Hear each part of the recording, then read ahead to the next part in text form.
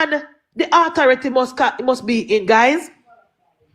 Over hands, the authorization must be in. Wiley, who's supposed to be the decision maker in the as based on the NaRa bill? Who's supposed to make the final decision?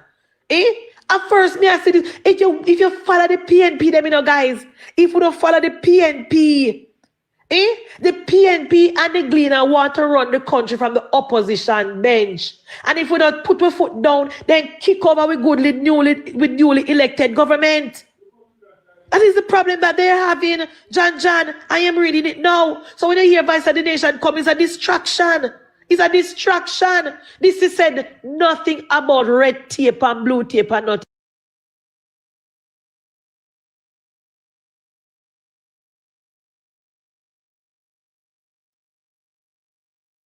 Executive and the Prime Minister and Cabinet without legally binding independent oversight. So they want the government to pass legislation to give a cabinet, to give a board the power to run NaRa and take the power out of the Prime Minister and the Cabinet hand. That is what they want. That is what they want him. And I don't know, I don't know why Vice of the Nation will come like him thinks he want to distract me like me a dunce. It is right here in the article. Here, let me read it further, guys. According to the editorial, this structure may indeed allow the CEO with limited restraint by the Cabinet. That is a good thing. That is a good thing, John. The CEO must be able to move with urgency with the agented member of Parliament that we put in, the persons that we voted for. Or, as Dr. Olness framed it in his parliamentary remarks, when you have diffuse accountability, when no single person is clearly and unambiguously responsible for a result, the intent of every institution is to protect process rather than deliver outcome. And the Prime Minister is right.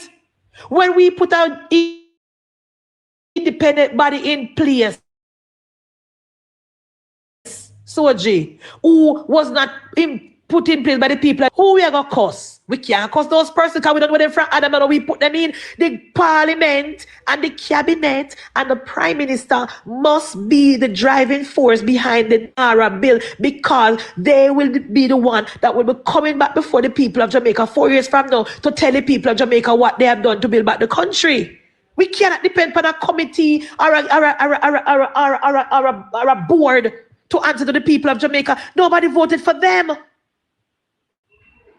So what the PNP and the Gleaner is suggesting, it is a way to stall the government, to tie up the government and to pin down the government and slow down the work of the government so that we don't have anything to campaign on at the next election. It is right here in the article. Hear them now. But as much evidence as there is that overly bureaucratic regimes can stifle initiative and slow implementation, there are equal and more documented cases that weak or lack system undermine accountability, leading to inefficiency and corruption. Jamaica's long history with this problem insists upon robust, effective, and legal, though not stifling oversight. And that is what I agree with what they say here, so John. And that is why in the NaRa bill, the Auditor General will come in after 2 years and do an audit. So there's not a situation where the government is not gonna bring in people to audit them. 2 years from now, the Auditor General will be called in and audit do an audit of how the money is being spent. So there's a situation where we are go around the Auditor General. And a matter of fact, the Auditor General don't have to wait on anybody to call her in or call her team in. They can go in if they want. There's nothing in the law to stop them. So the argument that there will be no accountability and it can lead to inefficiency and corruption, that is a lie. Since 2016, not one single government minister was charged for corruption. Not one single ministry under Andrew Michael Holness, not one single government worker, as a matter of fact, was charged for corruption. What corruption the Gleaner is talking about? Where is the corruption that the Gleaner is talking about? But because they want to distract us and they want to tie down the government and so the bill no pass, they come with them foolish about oversight and this and that. And no legal body. Because they want the government to bring legislation, to put it in the law and give a body the powers to oversee and to, not oversee, that is wrong with overseeing, to give a body the power to stop the government project when they feel like. You must be crazy. Let me hear what going on in Parliament, guys. Give me a minute there. Would suggest that both persons who speak today would get the 10 minutes. But I do take your point that there is only one opener and closer of the debate. With that said, because though we had started the discussion with the leader of opposition business, we only finalized after I spoke to you today. I would ask only on this occasion, in his position as just getting the time. Also, the member spent time during his debate. Exactly. To argue. Exactly. Following the standing. Exactly. So that means I like flag green, He wastes about 10 minutes to talk about standing order when he should have been doing his presentation. Yeah, she's right. It's clear that the opener and closer of the debate is the minister. From the government side who is assigned the duty of opening the debate. Exactly. I am very clear. Rule on that, Speaker.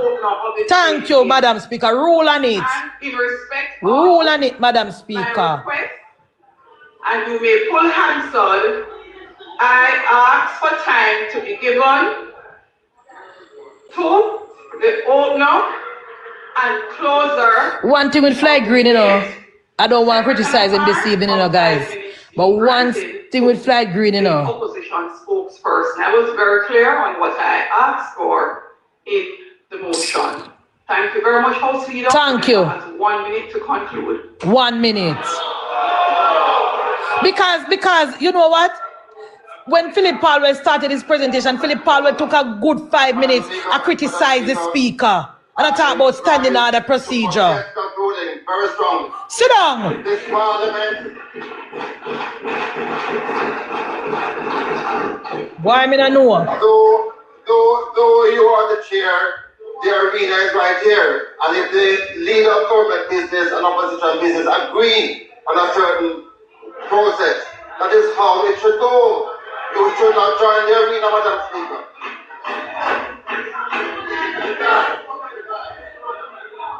Boy, me don't know what they say. Philip Palwell took 10 minutes out of his presentation to criticize the speaker. My colleague, when I entered into disagreement.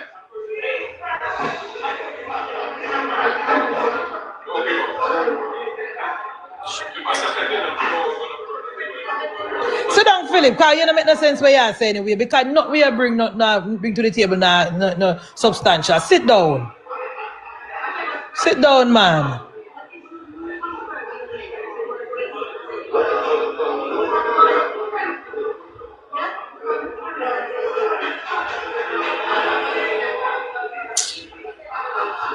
Yes, wife style, but because what happened, guys?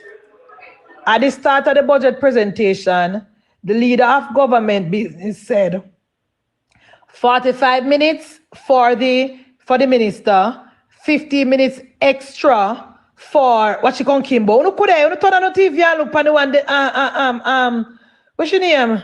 Natalie need to come Kimbo and cock up foot. Heaven declare glory of God, firmament show it is handiwork. When you turn on the TV there. Yeah. At the start of the presentation, Nigel, the leader of government business said 45 minutes for the minister, 50 minutes extra for close. 30 minutes for the opposition, 50 minutes for close. And him said both of them agree upon it and everything. So if it's a situation where the speaker change her amount, she can't change her amount. Me can't support her upon that. But Flight Green should know that he should have run it by the speaker to win. Boy, I tell him I know sometimes me stop me nice, because I get upset in our lifestyle. I get upset. In the spirit I get upset. I get upset. Me know me stay now. Me know me stay lifestyle. I get upset. I would also want you to incorporate based on the discussion or exactly. Me I get upset lifestyle, so better me keep my mouth and wait first. Yeah, so Madam Speaker, as I indicated, when we had discussed the matter prior to which you rightfully indicated as according to Hanson, the discussion was in relation to the opener and closer of the debate. However, in my discussions with Member Parliament, because we had not When I hear on the time frame until we got to the House and seeing that he would have prepared prior to, I thought it was only fitting to communicate that he would get some additional time. So I do understand the confusion. why start on our ear? We allow the member an additional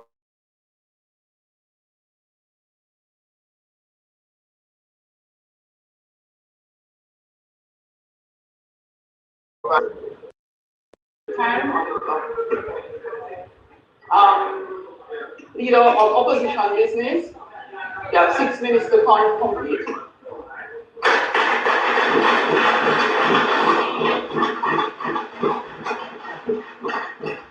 Oh, Madam Speaker and the colleagues, and I remind you to watch the live tomorrow. We're going to get the full chapter on. but not a soul now listen to you. I was saying, Madam Speaker, that the government has given Petrocham basket to carry on.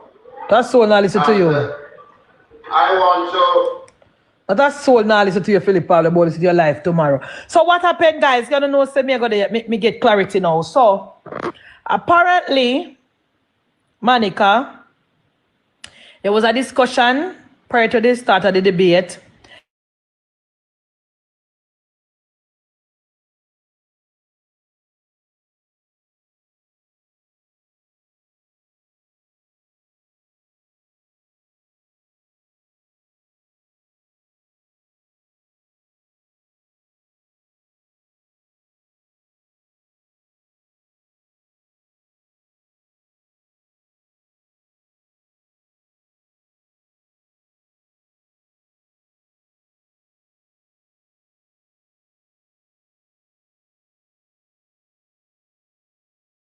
I don't know. I'm caress. It's second now, guys. I can leave it alone because I know what I'm going to say it now go nice. So I can leave it alone. I can take in 6 minutes and go on for peace and safety, Monica. I can take in 6 minutes and go on and we just done. Moving forward, the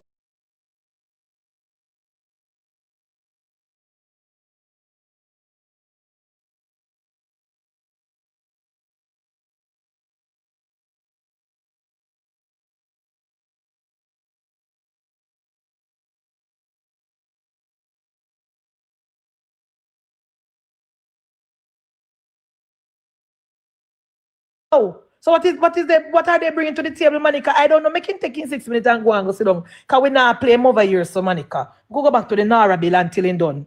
Anyway, so the leader, guys, is criticizing the NaRa bill, Trish, saying that the government must, the administration must send it to a joint committee, make it sit in the committee, and make everybody who have any ideas to send it to them, and they debate it and analyze it, and then they can discuss it and pass it before it is passed in the parliament. And that is going to run. If we do that, that is going to run us right into December. Not only that, I don't know wrong with that, but the most egregious thing when they call for is a separate private board, private from government, with no government on it, just private sector people who then claim to say private, to oversee and make the decision, read the NaRa, how the projects are implemented and how the projects are run, which is crazy, Trish, because that will be a definite slowdown, and that would be government relinquish their responsibility to a private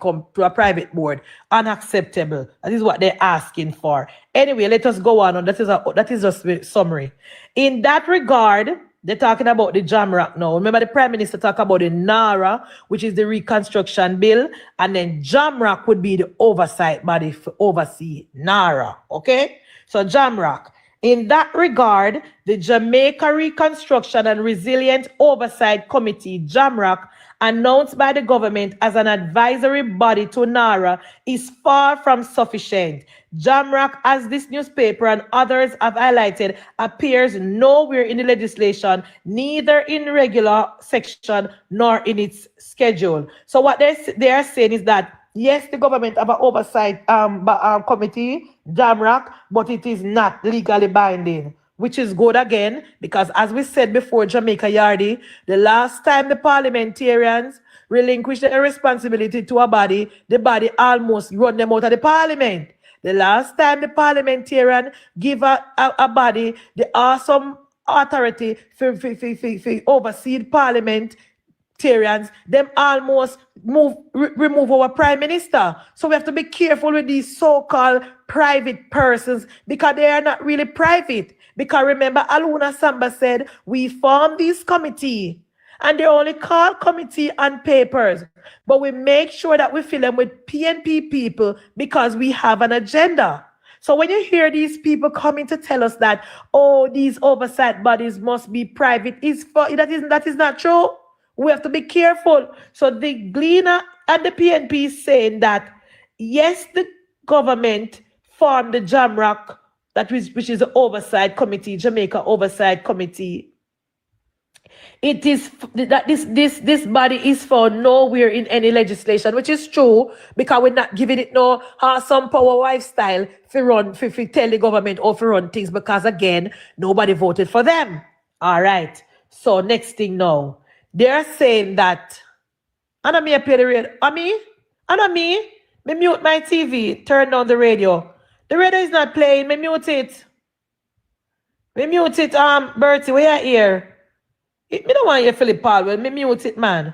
Me don't know where you're here. Me mute it.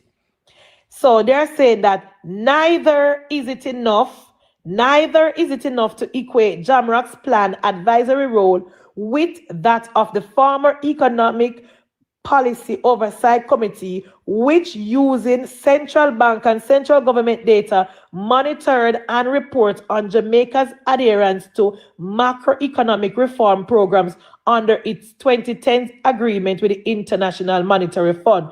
Oh, they must say the Prime Minister was comparing Jamrock to EPOC, and they say it should not be compared because it cannot compare. Anyway, guys, back to Parliament. Two things we do one time, we have to multitask. And back to Parliament, guys.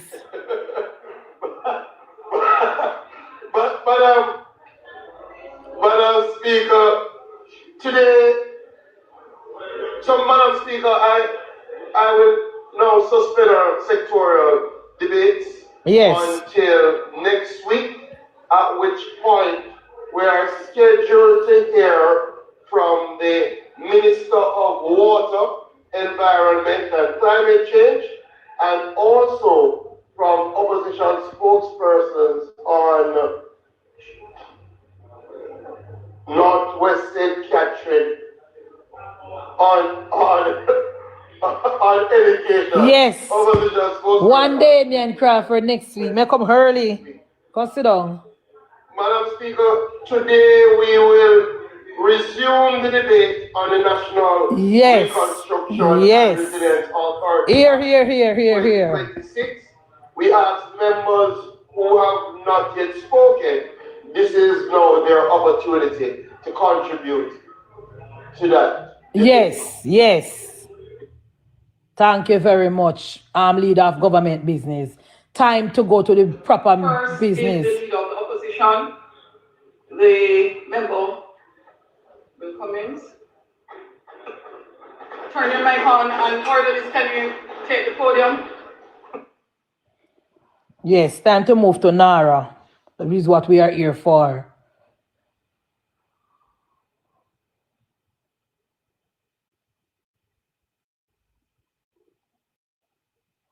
I don't know if I Empress the guys to come play the thing. She go up on tea time in a year from Navi.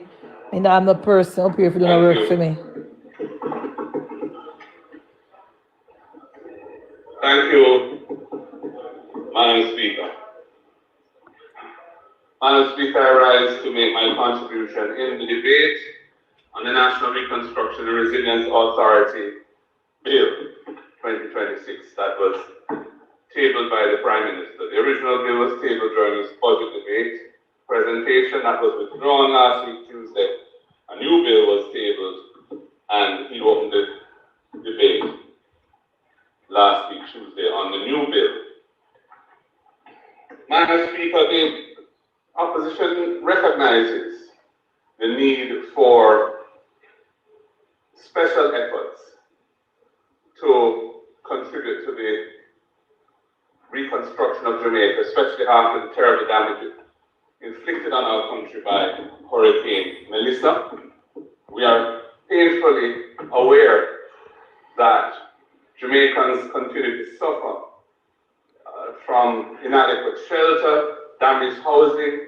Small businesses and other businesses have had similar losses to their businesses and their working capital, their stock, and we are distressed that more has not been done to bring some kind of help and support to those who need it. We are aware that the ROOS program has been ruled out, funded out of the budget of 25-26, the $10 billion allocation. However, it is inadequate both in its scope, because it does not reach and will not reach many who need that help, and in its depth, because those who do get help will get inadequate support from the limits that apply to it, and also the deficiencies in the administrative arrangements, which have made it very challenging for persons who have sought to access the benefits. But NaRa is not about providing solutions to the present needs of those people who are suffering. NaRa is really a revamped attempt to inject higher levels of growth into the economy of Jamaica. That is primarily what it is about. If you actually look at the bill, other than the preamble, which does not become a permanent part of the legislation, there is no reference in the bill to Melissa or to any hurricane. And if you look at its provisions, it is really about the government trying to find a way of achieving meaningful rates of economic growth after a decade of failure to do so. Jamaica has been categorized by low levels, very low levels of real economic growth over the past decade. And despite promises like 5 and 4, which were spectacular failures, where 5% real GDP growth was to be achieved after 4 years, nothing like that was achieved. We've had periods of negative economic growth because of shocks to the economy and so on, but there's been no structural shift in the design of our economy that would enable our economy to deliver high levels of growth. We're also mindful of the role that the bureaucracy plays in delaying projects and the frustrations that come with that. And NaRa is an attempt to address that issue in a particular way. So I understand the underlying philosophy that has given rise to NaRa and the desire to provide a legislative solution to the lethargic rates of economic growth that have been bedeviling Jamaica's economic development, and also the bureaucratic entanglements that the government has found it difficult to find ways to navigate through efficiently. However, given the role that NaRa will play as the major construct for the allocation of substantial resources to public projects, and also as an adjunct to that, its role in facilitating private sector investments as well, especially given how broadly that is now being framed, because originally the projects that we had anticipated being included in these arrangements were projects of 150 million US and up. And when the bill came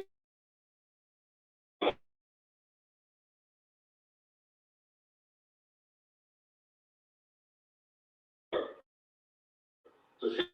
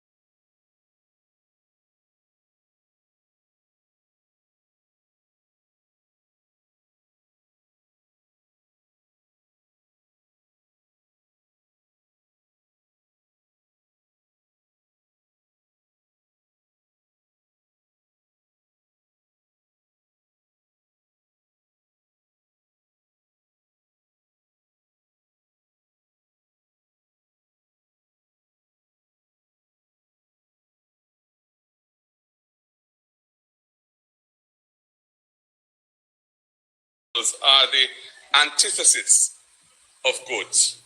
And to say that goods extends to intangibles is very peculiar, and I think that needs to be reconsidered. I note that in Section 4, there are lots of references to projects. And again, because the bill isn't consistent in its language, it isn't clear to me whether the projects referred to in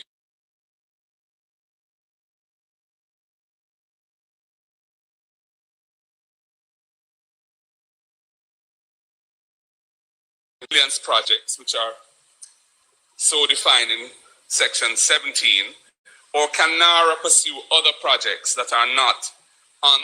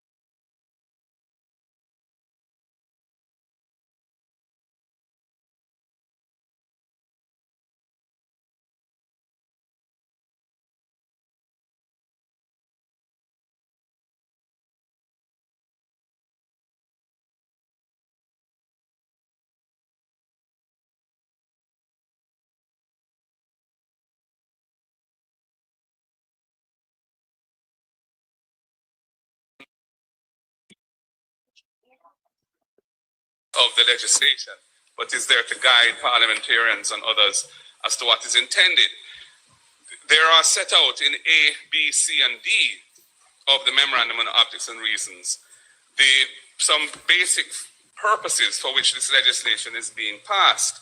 And I think that those ought to be incorporated without this specific references to a particular disaster, but those ought to be incorporated in the bill, perhaps in Section 3, so that Section 3 would not only just establish the authority, but would also set out the purposes and objects for which it is being established. I think that is a major omission from the bill.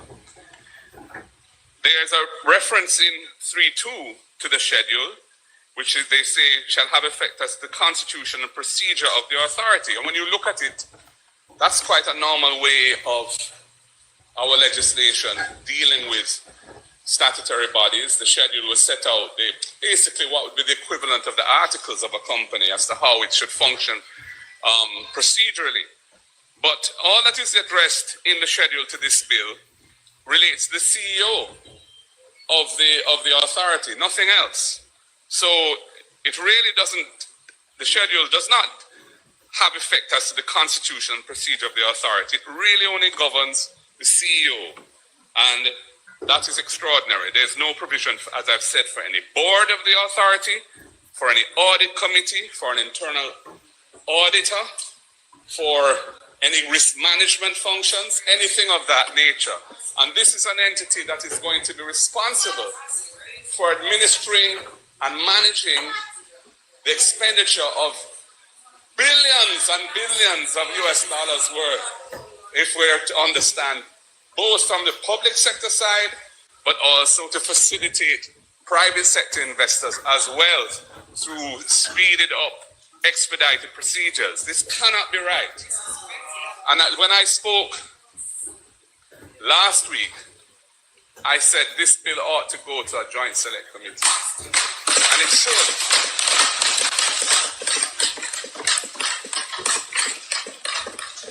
Even if you require that joint select committee to complete its deliberations within a finite period of time, perhaps a month, because of the urgency of this, it needs to have the benefit of interventions and contributions from stakeholders, from the wider society that have a strong interest in this. Madam Speaker, I noticed in clause 4, which sets out functions of the authority, it doesn't make any reference to designated strategic investment projects. Now, that's strange because the authority does have a role to play in relation to designated strategic investment projects, which are the private sector projects. But in the functions of the authority set out in clause 4, there is no reference to them. And that is odd. And there are numerous references, as I said earlier, to the word projects, but there's no definition of the word projects in the bill.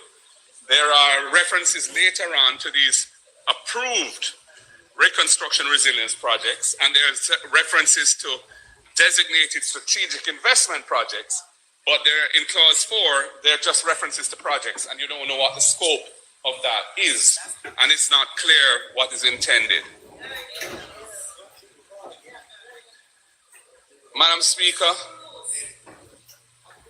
I know that there's no provision providing for any exemption for duties and GCT on materials imported by NaRa for these projects. I don't normally, one would expect to see something of that nature in a body that's being established as a public body to undertake works of this nature. There's no provision for that. It isn't even clear to me whether NaRa is intended to implement projects as such. In the previous version of the bill, the first version, it specifically stated that, where am I? It specifically stated that NaRa would implement projects, but in the bill that's before us now, it isn't that clear. It talks about that they shall procure goods, works, and services for the implementation of projects, programs, and plans, but it doesn't specifically say that NaRa is the implementation agency for these projects and on the public sector side. And I think that needs to be added. We also need provisions that speak to, in the functions, speak to prudence, efficiency, and transparency in expending public resources. That should be there. There should be reference to those things. Value for money in procurement. That should be mentioned. Risk management functions. That should be mentioned. Fairness in the procurement and hiring practices. That's a particular matter of concern to the opposition. We would like to see a principle embodied in the legislation of non-discrimination for political affiliation or other characteristics like religion, ethnicity, and so on. That is missing as well. It needs to be in this because of the level of resources that will be expended by this. Subsection 3 of Section 4 says that for the purpose of performing its functions under the Act, the authority may, subject to any regulations that may be made, do anything and enter into any transaction which, in the opinion of the authority, is necessary to ensure the performance of its functions. Anything. And that effectively means that the CEO can unilaterally decide the scope and boundaries of its activities, because the CEO is the only required employee. There will be other employees, but the CEO is the only person who has real authority under this legislation within the construct of NaRa itself. And it says that he, or she, can do anything and enter into any transaction which in the opinion of the authority, which means his or her opinion, is necessary to ensure the performance. Madam Speaker, I turn to Clause 5, which deals with the appointment of the Chief Executive Officer. The law is not clear as to who the Chief Executive Officer reports to. There is a reporting section where the minister can require reports, but that's a different thing from a management perspective and a governance perspective. Who does the CEO report to? It's not clear. How is the CEO's deliverables decided? What are the key performance indicators applicable to the authority and to the CEO's functions? Nothing at all on this. It says that in Section 10 that NaRa reports to the Prime Minister, but there's nothing about the CEO's reporting responsibility. And that is a big issue. Madam Speaker, Clause 6 of the bill says that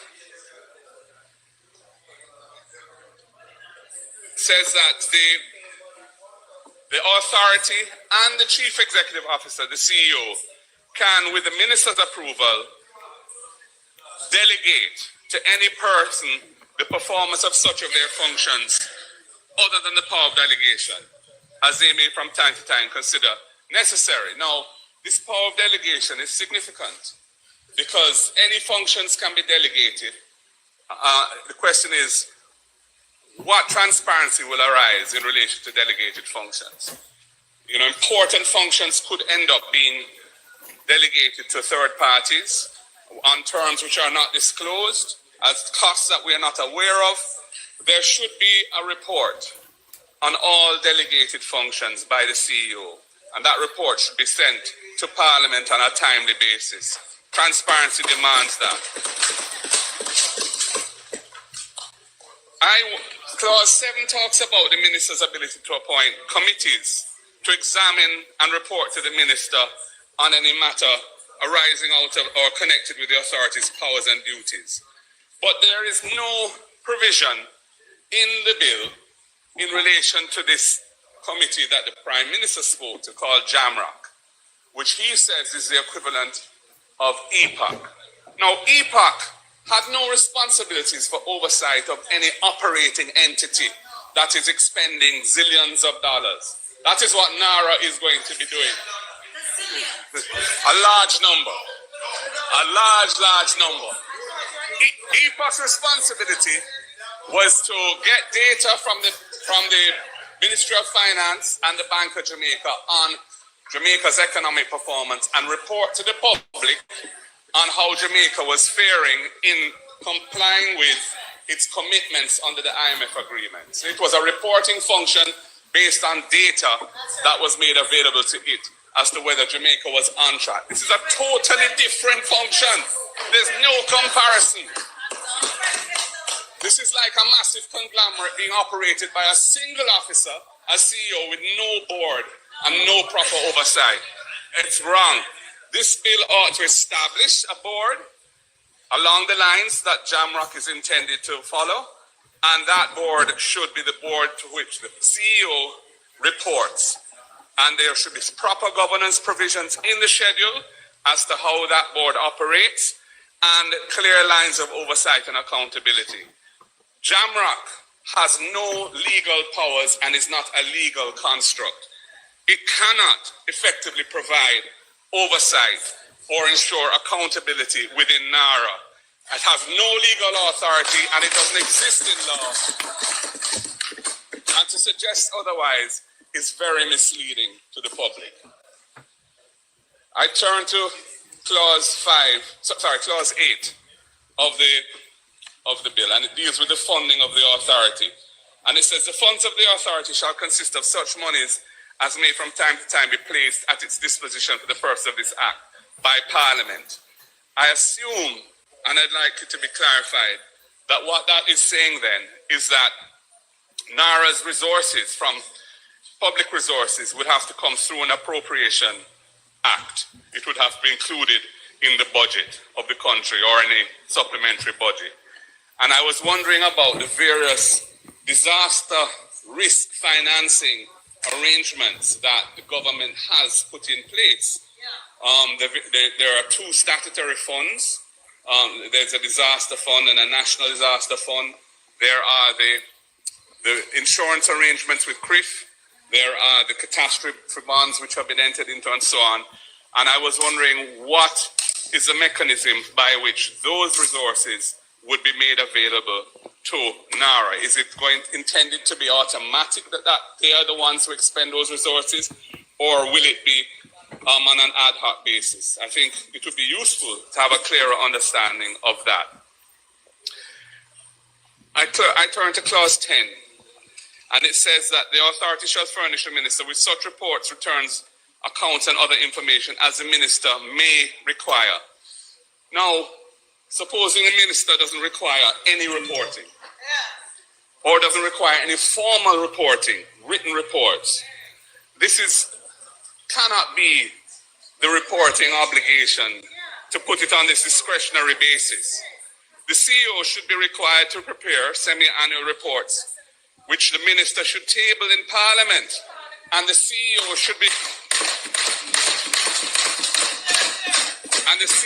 required by law to attend Parliament twice a year, like the Bank of Jamaica's governor is now, under the Bank of Jamaica Act, to answer questions in relation to those reports. That's what transparency demands.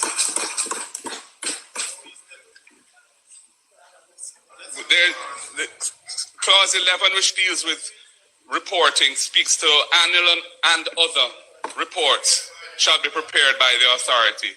And it says a copy of the annual reports and audited financial statements should be submitted within 4 months of the financial year to the minister, and then the minister shall, within a reasonable time. Why a reasonable time? Why not a specific time? Why not within 45 days or 30 days? Cause those to be tabled in Parliament. There should be, as I've said, semi-annual interim reports to update the nation on the progress through Parliament of the challenges being faced, how those challenges are being addressed. There's a complete absence of proper oversight for this body. Clause 12 speaks to the need to submit to the approval of the minister by the September 30th of each year a corporate plan, an operating plan, and its estimates of revenue and expenditure for the financial year. I assume it means the next financial year. I was wondering whether this is subject to the Ministry of Finance's role in finalizing budgets in the normal way that there's a budget call and the statutory bodies, ministries, etc., well, central government bodies submit their proposals for funding, and then the Ministry of Finance essentially scours all of that and the resources that are available and decides what is actually affordable. Is that process going to apply to NaRa or not? It's not clear to me from the wording of clause 12 whether that will happen. I move to clause 13 of the bill, and it says the minister may give directions to the authority. We are accustomed to seeing laws which say that the minister can give directions as to general policy to a public body within the minister's portfolio. This is not like that. These are operating directions. The directions under subsection 1 shall be such as the minister appears desirable in the interest of effective performance by the authority of its functions, and to ensure, well, I'm not sure if it's and or because that's not stated, to ensure that approved reconstruction and resilience projects and designated strategic investment projects are implemented in accordance with the terms of Cabinet's approval and the public interest. So the minister has a direct, intrusive role in the operation of NaRa. And there's nothing to require directions to be in writing, to be gazetted, so that the public is aware of them.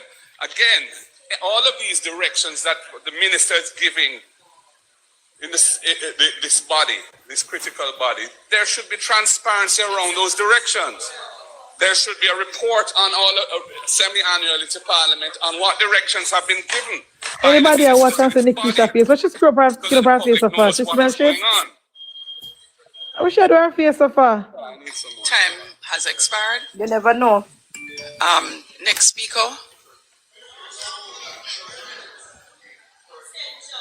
You don't get extension. You don't get extension. I don't know. On here right now, boy extension. What extension? But Mark Golding really think I'm my Prime Minister, you know? I'm telling you. Mark Golding really think I'm my Prime Minister, you know, guys? Turn up, Empress. Let me hear Philip, what am I saying? No. They pause it. They're not talking. Mark really think I'm the Prime, but you don't say, me say, guys, at 34 class in the bill, you know, I'm not going to say I go line by line, right? Allow the leader of the opposition 10 minutes, and members, for the other members, you will have to operate within the designated time period. 34, I'm not going to do the whole 34. Process of turning on your mics for your knowledge. Never seen this in my life. So that we can allow the leader of opposition the additional time. But you go keep a press conference and talk about it if you want. In the lineup. Opposition leader. Leader, Hold on. Let me ask House Leader to just move the motion to allow the extra time. Turn off. Hearing comes to go class by class in a wife style. I don't got me, you know, because the leader of the opposition be given an additional Martin, complete his presentation. murder. Members, the question is that the leader of the opposition in the debate be allowed an additional 10 minutes. Opposition leader, 10 to 15 minutes at most. Those in favor, those against, the ayes have it. Madam Speaker, I don't think we should be parsimonious in allocating time to the leader of the opposition in his presentation on this bill. Leader of opposition, Anyway, with all due respect, your decision. all of us are required to follow the rules, including you. No, there's a discretion in these matters. And you got discretion. Yeah. Hear him. Only hear there. He said the leader of the opposition don't forget no time. Madam Speaker, it also says that directions under subsection 1 may require the authority to take or refrain from taking certain actions, or to refrain from adopting or pursuing a particular course of action. The minister is in a position to directly interfere in how this statutory body is performing its functions. It's the CEO is there, but the minister is the one who can really direct how it works, and that is not how we normally. And AI should be transforming. But what is wrong with that? What is wrong with that? Nothing is wrong with the minister of saying how the project run. That's how we vote. AI native suite uniting financials, inventory, and more. How are you wrong with the Empress and add with Sharon for the program idea Exactly, time? dear. It's a thingy, and then when they have the two, you can't do anything till the second one come in almost. But what is wrong with the minister of direct? because I'm aware that one of my colleagues intends to speak on that issue. All right. I move, and also the provisions on indemnification. I would only say that the way this is worked, the wording of the clause 15 on indemnification is that if the CEO or any other employee is charged for a criminal offense, even if that person is convicted, they can be indemnified if it's deemed that they acted honestly and in good faith. And that taxpayers have to pay the legal fees of that convicted criminal. That is bizarre, to say the least. It's bizarre, to say the least. Madam Speaker, Clause 17 talks about approved projects. And it says that the authority should develop programs and detailed plans, including project scope, delivery arrangements, and timelines. But why does that not make reference to budgets, project budgets, to funding arrangements, and to the contractors and professionals that are to be engaged in these projects? Why are those things not included in the programs and detailed plans? That doesn't make sense to me. And it isn't clear as well exactly what NaRa's role is in relation to the designated strategic investment projects, which are not referenced here at all.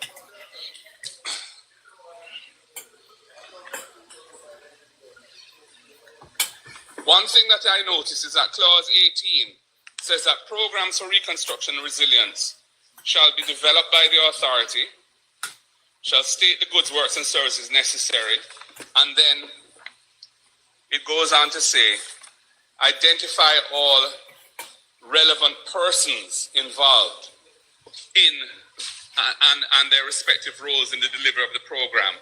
And that all has to be submitted to Cabinet.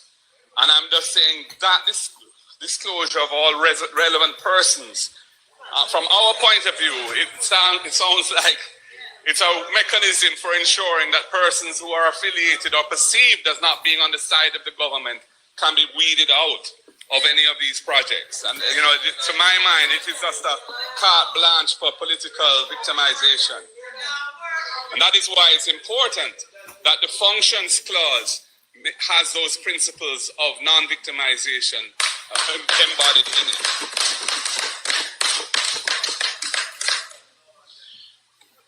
Clause 19 deals with plans, but it speaks to that the authority must update plans periodically, and after any material change in a plan,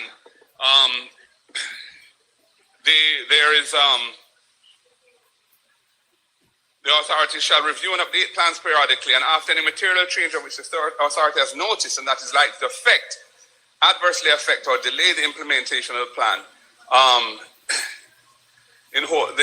that is dealt with there. But my question in relation to that is, material changes in these approved plans should be promptly reported to the minister and should be brought to the attention of the Cabinet. Because if there's an adverse effect in a major project that is cost related, it is vital that that information be shared promptly and should not be within the bosom of the authority when at the end of the day it's going to become something that the public person have to address. So I think that there should be something that deals with these material changes and the need to report them on a prompt basis through the minister to the Cabinet.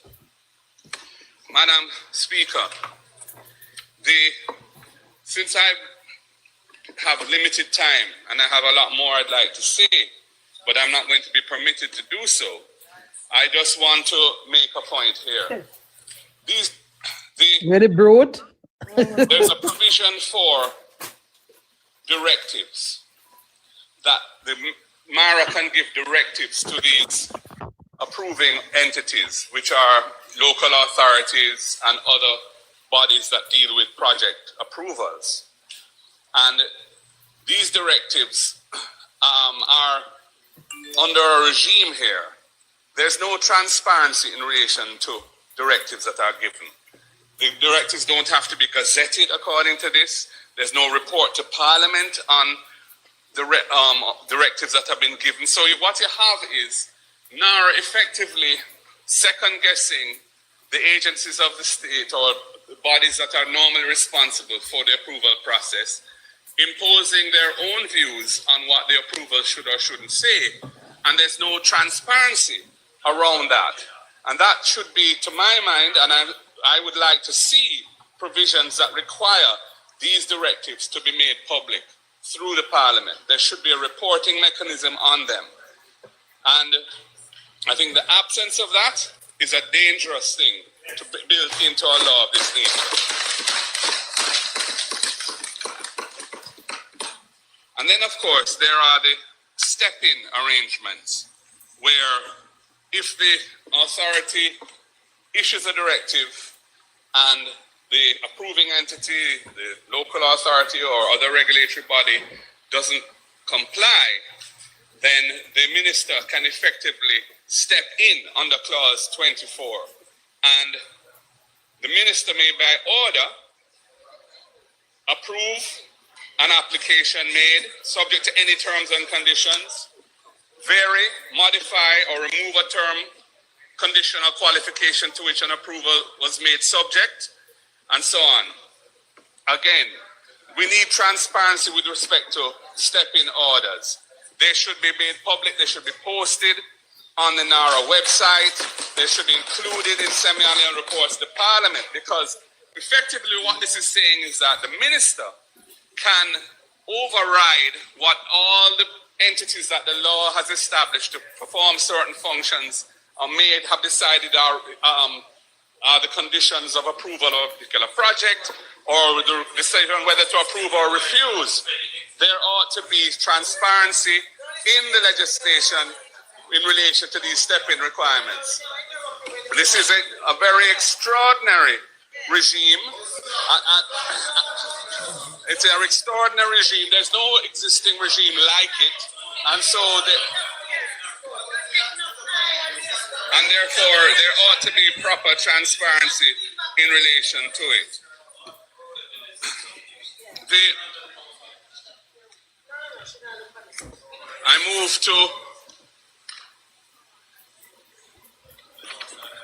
I move to part 4 of the bill.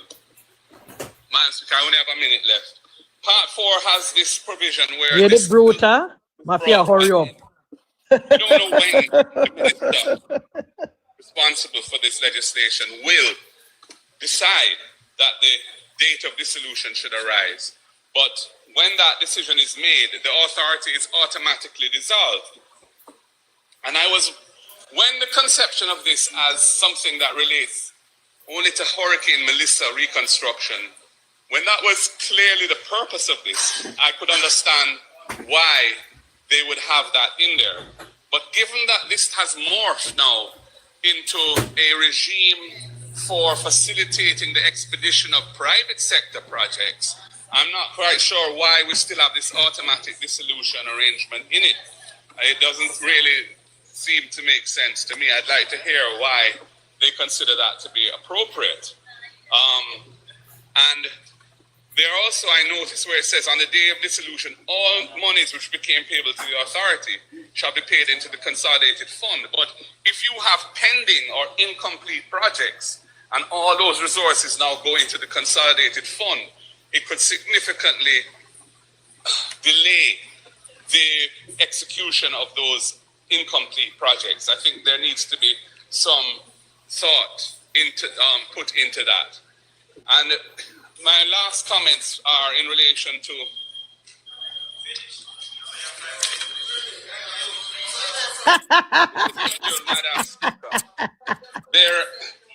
there's no annual performance reviews provision for the CEO.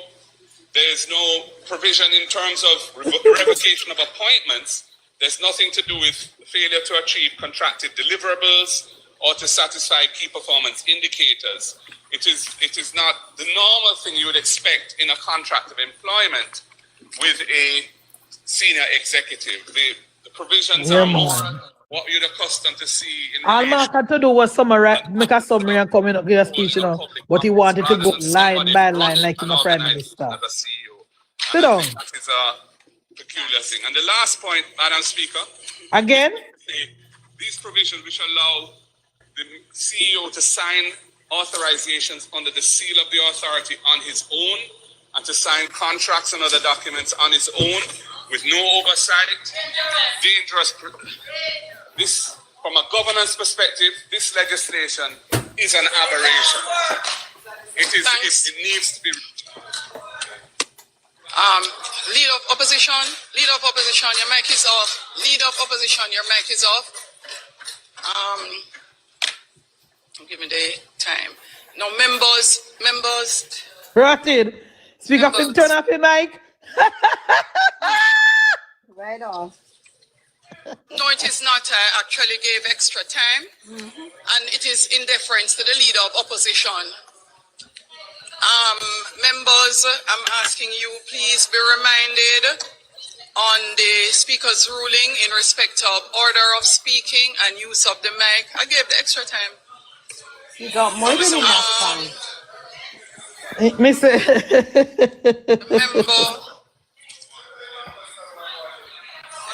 The member from St. Catherine Northwest.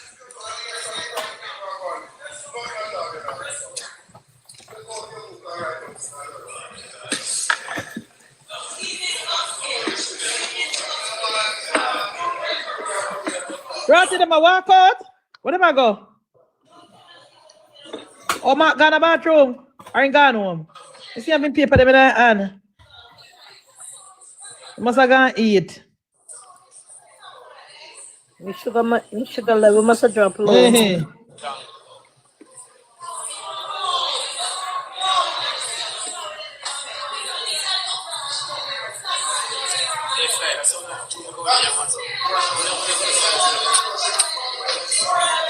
Go on, Comanche Prime Minister, MP.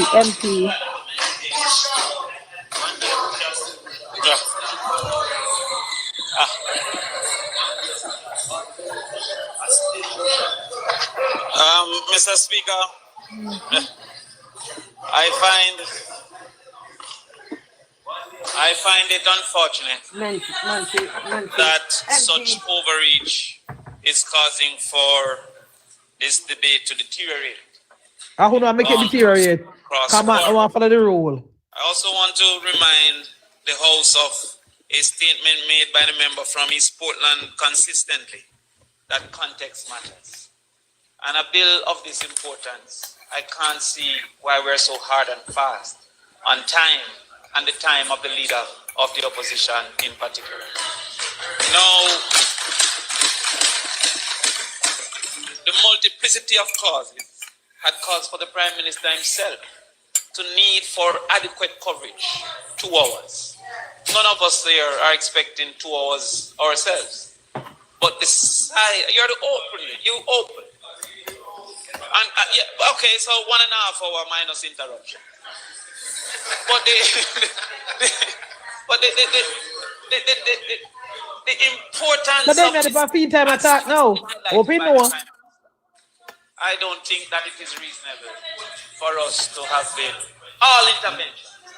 In fact, there was an invitation from the Prime Minister for serious intervention upon this thing. And so I find that, and I will begin in short order, but there's a problem with Parliament if the Speaker dominates the Parliament. And that is what we are having. How is it a problem with Parliament and the Speaker drops to dominate? The speakers. But let us start. Madam Speaker, the conversation of this bill, the conversation on the bill should rightfully start with the objectives of the bill. The objectives I've stated within the bill are as follows: for the efficient, coordinated, and transparent management of extraordinary, time-bound reconstruction and resilience efforts, to focus on building back better, to withstand future climatic and geophysical events. Additionally, it speaks to B, to create a more robust climate-resilient infrastructure, encouraging better land use and planning. C, to expedite private and public-private investment in priority sectors that address the structural economic vulnerabilities exposed by Hurricane Melissa, and to enable growth and diversification in Jamaica's economic base. Before we go outside, make us first recognize that Mr. Prime Minister,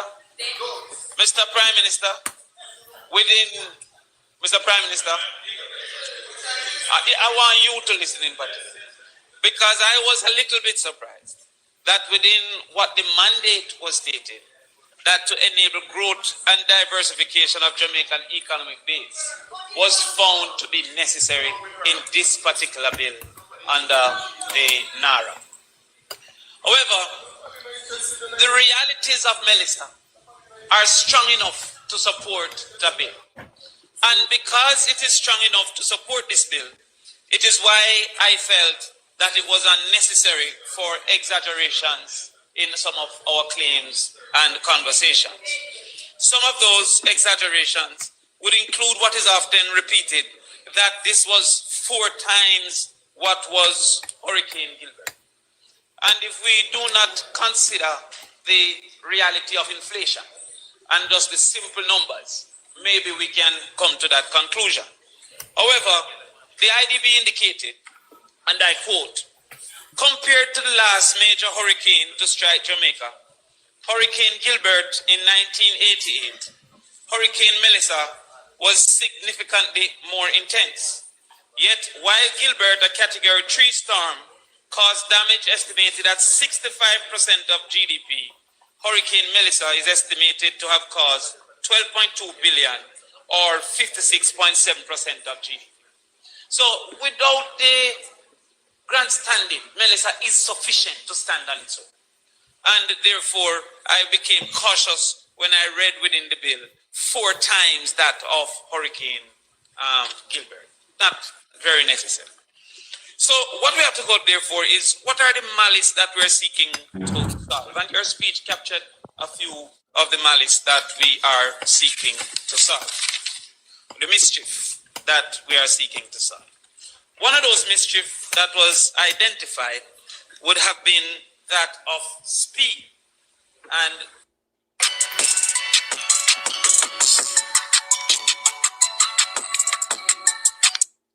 that there was quite a few realities of institutions that were too segmented, weren't working together, and that they did not qualify for the spectrum of work that was needed and the money that was needed to be spent.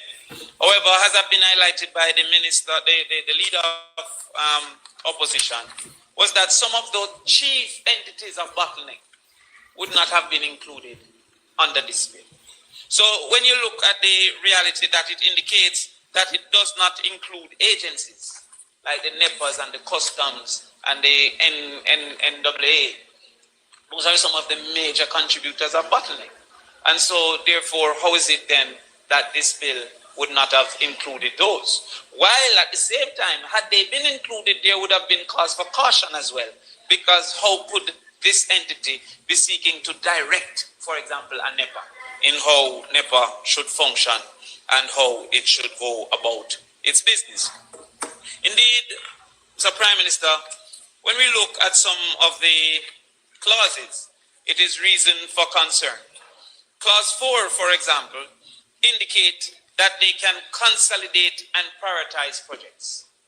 Now, I don't think that that would be the mandate of NaRa. I believe Cabinet should rightfully prioritize projects.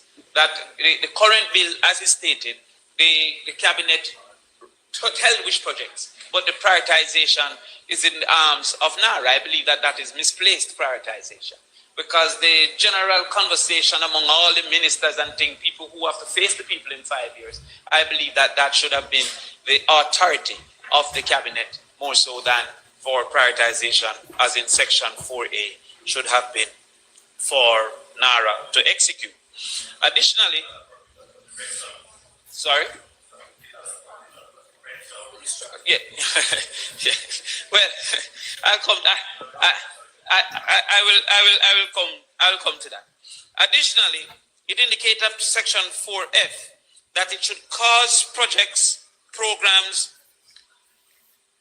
and plans to include standard specification requirement for achievement of climate standards, disaster resilience by works to eliminate and mitigate the adverse effects of catastrophic climate and geophysical events. Again, I believe that while they are the implementing agencies, the standards should not be set by the people who are the ones to implement. The standards should be set for them to go forward and implement those particular standards. Now, when we look at the bill indicates that there should be a central coordinating agency, and this central coordinating agency would be NaRa. And some examples were given of other similar types of agencies across the world.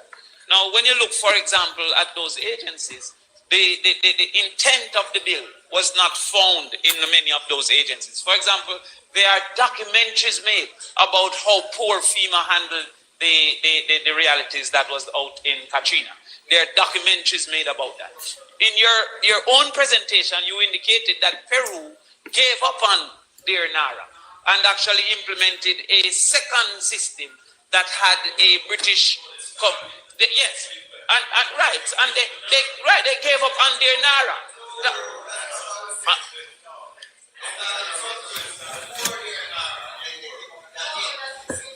Why, when me and the Prime Minister talk, I don't want you to get it.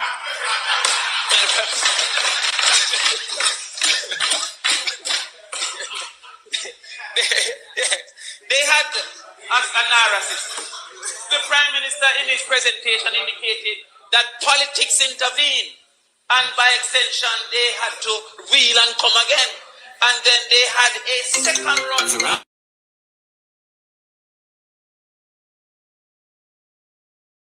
With Britain, they were able to become more effective. And even though they maintained the central authority failed without the British intervention, where that partnership came between them and Britain. But we can have that debate because we don't want to finish our time. However, when it came to the bottleneck, there were some concerns within the central agency and the authority to the central agency. One of it is that they can direct and instruct and give timelines to the agencies. Now, Minister, I have some concerns about that. While it is that the large entities may qualify with the 15 million US, it is now our 150 million US, 15 now, right? If it is that that NaRa, you know, when you are disrespected, you are upset. Yet you upset me by disrespecting me. No, yes. You see how Damien do things different from Mark? No. Mark talk down to people and go like him are the brightest thing ever. That there So are I not like him. levels of investment in tourism.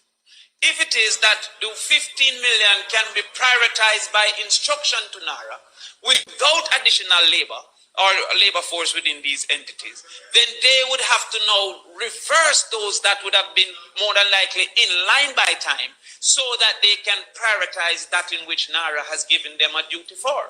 Within this bill or within the conversations, I heard no conversation of a NaRa appointed or a person with the duty for NaRa activities within these agencies. So therefore, the agency with its similar workforce would then have to prioritize NaRa and by extension deprioritize others that would have been in close proximity to being there. And to that extent, there becomes a problem within that space and that reality.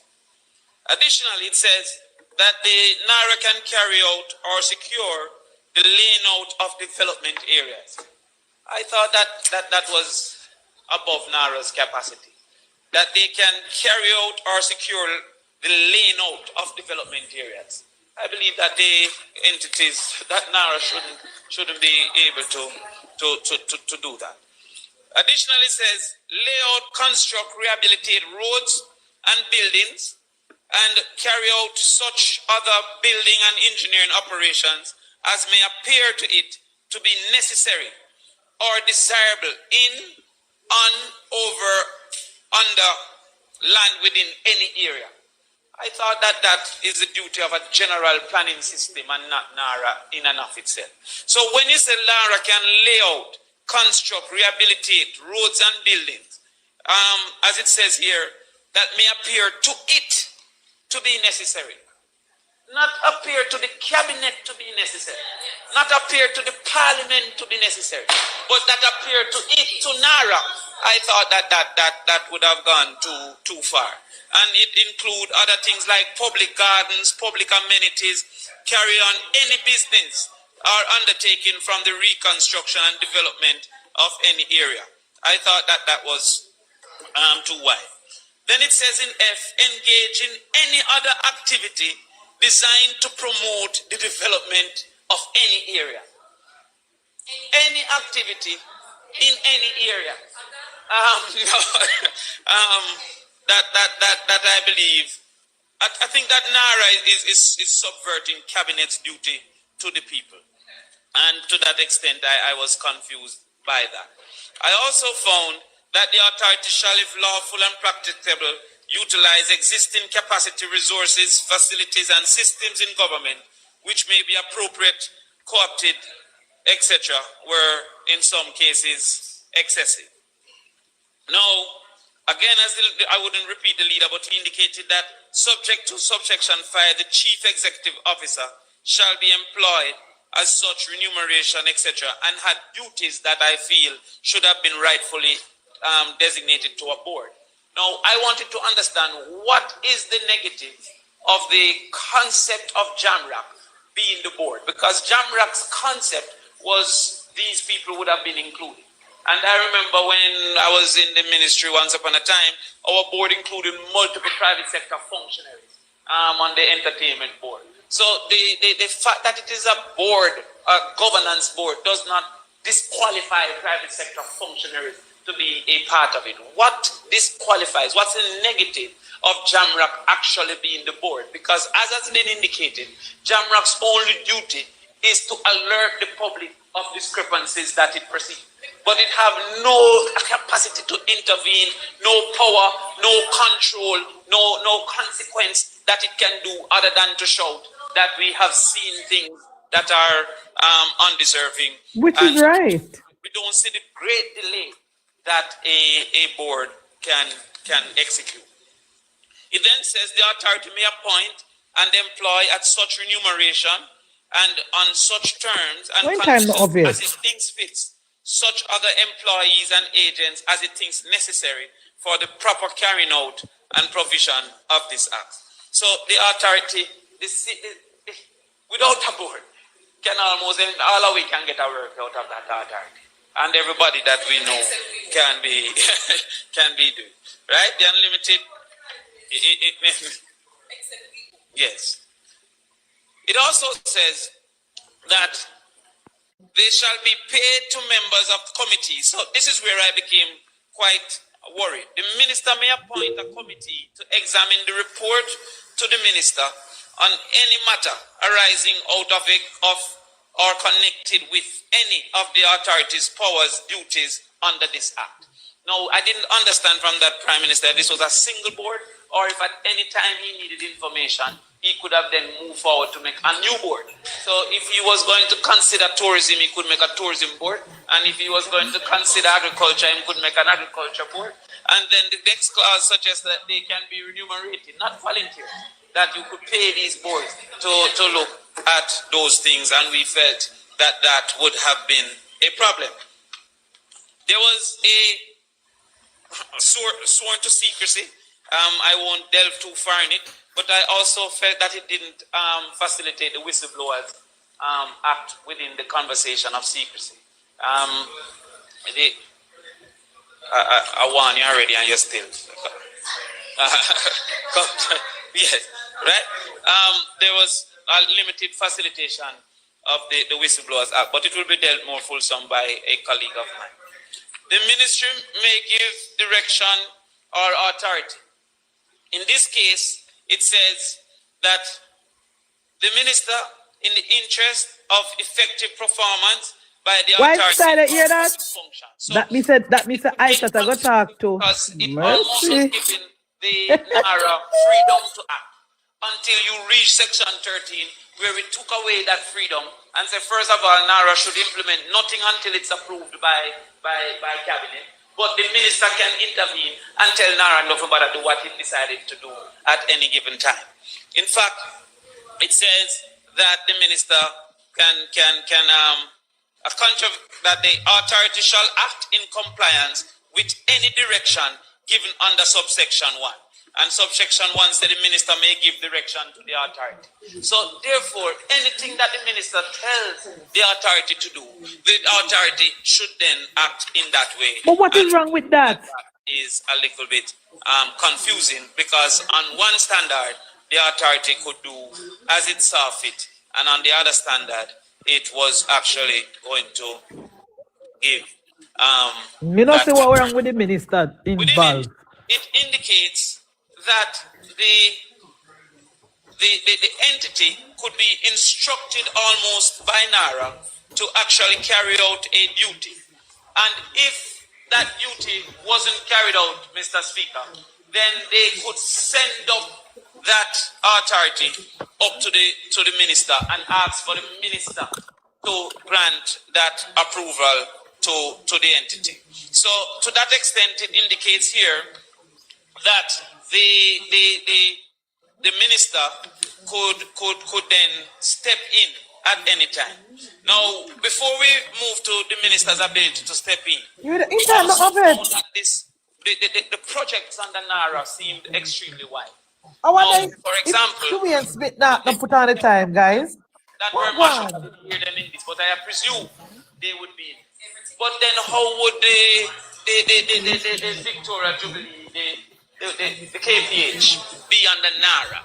Now, if it is that we say that the procurement is a problem and we want to change procurement, then we'd have to, NaRa is now doing everything that they want to do.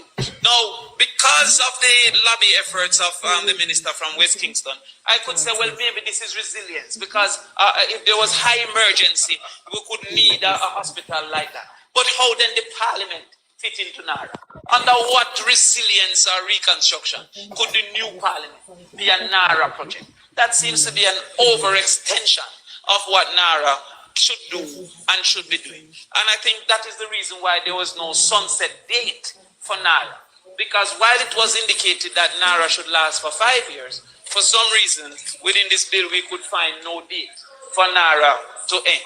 So any project over time that you want to put in, you can claim that this should go on the NaRa. Which is a good thing.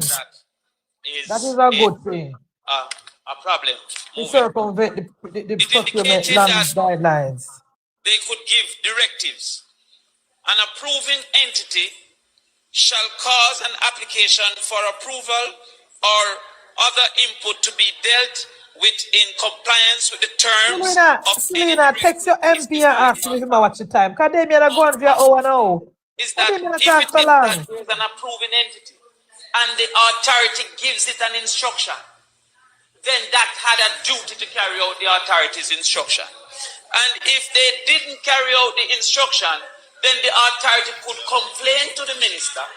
But the authority, before complaining to the minister, would then have to get a private entity to review what the government entity was already reviewing, so as to take the private entity's opinion to the minister.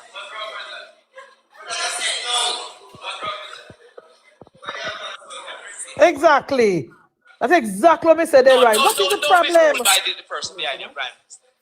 He has indicated what we don't see problem between them, right? Is in disagreement with the authority. The authority should seek to validate its disagreement by employing. I don't say it say. Move, y'all make up that. Y'all make up that. What's wrong with them, man? They can proceed with consideration of an application for approval where the approving entity may otherwise delay or decline to process the application solely on the basis that the approval or the input from another approving entity is yet to be granted or given. Relying on approvals previously granted by the approving entity for standardized design or pre-approval, they can seek to modify or make exceptions for zoning requirement, make decisions on the application for the approval of other inputs. What is the time? Therefore, that to address non-compliance, the authority shall not make application for a step-in, they call it, without first obtaining independent expert advice on the matter. So what did we say that was different? What did we say that was different? No, but well, are you saying it's a good thing or that what I said was Member. You don't have much time left, you know, so focus on your presentation, member. Yes.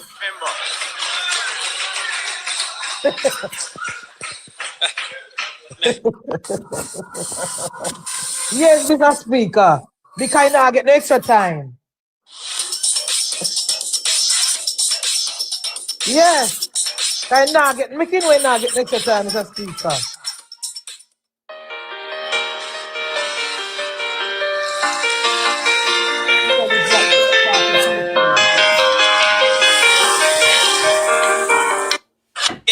Independent expert advice on the matter. Now one can easily see the cost that will incur moving forward, right? Now I guess money is of no moment. Then, without obtaining, and then B, unless the authority is satisfied that on the consideration of the approval requirements, the advice referred to in the paragraph A exists. So we see that as a major concern. Additionally, Mr. Speaker, is that if I was the lawyer for the procurement process, I would say I have multiple evidence that procurement is not as guilty as we're seeking to make procurement. This entire bill seems to suggest that procurement is the chief hindrance on the capacity to implement. But if we look at our current situation with Spark program, for example, which have already passed procurement, which have already been granted in contract, the level of inefficiencies continue. Indeed, we have seen just in the last conversation over the budget that Spark, which was to end in 2027, have indicated that it now end until 2030, and that funds that were supposed to... In Ghana Sparks now.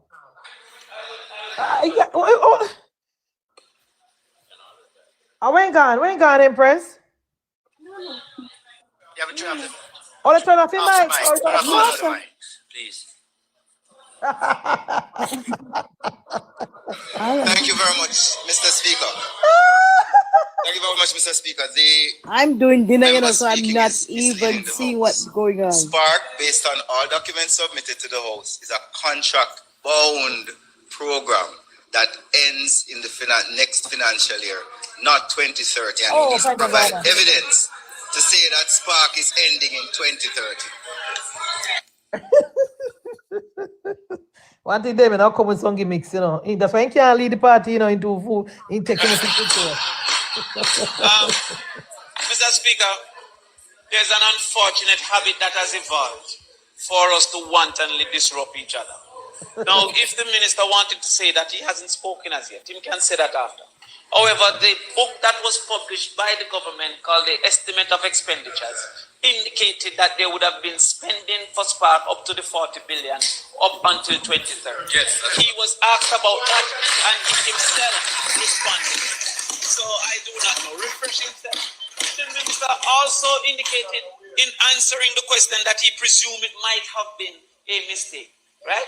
And that he would get back to us, for which he did not get back to us. So the fact of the matter is that the estimate of expenditure. Look, even time up there. You come with distraction. I'm claiming my time. You're claiming this time. Claiming time. No problem. Congress.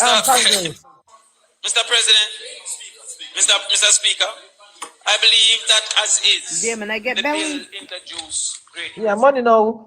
introduced great risk of bottleneck being transferred to NaRa. It introduced great risk of corruption being masked by the process in which contracts are selected.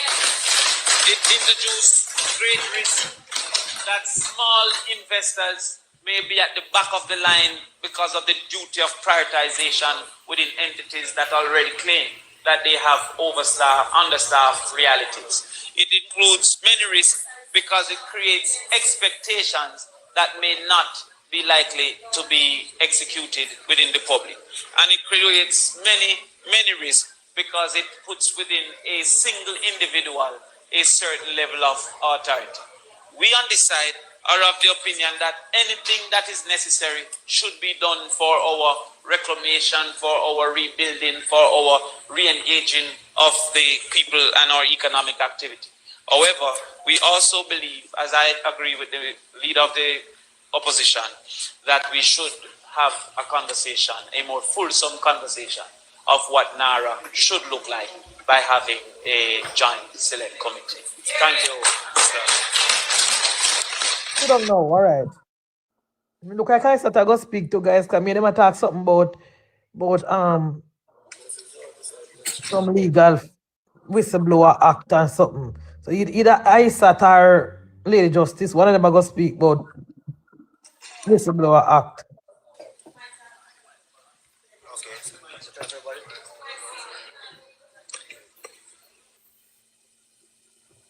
Members. Pass to that, you come ready and come for talk, brother. Start over. All the mics are off. Start over. So member from Central. Sorry, you're not Central anymore. Sorry, member from Southern Manchester South. Turn your mic on. Hold on. Members, the speaker had referenced her original ruling in relation to mics and fans. We see the challenge that we have when multiple people turn on their mics. So please. Yeah, Bunting, white style. Bunting, yeah. Bunting will come now. Because Mark Golding no say so much coverage at the talk. Why Mark Golding want to talk so long? Yes, so there is. Why Mark Golding want to go through the bill line by line by line and he knows so much and cover them have right? He could have shared up he could have said, all right, then me do the first 10 and Damon do the second 10 and Bunting do the next 10 and yes do the next 10. He never have to do the whole 34. That's God.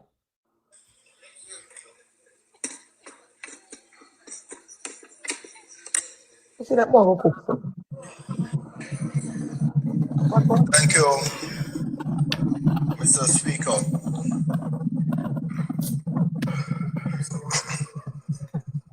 I had originally intended to contribute to the debate because I was confident that the leader of the opposition would have covered the points.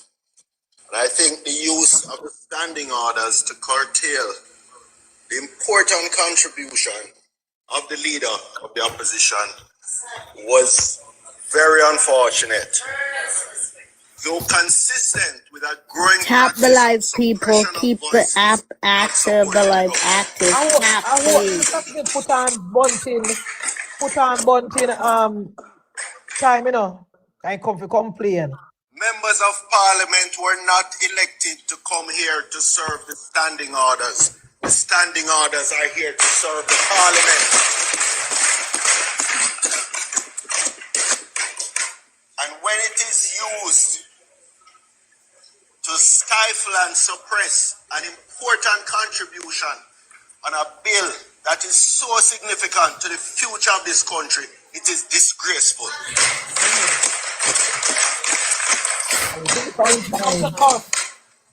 Yeah. Mr. Speaker, we can begin by acknowledging the scale of the crisis. Hurricane Melissa inflicted devastation of historic proportions. That demands urgency, it demands coordination, it demands leadership, but above all, it demands accountability.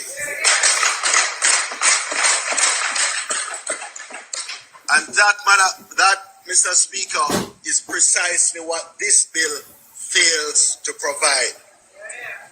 It is a blank check without guardrails.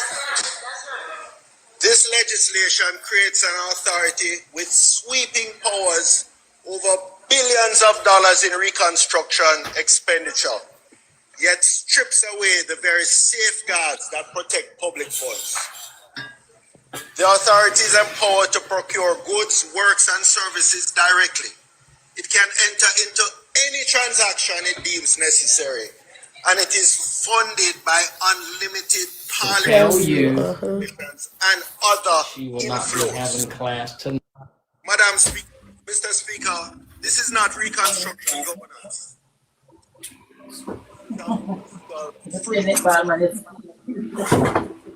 Where are the explicit procurement rules? Where are the independent oversight mechanisms? Where is the requirement for competitive tendering, public disclosure, or value for money audits in real time? Instead, we are asked to trust blindly that this authority will regulate itself. That is not how Westminster democracy works. What we are seeing here is executive capture. The Prime Minister controlling everything.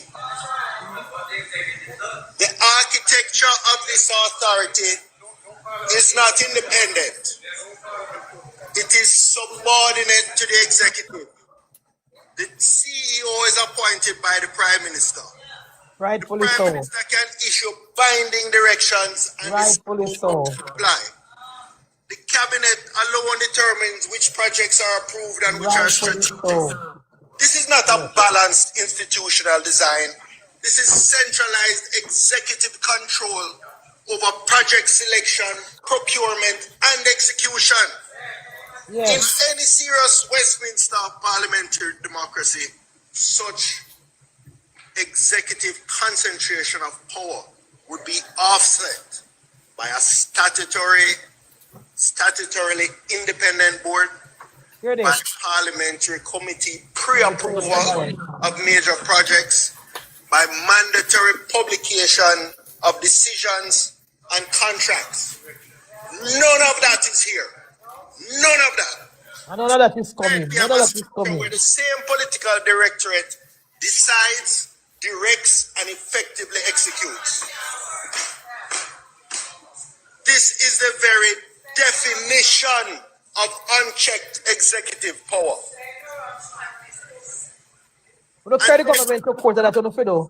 About the stepping power.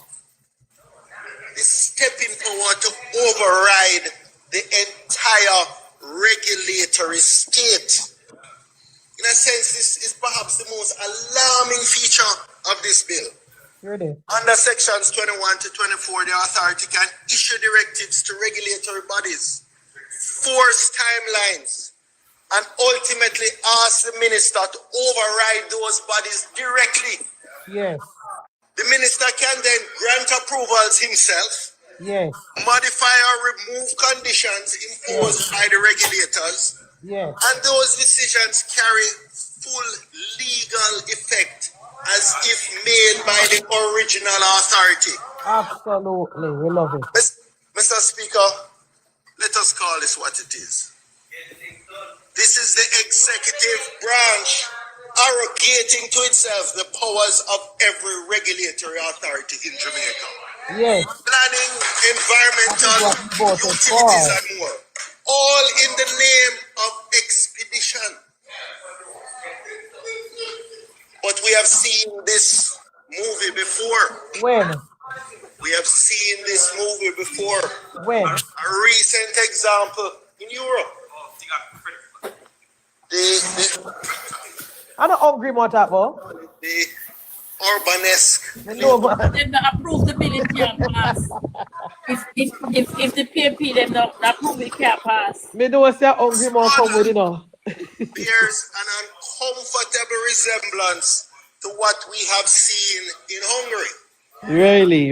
Emergency powers were used to centralize Where never procurement said chum? authority. Where never said chum? Where you hungry? Where never use chum? In the name of speed.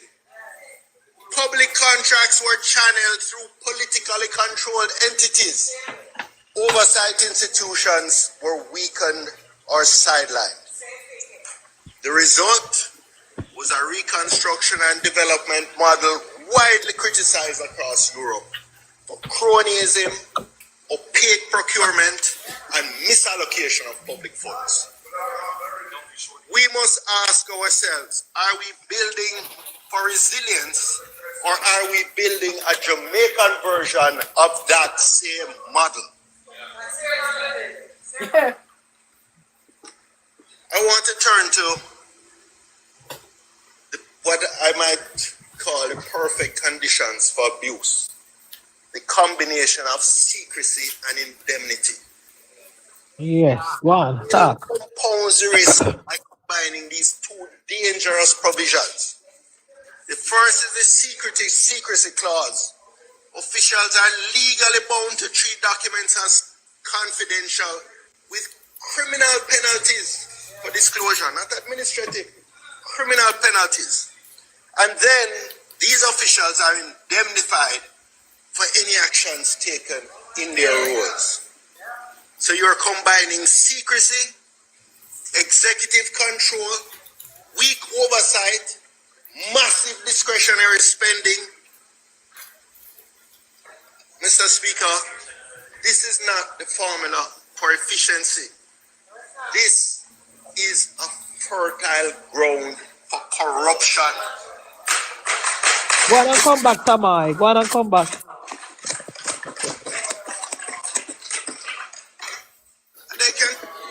They can talk about accountability to Parliament. Yes, the bill provides for annual reports, audited accounts, tabling in Parliament. But let us be honest, this is after the fact accountability. We see it in the Auditor General reports every year, but it's long after the horse has gone through the gate. By the time Parliaments see these reports, contracts will have been signed, funds will have been spent, decisions will be irreversible. Accountability is not just retrospective, it is contemporaneous. Bunting, the only security minister that got robbed in East Jamaica talk about accountability. The irony is that in the memorandum it speaks of transparent management. Yet procurement is not transparently structured.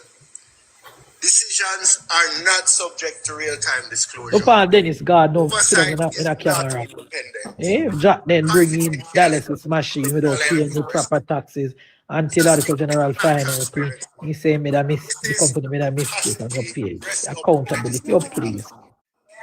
What fault? Mr. Speaker, in conclusion,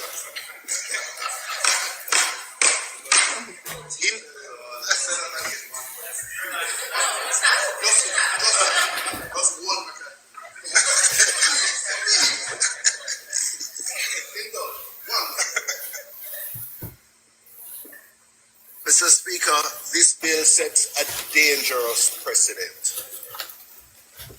It is not merely about reconstruction.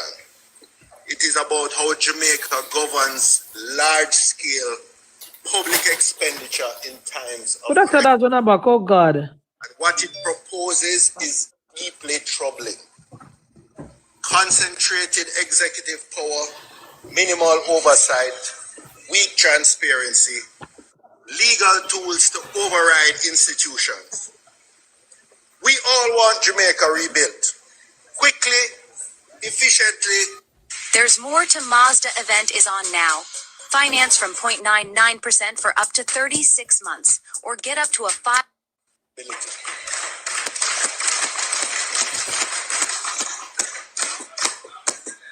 Because if we do so, Mr. Speaker, we may rebuild the roads, we may rebuild the bridges, but we will have undermined the very institutions that hold this country together. I therefore urge this House to reject this bill in its current form, or to amend it fundamentally to restore transparency, accountability, and proper. I must then is God behind you. Thank you. This is not going to knock any bench and time one thing done. Cause I don't know him bare face so. Members, could you please turn off all the mics? Turn off all the mics. The next. We don't want to make them going to come for news tonight. Maybe Dan Jackson Miller going to bring him for all angles tonight. He can complain, say speaker turn off mic pan him and he never get to give presentation. Oh, see him with the big belly then come back. I can go eat and pick out his teeth. Yes, wife style. He must have go call him and be on the headlines tonight and complain, say the speaker turn off his mic and he never get to doing presentation. It's full some presentation. We are 34 clause on the bill. And Mark want to go to the poll 34. It's crazy. Madam Speaker, thank you. I see you have returned. Put on in timer, Madam Speaker. Put on in timer. Because we don't want time for them. And it is one in a legal context. I will just address the first aspect, which is Awesome. Let me go look for that. Oh, we can there's one particular aspect that I'm highlighting. How much water have you had since you've been here? Me? Yeah. Since in that regard, How much have you drank? Sorry, beer. All right. speaks Okay. about definition. Same And so. I will just simply say that there are, in relation to resilience, Madam Speaker, Yes, Father, I said time now. in this regard, I would only suggest humbly that it be included. The absence of it leaves it wide open, and it could contemplate resilience as we go, and it needs to give some form of direction in that regard. So I would just put for the record a definition similar to that in the UK, which says the Act ought to define resilience as the ability to anticipate, assess, prevent, mitigate, respond to, and recover from natural hazards, deliberate attacks, geopolitical instability, disease outbreaks, and other disruptive events, civil emergencies, or threats to our way of life. There's I'm taking a point, but to say, Mr. Prime Minister, I'm using, but I just wish to say that because this bill comes from Parliament, and we are invited to say we are collectively passing legislation, the legislation at all times must contemplate gaps. We must fill them so that we don't appear to be incompetent. That is my contribution. Thank you. Now, in relation to, and I would invite my friends. I would invite my friends also to look at section 19.3. And 19.3 speaks about the plans and what the authorities shall do. In 19.3 it says the development of projects, programs, and plans shall prioritize. 19.3b speaks of the achievement of climate and disaster resilience. That again is a legal term of art that requires definition for us. I would only suggest then that we would have something similar to say that disaster resilience is the ability of communities and organizations and states to adapt to and recover from hazards, shocks, or stresses without compromising long-term prospects of development. Again, because it is a term of art, it's something that ought to be included in the definition for your consideration.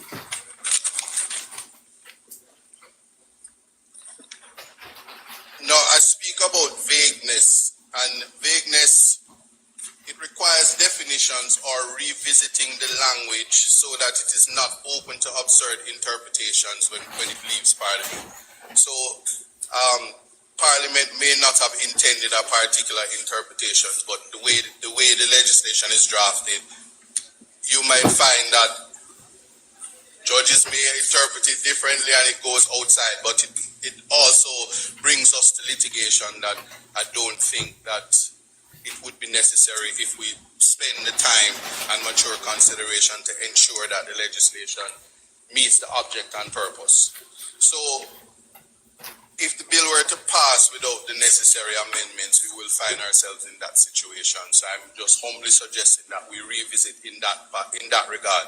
For example, Madam Speaker, the legislation speaks of the minister, and my question to the House, who is the minister in this regard?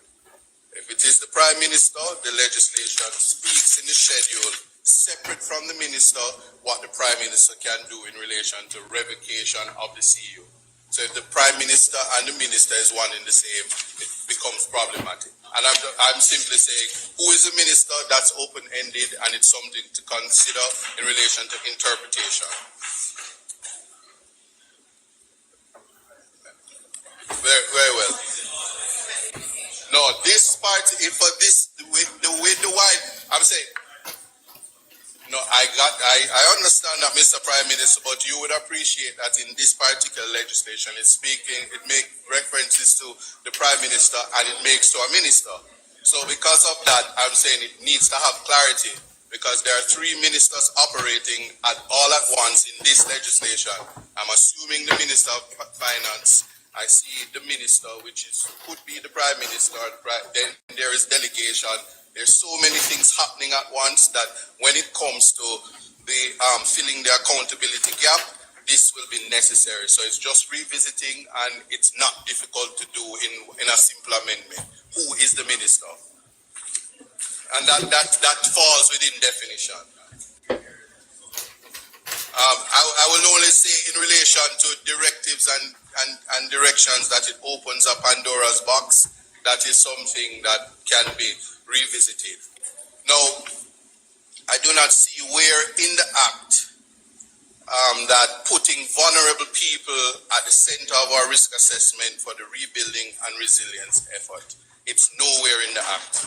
I read it here, I read it elsewhere, and the assumption from a human rights plane, from the speaking for the least among us, which oftentimes is the youth and the elderly.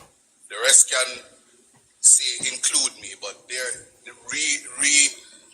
rebuilding, reconstruction, resilience ought to consider the vulnerable.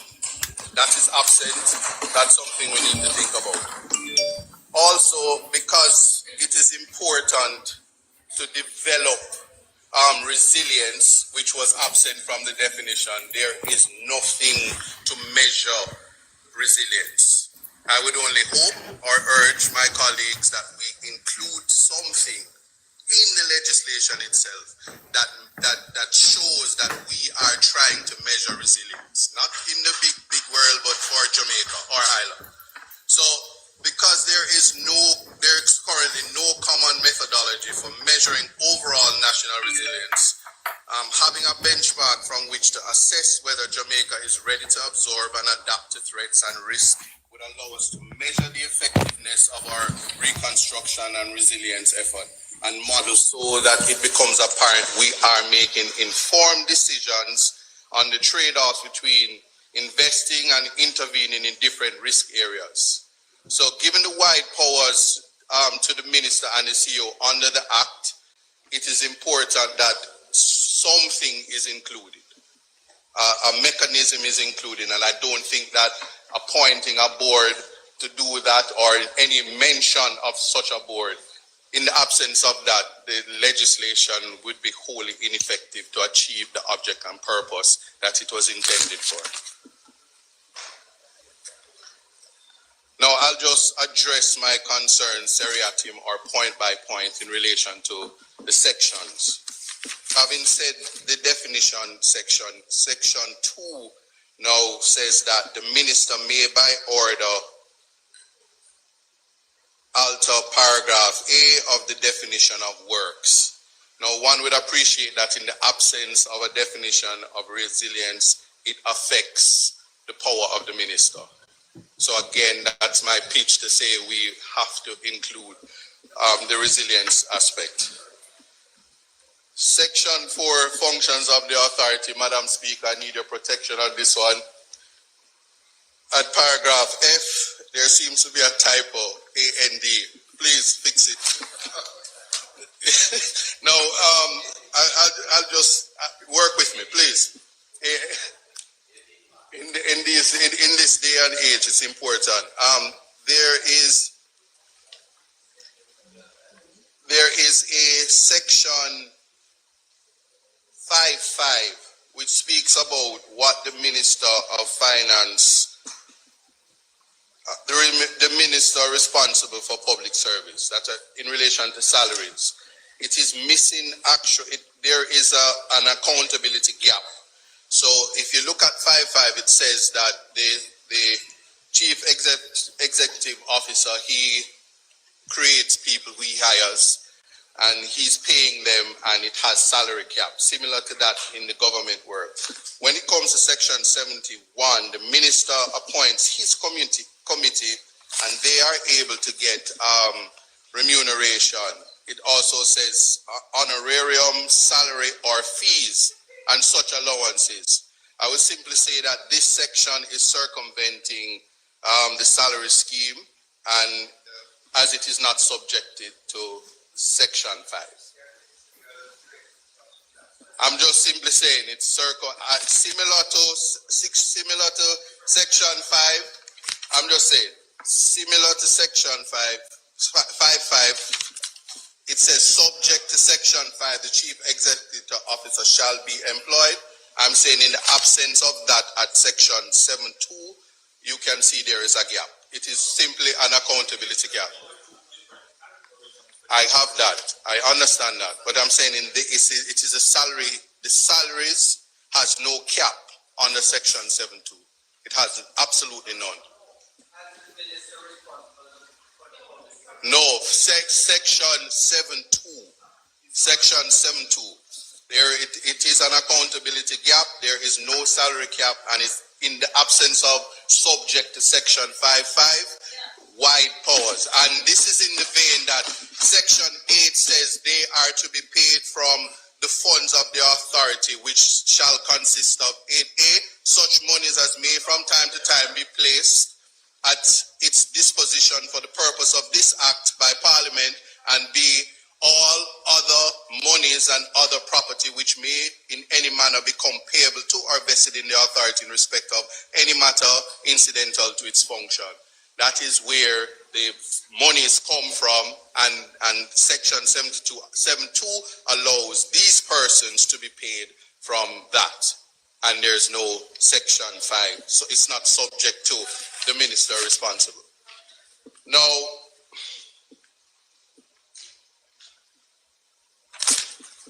I turn to the aspect of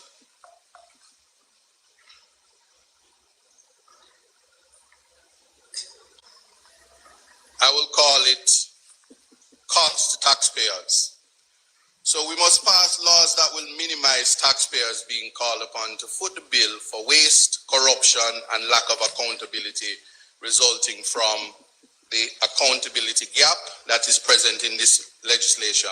For example, there is in the schedule resignation of the CEO as well as revocation of appointment by the Prime Minister. It is a feature that promotes political pageantry.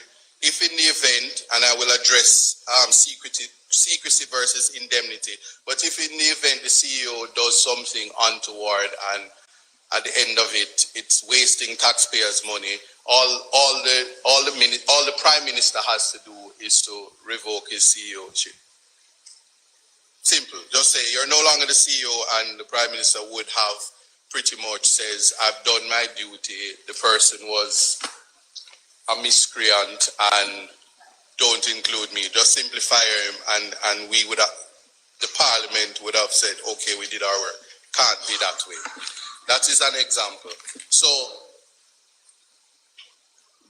that in and of itself has to be revisited in terms of how we deal with it. And here's it. We have what is known as the criminalizing for disclosure versus indemnity for conduct in good faith. So I know Damon earlier said the member from St. Catherine Northwest earlier borrowed my context matters and don't intend to pay me for it. But I must say context in fact matters. There is my only critique of this is that we can't turn ordinary citizens and even workers who in good faith, where there are competing legislations, we cannot criminalize them for having integrity and for having good conscience. I'm saying that in the vein that in the absence of national security, what would be the basis to block access to information? So this is the ATI legislation, and where transparency is concerned, and if anyone has ever used the ATI legislation, one of the first answers is we cannot give you the information because of national security. In relation to what section 14 is saying, is that the employee would not be able to give out information in relation to any type of document, and the document may not necessarily be national security. The document may not be one of national security. So we use the secrecy aspect of and put them in legislation oftentimes, and it is just a misunderstanding of the object and purpose for that, and I would invite us to revisit this aspect of it, because, well, if I would like to say it is a misunderstanding, because if it were by design, it actually doesn't, because unless a simple fix would be section 14.2, in the absence of it using the word prescribed persons, and I would also, listen, I'm saying this is a term of art because we have a Protected Disclosure Act 2011, and it speaks of prescribed persons. Prescribes persons. This says permitted, and these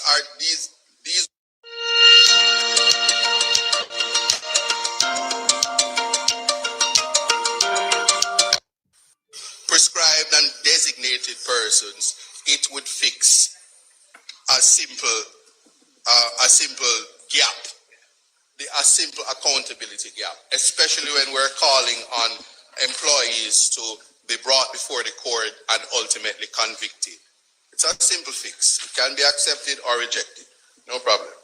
But again, the Protected Disclosure Act 2011 under Section 9, it speaks of a feature, the Auditor General, who is always in Parliament from time to time, where the member from St. Catherine Northwest has said that it is the whistleblower act or section. Just appreciate that it is important to ensure that it doesn't weaken other,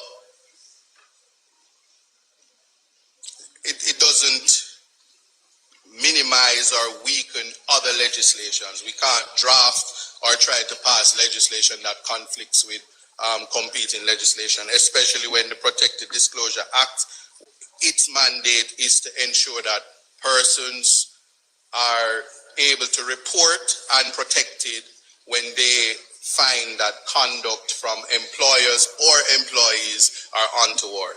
And it is a part of strengthening the corruption meter, and so left unchecked, it's wholly problematic.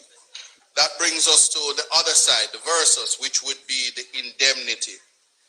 Again, we spoke about the ability to simply resign, a CEO who is allowed to resign, versus simply be fired.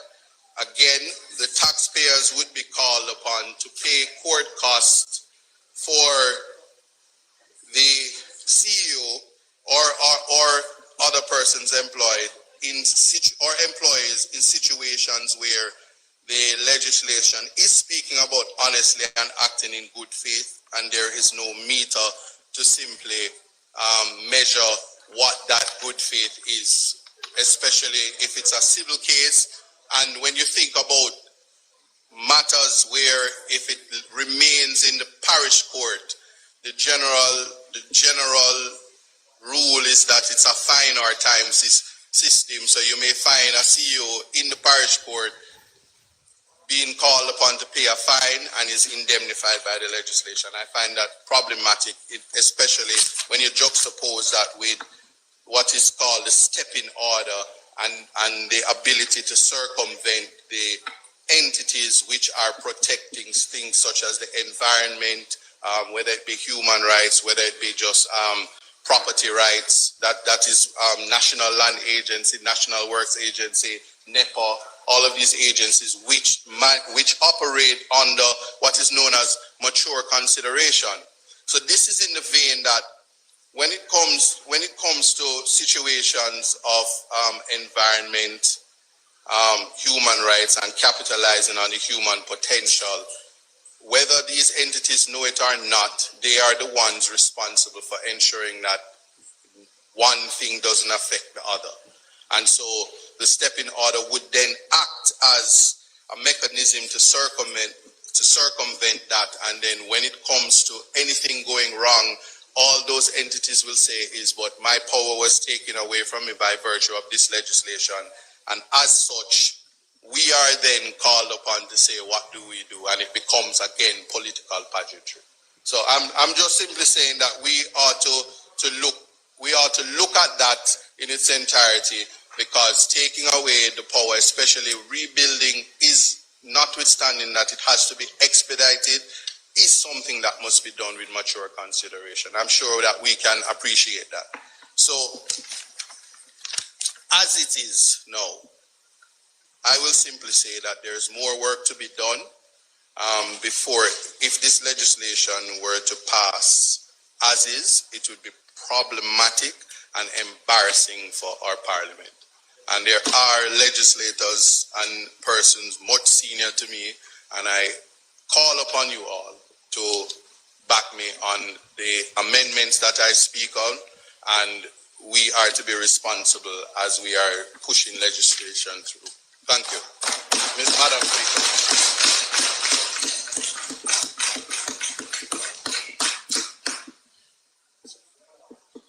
As much as we don't support him, at least him come decent and as like suggestion. Mark Golding come with a brand new bill. Member from St. Andrew West? Brand new bill this morning. Speaker of the stop Northwest. Northwest? How is now? Oh, the member from St. Andrew North Central. Is that who now? You too? Kwashi? But who has that?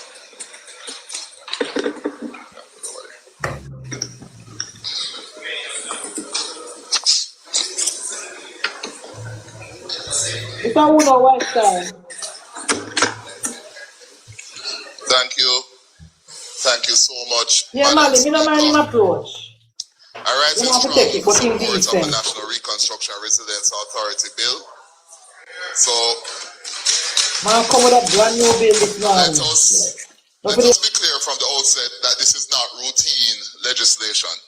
And as the Prime Minister indicated when opening this debate last week, this is among the most consequential pieces of legislation this Parliament has been asked to consider in the modern era of Jamaica's development. And it's consequential for the simple reason, I don't need to go through all the statistics, but Hurricane Melissa was catastrophic. One of the worst hurricanes on record, costing Jamaica $12.2 billion US or $1.95 trillion,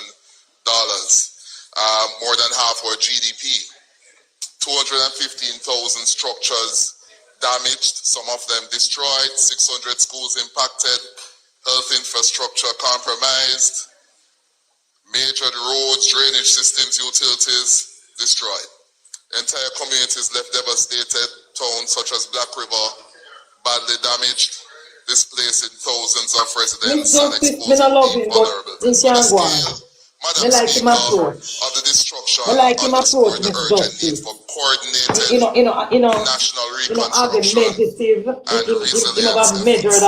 So it's not theory, unlike Mark Golding. Come with a brand new bill this morning, Mark Golding. We know the criticism, and this is healthy. Delano, I think. Much of what is being said does not really, frankly, stand up to a careful reading of the bill as it now exists.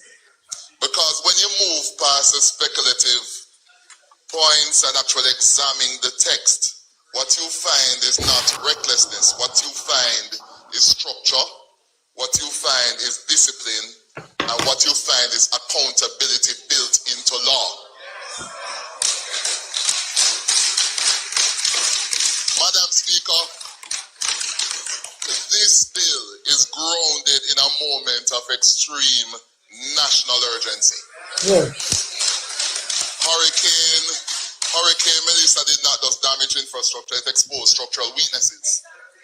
And as the Prime Minister said, what has been missing is not the dream, but the institutional machinery to turn that dream into delivered reality. Yes.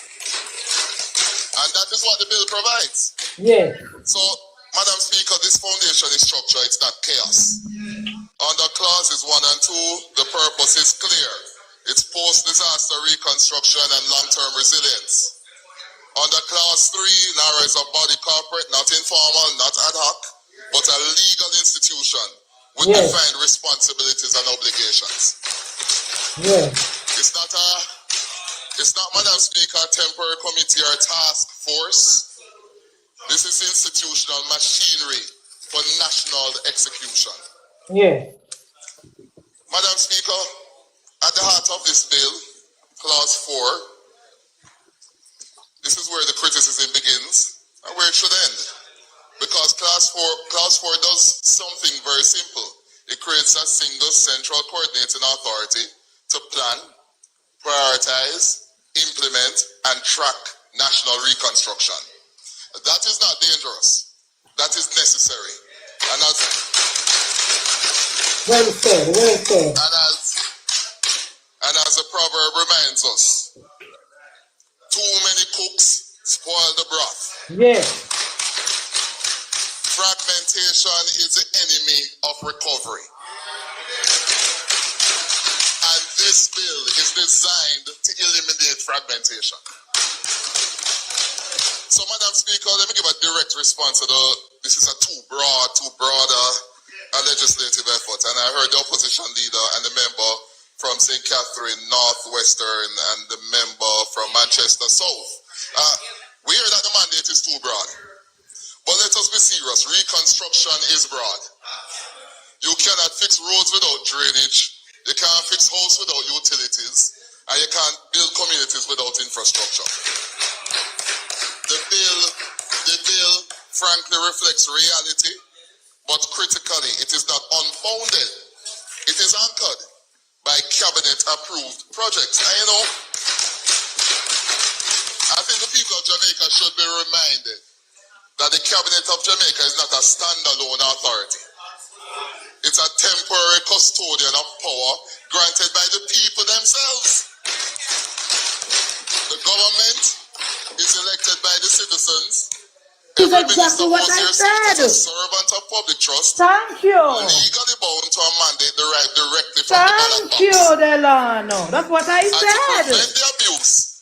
Thank you, lifestyle. We have checks and balances. Right. We have Auditor General. We have Parliamentary Oversight. We have Julian Robinson chairing the Public Accounts Committee. We have legislative and judicial scrutiny. And we have many other transparent mechanisms in this functional democracy that we call Jamaica. Thank you. So you have cabinet-approved projects, Clause 17. Right. We have structured programs and plans, Clause 18 and 19. Full auditing as a standard and reporting, Clauses 9 to 11. And of course, we have the dissolution under Part 4. So this is not a free-for-all. This is a structured flexibility under law. Madam Speaker, another claim is that the bill prioritizes speed over quality, and that is simply incorrect. Clauses 18 and 19 require structured programs, costed projects, monitoring systems, and critically, climate resilience and prioritization of vulnerable communities. So this is not rebuilding what failed. This is building what will last. Madam Speaker, I hear the points about power and concentration of power. And let us deal directly with this concern about leadership, because this is really a problem. I don't know what it is. I don't know what we're drinking. I don't know what we're drinking in the country. Yes, the CEO, yes, the Chief Executive Officer has responsibility under Clause 5. But let me ask you a simple question. In a national reconstruction effort, who should be responsible? Because history shows us what happens when no one is. And as the Prime Minister rightly stated, when accountability is diffused, institutions start to protect the processes rather than deliver outcomes, and the people suffer. So the bill avoids that failure, and importantly, and this is the CEO fits. The CEO is not unchecked. You have cabinet approval, Clause 17, ministerial direction, Clause 13, full sum audit and financial controls, Clause 9, parliamentary reporting in Clause 10 and 11, public transparency in Clause 20, and I really want to draw attention to that Clause 20 because this is really phenomenal. It says it requires the authority to maintain a register of approved reconstruction and resilience projects, including descriptions and applicable programs and plans, and importantly, The register must be made available electronically for public inspection, providing direct transparency. So this is not a concentration without restraint. This is leadership. This is clear leadership within a framework of accountability. Now, I'm a little bit disappointed because none of the opposition members really pulled on any prominent examples internationally, right? We have to step outside of Jamaica. I heard you're Hungarian. I don't know what that was about. But let us step outside Jamaica for a moment. Because the world, not in a fulsome way. No, not fulsomely. The world has already run this experiment and we have seen failures all around. 2010 earthquake on our lovely neighbor Haiti. Billions in aid, but no effective central authority. They had a commission, an interim Haiti Recovery Commission. $13 billion committed, only $6 billion spent, and who knows where it went. They had fragmented actors, weak coordination. The Prime Minister actually chaired the committee along with a former US president and other critical stakeholders. It failed. New Orleans, Hurricane Katrina, the great United States of America. Multiple levels of government failed to coordinate. Bureaucracy slowed the response, and the entire communities lagged for over a decade. Then we look at our neighbor, one of our neighbors, Puerto Rico, 2017 Hurricane Maria, again a part of the United States.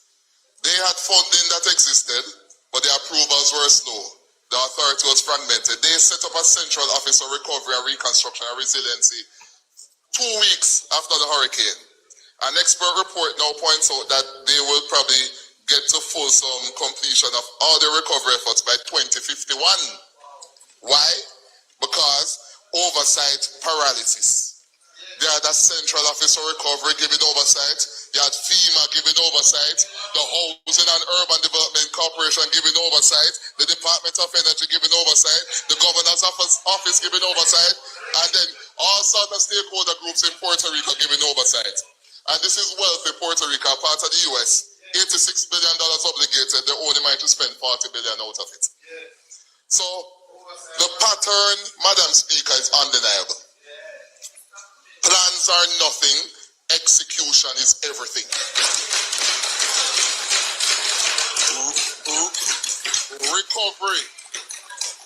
Recovery does not fail because of money, because here we have the great United States, full of money. Authority was fragmented, approvals are slow, leadership is unclear, and systems cannot execute. And that is exactly what this bill fixes. This bill establishes a single coordinating authority, again, clause 4. Structured programs and plans, clauses 18 and 19. Approved accelerated mechanisms, clauses 21 to 24. Cabinet accountability and audit and reporting. This, Madam Speaker, is not chaka-chaka legislation. So, Madam Speaker, as it relates to approval bottlenecks, clauses 21 to 24, and I think I heard the member saying, Catherine Northwest speaking to this. This is one of the strongest features, actually, because this is where most countries evolving post-disaster fail. These clauses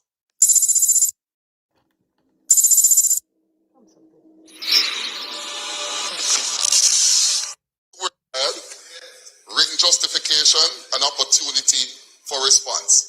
So this is not bypassing governance. This is fixing bureaucratic paralysis. And it's important we make a careful note of that.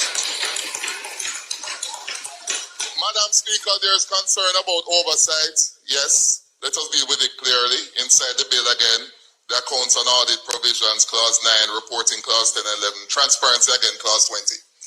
Outside the bill, yes, but critically, the government has established Jamrock, which is chaired by a Jamaican son of a Stanford professor, Peter Blair Henry, who, by the way, sits on 2 of the biggest boards in the world, Citigroup and Nike. This is somebody with a reputation to protect. And this body will provide independent public oversight, reports on performance, and introduce a national accountability lens similar to EPOC. And importantly, performance will be based on measurable outcomes, not processes. And Madam Speaker, oversight will include broad stakeholder input, including the opposition. So, Madam Speaker, the claim that there's no oversight is simply not correct. What we have is statutory accountability and external independent oversight. Madam Speaker, let us be clear. Clauses 9, audited accounts, Auditor General has full access. Clauses 10 and 11, reports to Parliament. The Public Electronic Register, Clause 20. This is transparency in law. It's not promise, it's not theory. As we move forward, NaRa, finally, it is not an endless body, and the Part 4, NaRa is dissolved. Assets are transferred, records are preserved, mission completed. It is temporary, targeted intervention. So, Madam Speaker, let us strip the debate down to the truth. This is not unchecked power. It is structured under cabinet, ministerial, and parliamentary reporting. This is not weak. This is not weak governance. It is planning, it is monitoring, and it is resilience, all mandated. This is not a oversight. Fulsome auditing, reporting, and a reputable board of Jamrock oversight that exists. This is not opacity, as transparency is embedded in law. And this is not permanence, because the authority is time-bound. So, Madam Speaker, they say well done is better than well said.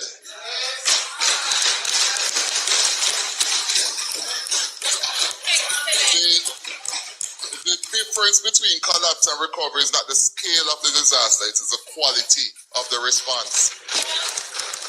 And as we have seen, Madam Speaker, 2005 Hurricane Katrina, the 2010 Haiti earthquake, and the 2017 Hurricane Maria impact on Puerto Rico.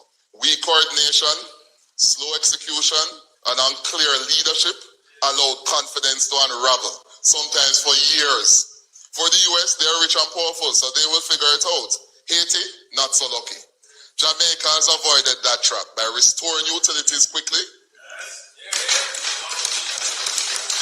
mobilizing credible financing early $6.7 billion from all the multilateral institutions, and establishing a clear institutional driver through NaRa. The country has anchored confidence at a critical moment, giving businesses and the people of Jamaica a visible path to stability and growth. Madam Speaker, I support this bill.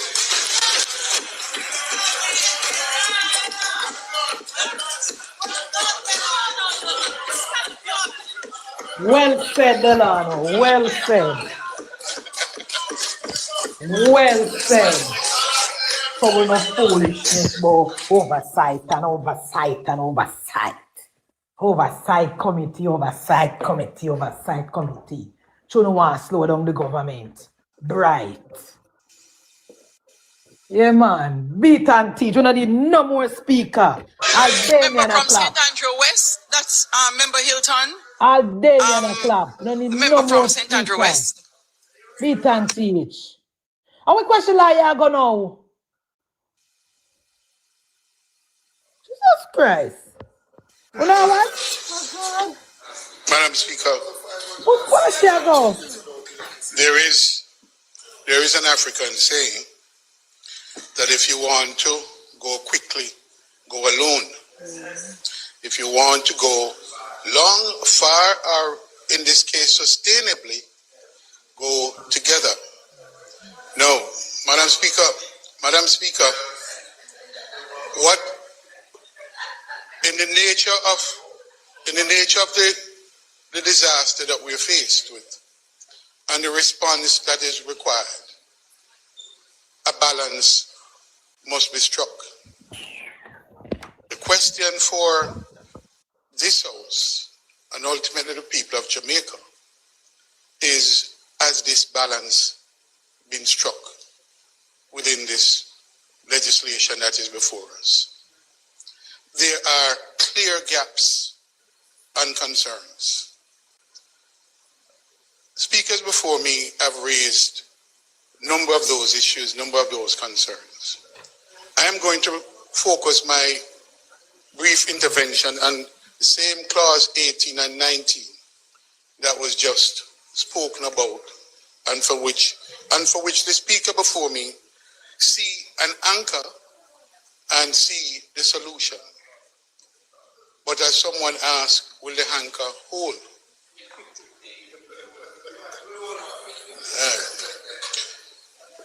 Madam Speaker, I represent a constituency that everyone knows is disaster prone, because it sits on the coastline and at the foothills that comes from northwest all the way down. And I have communities that once the clouds get dark, I start to fret. And invariably, after the rains, there's a massive cleanup problem. I have communities like New Haven, Seaview Gardens, Riverton, and other areas that are affected from time to time. It is true that this is a response to Melissa and the destruction caused by Melissa. And that is largely in the West. The bill is drawn in a way that is more general, because it recognizes that it is not just about recovery, but it's about resilience. And the resilience of which we speak is not only to be found in the West, it's broad. And therefore, I am pleased that it recognizes and their possibility that these areas of great sensitivity traditionally and known spots of disaster prone areas is the opportunity for a resilient response, because the hurricane Melissa was in the West, but the hurricane is likely to come the next time. And I must tell you that I breathe a sigh of relief when Hurricane Melissa speared Kingston, because had it come in this area, I don't know what might have happened to a lot of the community and the people in my constituency. So we have to consider that we have to look at how have we addressed the vulnerabilities, so that when the hurricane comes next time, that we prevent the kind of disaster that we may have avoided only because Hurricane Melissa took a different course. So, Madam Speaker, as I look at the bill, and I look at clause 18 and 19, the bill has adopted a very artful way of addressing the issue of consultation and inclusion. So it uses in 19 and 18 and 19 the term, the artful phrase, that in consultation with relevant persons. And I want to put it to you, Madam Speaker, that a bill of this importance, and given the concerns that I'm addressing from these constituencies, these vulnerable constituencies, does this bill speak to consulting the people in these constituencies? Or am I assured that they will be included in any consultation that takes place under this legislation? How am I assured? And I want to suggest to you that it cannot be left just to the goodwill of the CEO of NaRa. Clear direction must be given in the legislation to say communities and affected communities, and they can even, because they are known, these zones are known zones. It's not anything that we are surprised about. Those zones are known. How will they be assured that they will be included in consultation and that whatever the designs for projects that come out, that they will be included and their vulnerabilities addressed? I am not, this gives me no confidence. I don't see it, and I'd like the Prime Minister to address that, to say how do known vulnerable communities that we struggle with year in, year out, that we spend this kind of money, we recover, we reconstruct, we rebuild, and yet resilience escape these communities. How? So, because for me, resilience is not just a technical exercise. It's both social and yes, it is political. And the question is, how can I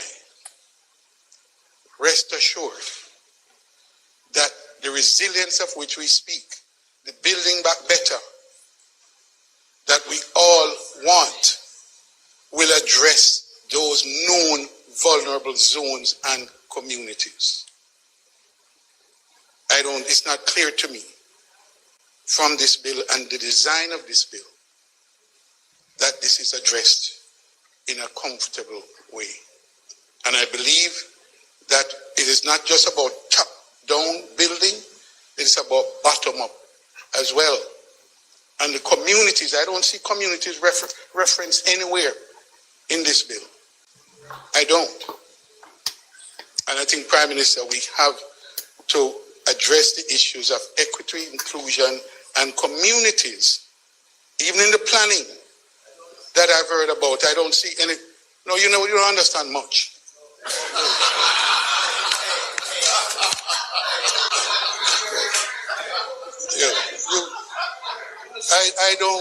I don't, Prime Minister. I don't, Prime Minister, see where the communities are, and even in the planning exercise, which is critical to the project development. These are in a different process. Well, I need to at least be assured what that is, because it doesn't speak to it in this legislation. All right. So, Prime Minister, there are gaps, and we can move quickly. But I suggest to you that there are risks involved, reputational risk, in not doing anything and in overdoing some things.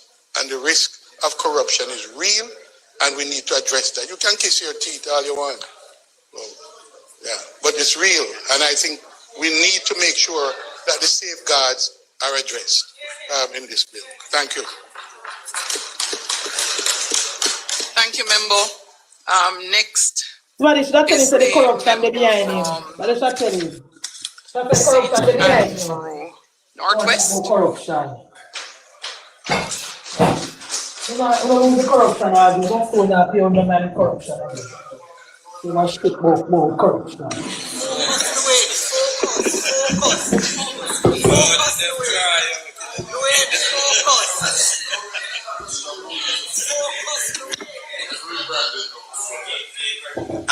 Thank you, Madam Speaker.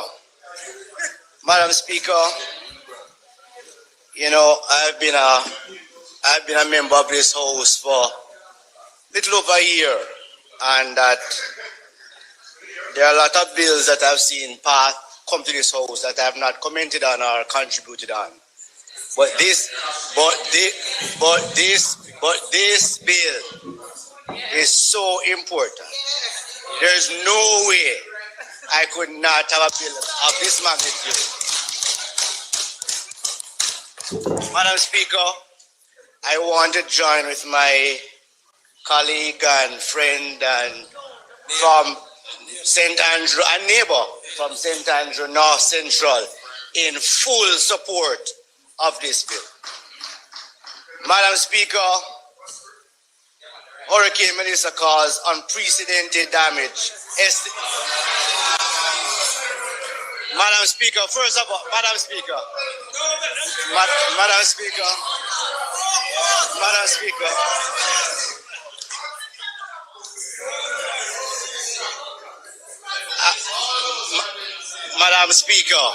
Madam Speaker, Hurricane Melissa caused unprecedented damage, estimated at some 12 million United States dollars. Billion.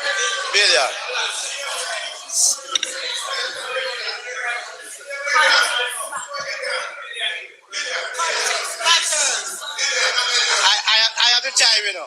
I have the time. 6 months on, thousands of Jamaicans, 6 months on, thousands of Jamaicans still await full recovery. The National Reconstruction and Resilience Authority Bill, NaRa, tabled by the Most Honorable Prime Minister last week, establishes a dedicated time-bound statutory authority with a clear mandate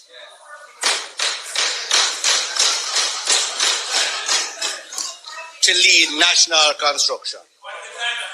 Supporting this legislation demonstrates our commitment to moving from emergency relief to structured, resilient rebuilding without further delay. We understand the frustration being expressed by members of the public and indeed the opposition. But what we are facing is not routine disruption. It is an unprecedented catastrophe, the scale of which Skyscanner searches billions of prices from all our favorite travel sites in one place. Canadians will hold account by their experience at the grocery store. They will form those judgments and then, of course, accountability. But even as we acknowledge that reality, we must also take the opportunity to clarify something very important. Each week, in the media and in this very space, we hear concerns about the pace of certain aspects of the recovery effort. We have also heard comparisons being made between the pace of the public sector response and that of private entities. Members, these are not like-for-like comparisons. The protocols and procedures that govern government operations, particularly procurement, are fundamentally different from those in the private sector. They are designed to ensure transparency, fairness, and accountability in the use of public resources. And that accountability does not pause in a time of crisis. Even as we respond to this catastrophe, we are still required to operate within a framework of good governance. We are still managing a country, and we must do so in a way that can stand up to scrutiny both now and in the future. So while the pace at times appears slower than some would like, it is not due to inaction. It is a result of a system that must balance urgency with responsibility. Our commitment is not to rebuild, but to rebuild properly, transparently, and in a way that serves the best interests of the Jamaican people.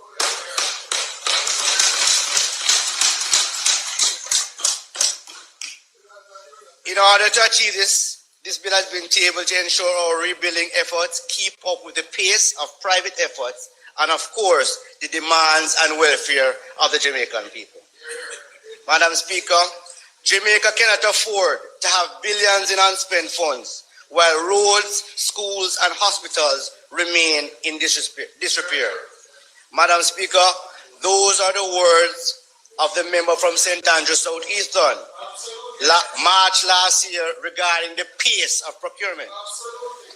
Though it was not referring to Hurricane Melissa or NaRa at that time, the facts are true today, and I say even more relevant given the devastation experienced in Western Jamaica. For that reason, this government has sought to fill the gaps and innovate and legislate a clear path that will both facilitate a quicker rebuild without compromising accountability.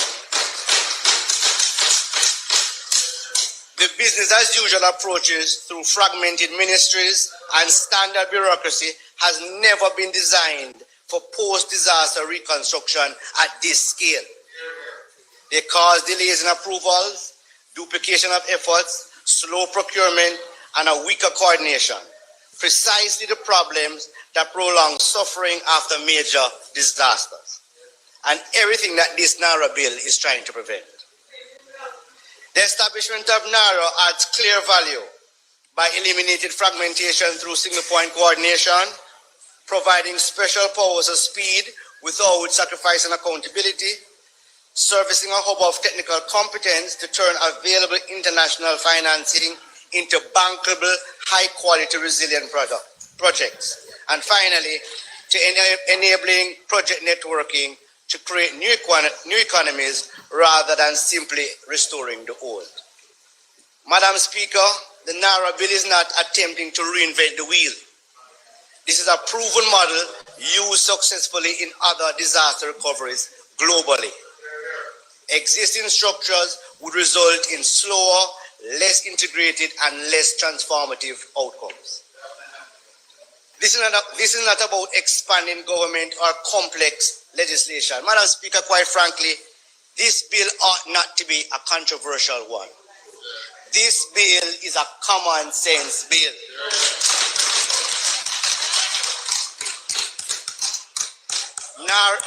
NaRa is about smarter, faster, and more effective government when our people need it most, and it is an agile response to this crisis.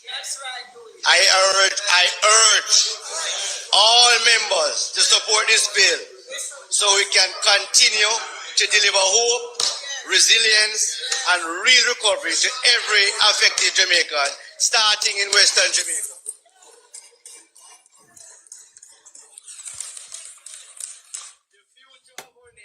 Depends on acting boldly and decisively today. Thank you, Madam Speaker.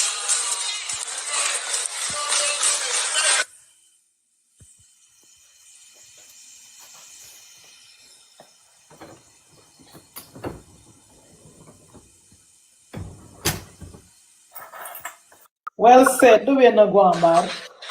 The member from St. Mary Central. You there? Oh, Jesus. Parliament now done tonight. We're coming at. I'm not going to want to talk so long. Jesus Christ. Are you St. Mary Central? Are you ready? Would you go ahead, please? This young lady must come here to talk and Mark the one talk all evening. She want to stretch out the bill to make it come with members who have indicated they will not be contributing today, the likelihood is that we will finish today, just for the record. Yes. For the record. For the record. Next member is the member from St. Catherine Southeast. Tell them, Madam Speaker, so how long about they not contribute today? The window closed today. That's not you, member. That's not you. They want to slow down the bill as usual. You're acting. They're contributing today. I'm always on stage, yes. Madam Speaker, it was clear from the onset that we would not be closing the debate today. Who indicated that, member? The House Leader. House Leader? Member, Yes. hold a moment. House Leader, please. House Leader has you did not indicated advise that we me. would not be closing today. I also asked the Prime Minister himself, who indicated that he would not be closing today. And I know they weren't lying to me. So at 7 o'clock, our members who are going to be contributing, another 4 or 5 persons, perhaps even 6 persons. That's okay. Would still like to contribute, and we would like the opportunity to do so at the next sitting, since we are not closing today. Since we're not closing today, I'd like to be able to go and support. Thank you, Leader of Opposition Business.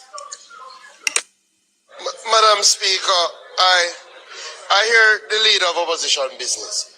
However, the better approach which we suggest is that all the members present in the House who want to contribute to the debate do so today. That would allow for a proper ventilation of any issues, suggestions, proposals they make, so that when we come next week, we are moving to close and to go to committee. We don't want a situation that we come next week, members are raising new issues and it won't further delay the bill. So I suggest to the members present in the House, let us, a lot has already been said. And if the members take the approach to not repeat a point that has already been made, and say, if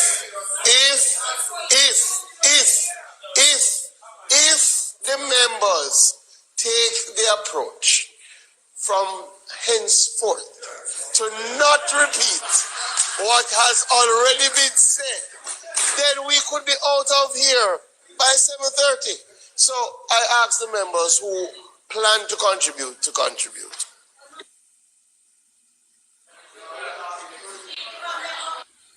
Members, I'm going to give you the list of persons who indicated that they were interested to speak. Westmoreland Eastern. I heard you already. Are you going to say something differently? Go ahead. There is at least one member who isn't here today who wants to contribute next week. Are we indicating that they will not be permitted to do so since we are not closing today? Who is the member leader of opposition? No, I'm asking the question. And if the member is, if the acting house leader is indicating as much, then acting house leader would know.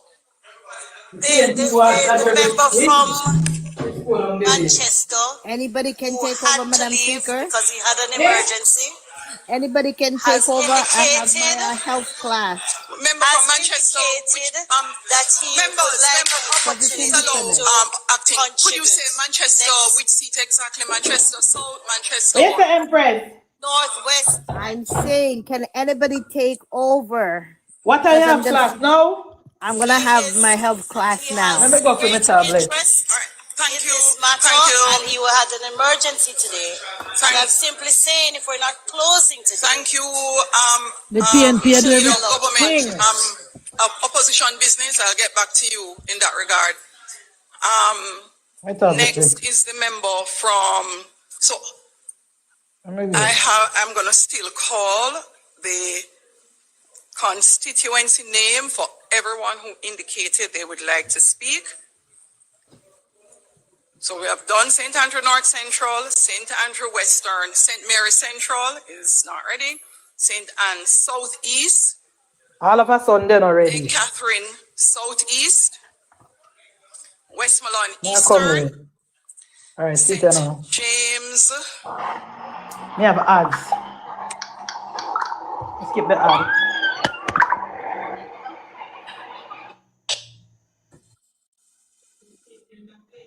St. James West Central. St. James West Central. St. James West Central.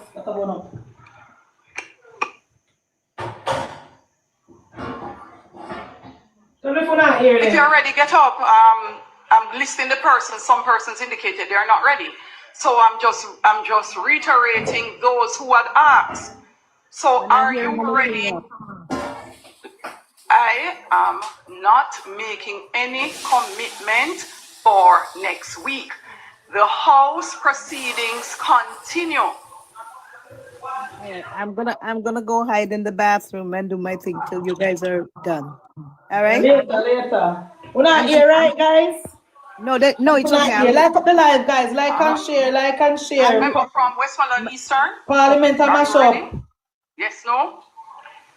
Because Bridget, then go behind the speaker back go ask if they can do it next week and look like the house leader give them permission according to them and the Prime Minister give them a permission according to them. So then come now a bother up so they want to meet next week. It was deliberate, you know. They deliberately go to the House Leader as opposed to go to the Speaker. Member from St. James, West Central, would you like the podium? The PNP do everything to slow down the bill. I tell you now. Every single thing what God make to slow down the bill, Madam Speaker, I rise to make my contribution to this bill entitled An Act to Make Provision for the Management and Implementation of the Post-Disaster Reconstruction and Resilience Efforts consequent on the passage of Hurricane Melissa, and for resilience generally, to establish the National Reconstruction and Resilience Authority and for connected matters. The bill, when passed into law, to be cited as the National Reconstruction and Resilience Authority Act, NaRa. Madam Speaker, over the years that I have been in the Parliament, my starting point in presenting on bills is usually to look at the Memorandum of Objects and Reason.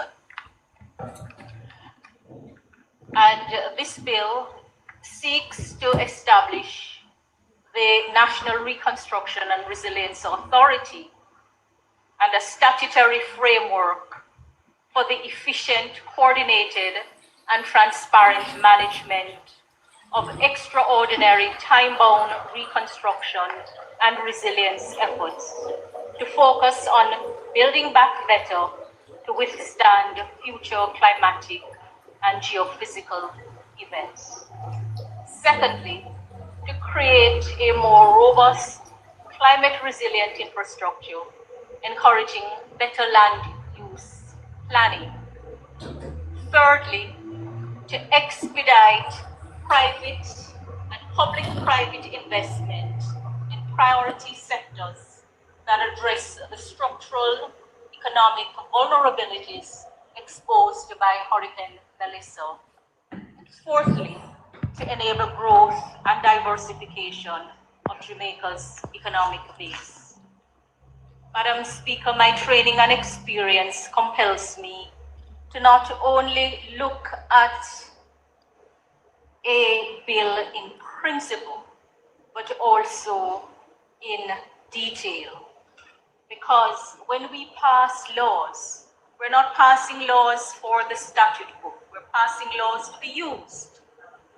And constitutionally, we're passing laws for the peace, order, and good government of Jamaica.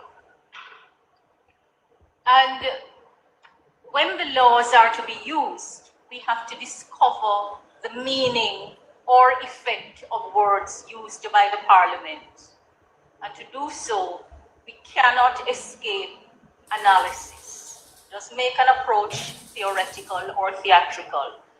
We really have to analyze, because the overriding aim must always be to give effect to the intention of Parliament as expressed in words used. And so the task of ascertaining the intention of Parliament, it demands an understanding that the intention of Parliament is an objective concept. It is not subjective. When we refer to the intention of Parliament, which is really to understand what it is that we're passing, this is to something that is objective and what we can reasonably impute to Parliament in respect of the language used.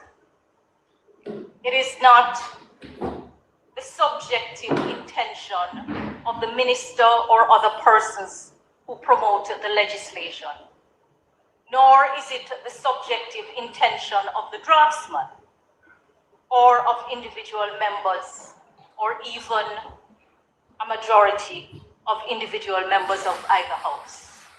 And so there is no escaping looking at what the words say and what we draft. Madam Speaker, this bill, as the Prime Minister has said, is the most consequential piece of legislation that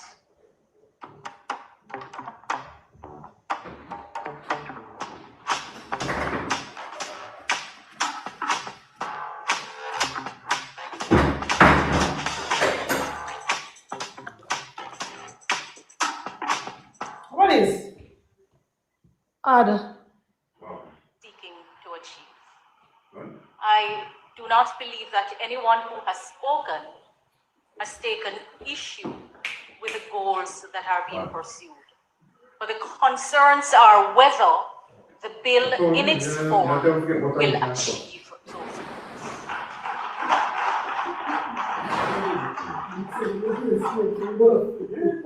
Madam Speaker, the authority is to be constituted according, well, the clause pre-establishes the authority, and it tells us how it is to be constituted in accordance with the schedule. Now, some have taken issue with whether there is going to be a board or there isn't going to be a board, and the Prime Minister in his presentation indicated that we have other models in the jurisdiction where there is no board, and that is true. Under the Town and Country Planning Act, for example, there is provided for a planning authority, a Town and Country Planning Authority, and under that act, and this is an act of 1958, section 3(1) tells you that for the purposes of the act, the minister shall appoint a person or persons to be a town and country planning authority, and subject to the provisions of the act, and from time to time, by order, published in the Gazette, define the composition, powers, and duties of such authority. So it is true that what the bill is seeking to do by way of model already exists in the jurisdiction. So let us look at what will constitute the authority in the bill. The schedule speaks to a CEO and only a CEO. And so if the intention is to constitute the authority with a single office holder, then that is what will be achieved. But if that is not the intention, then the bill will require some rework. Now, the question naturally arises, in light of the objectives being pursued, whether a single person constituting the authority is the model that we should use.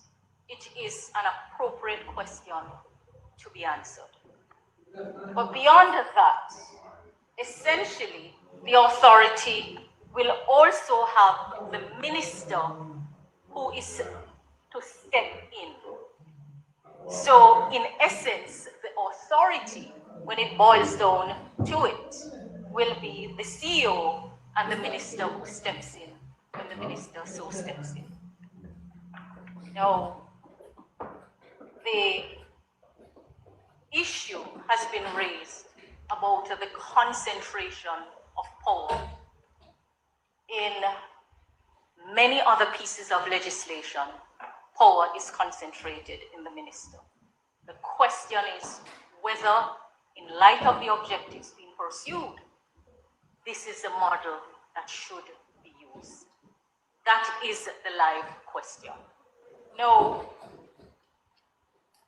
the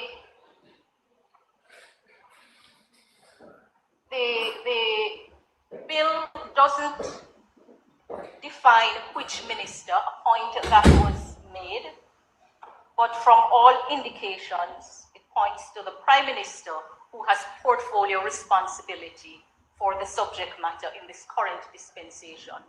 But it would require an indication of which minister, since numerous other ministers have been named. So that is the first point, what does the authority look like? And the bill right now presents the authority as the CEO. And when the minister steps in, the CEO and the minister. But the bill does not say what qualifies someone to be appointed as the CEO. Again, it is not unusual because other legislation allows for appointments as the minister thinks fit. But when you see what we're seeking to do, would it be helpful to get a profile of what the CEO will look like? Competency profile, what would qualify someone to hold the office of CEO, since if the bill were to proceed in this form, that person would equate to the authority. Moving from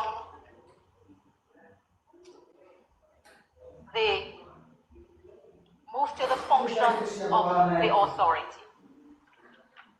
Clause 4 sets out the functions. And as has been said before, the functions are very wide. What jumps out at me as against the memorandum of objects and reason is that some of the functions may collide with each other, for want of a better expression. So that we know it is not good practice for anyone to provide oversight duties to self.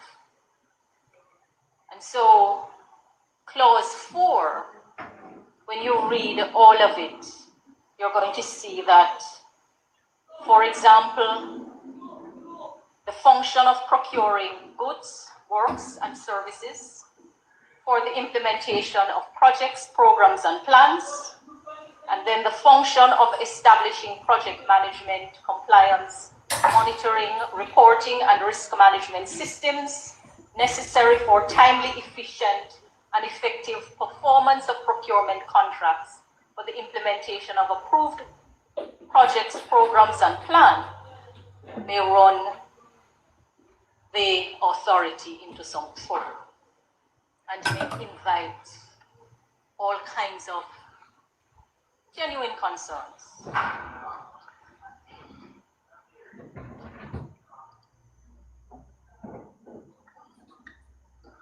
House Leader, time now 7:20.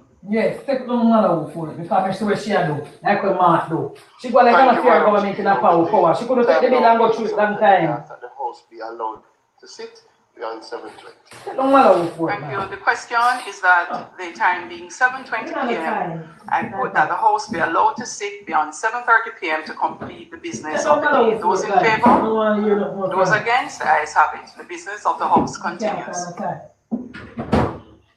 Member from St. James, Central Turn. Thank you. Thank you. Speaker.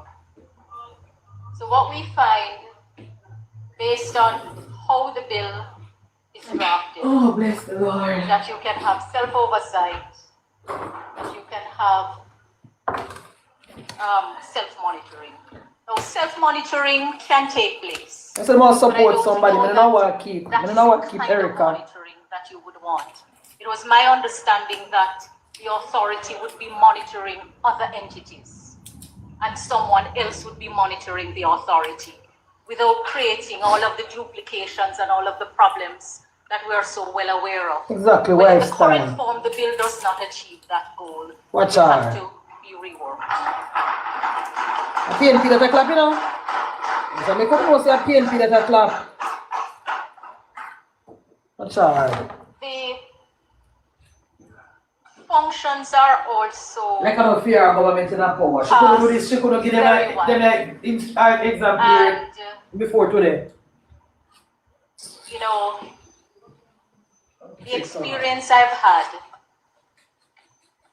tells me that when you can prevent some things ex ante or address them, you do so that you do not have to quarrel when you give power to someone and that power is exercised. And in this house, I have seen undignified quarrel breaking out about government exercising powers that are on the statute book, giving the impression as if something is wrong with that. Too many examples of it in this house. I do not subscribe to the school of thought which says that power granted shouldn't be exercised. I believe that if power is granted, it should be exercised. But I also subscribe to the school of thought which says it is not for a minister or an entity to determine the extent of the power that is granted under law. That the law itself must set it out and set it out clearly, so that we do not then start quarreling as to whether action taken was actually intended. So when we say that anything can be done, it literally means anything can be done. And we have to consider carefully if this is the power we want to grant.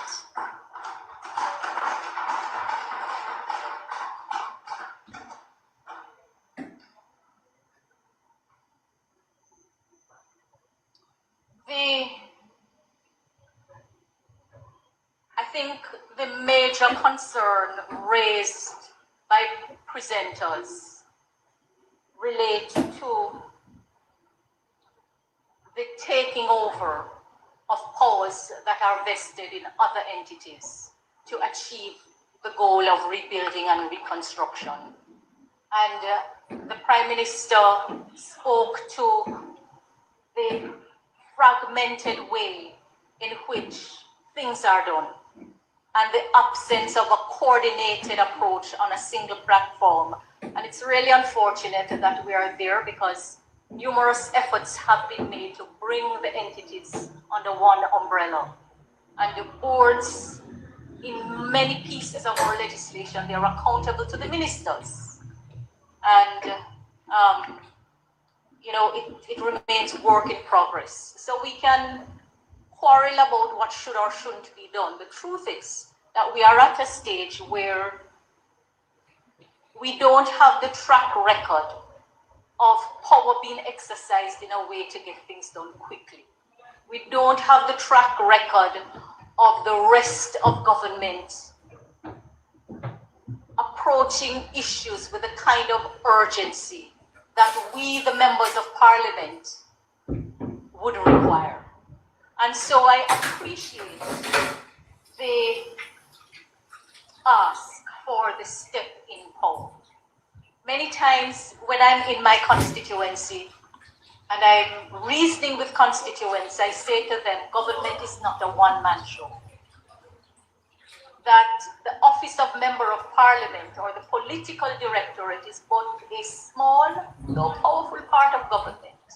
And a lot of what you ask of me as Member of Parliament is assigned to somebody else in government.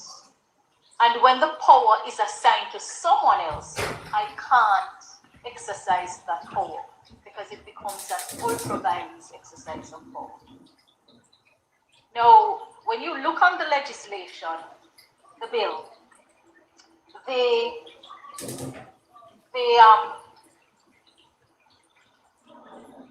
provisions are drafted very, very wide. Very wide. And I have no doubt that that is done to allow things to progress. But here is the danger in that approach.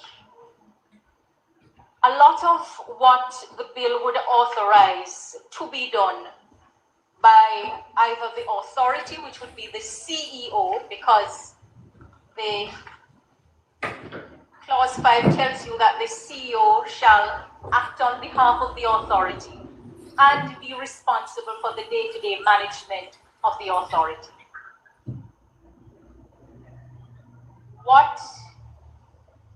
And then in more than one place, the bill tells you that notwithstanding anything to the contrary in any other law,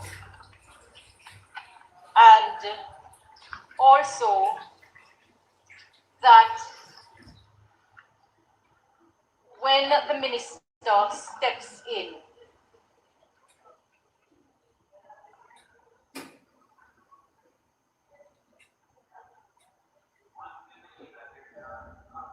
how much minutes she get? Rafa don't want to come yet. You should sit down. All of this can ventilate the time. when the minister steps in, the minister can do anything. That is how wide it is. So, and the step in order, clause 24, which we were directed to pay close attention to, tells you that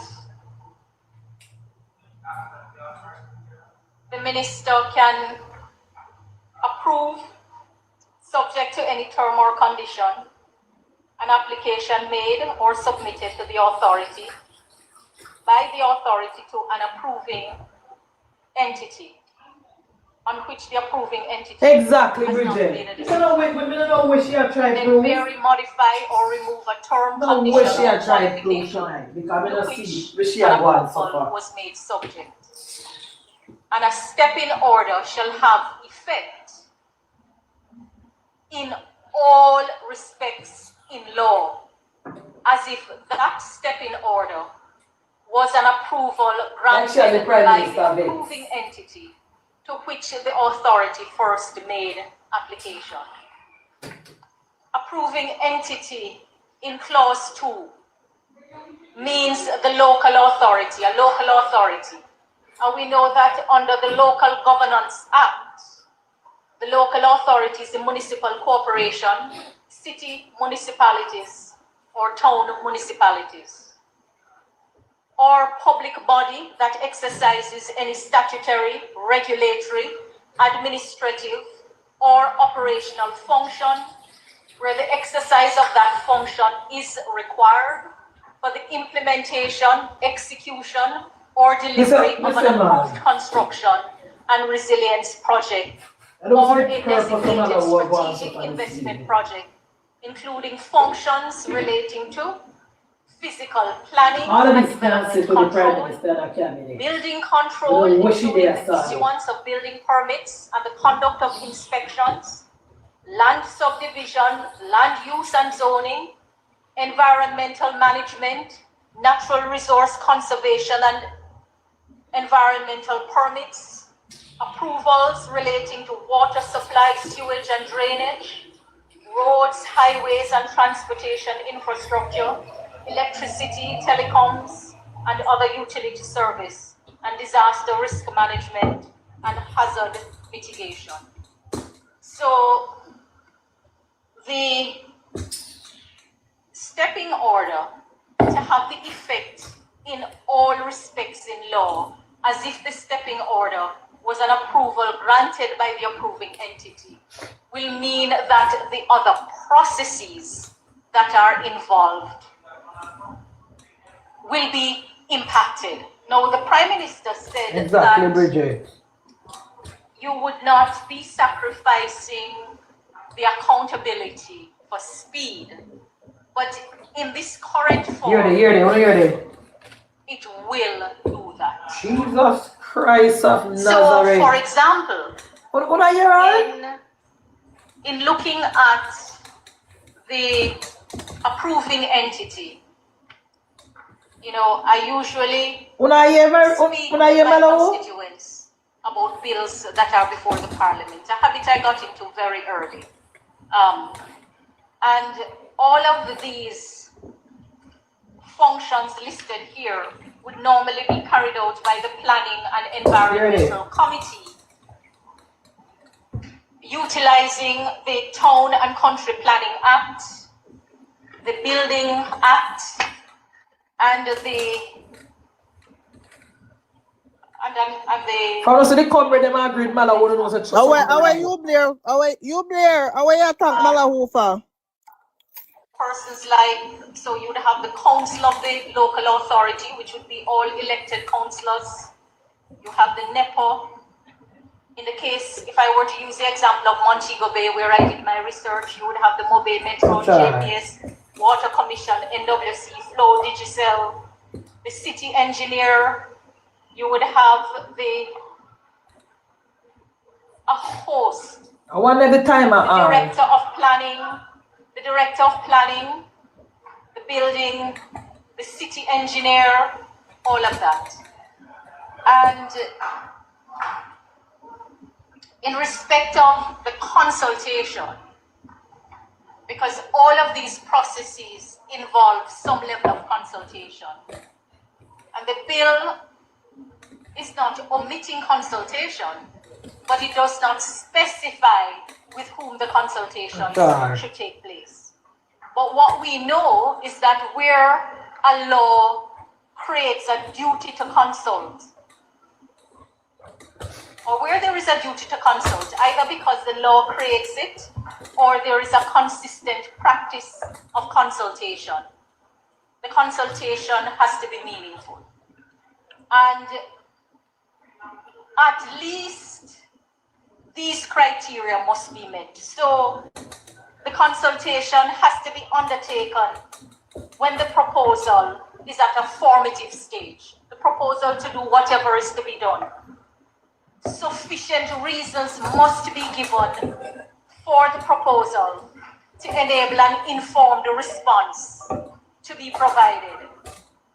Adequate time must be allowed for the response to the proposal. And then the product of the consultation must be conscientiously taken into account when the ultimate decision is being made. Guys, more make you know say the PNP a clap Malawi, you know, just want to know. Said PNP a clap Malawi. So that going to Parliament this evening, yeah? A Parliament are going now. So I'm not see it. Matters Hey, on which a proposal is being made, on which you're going to have reliance. So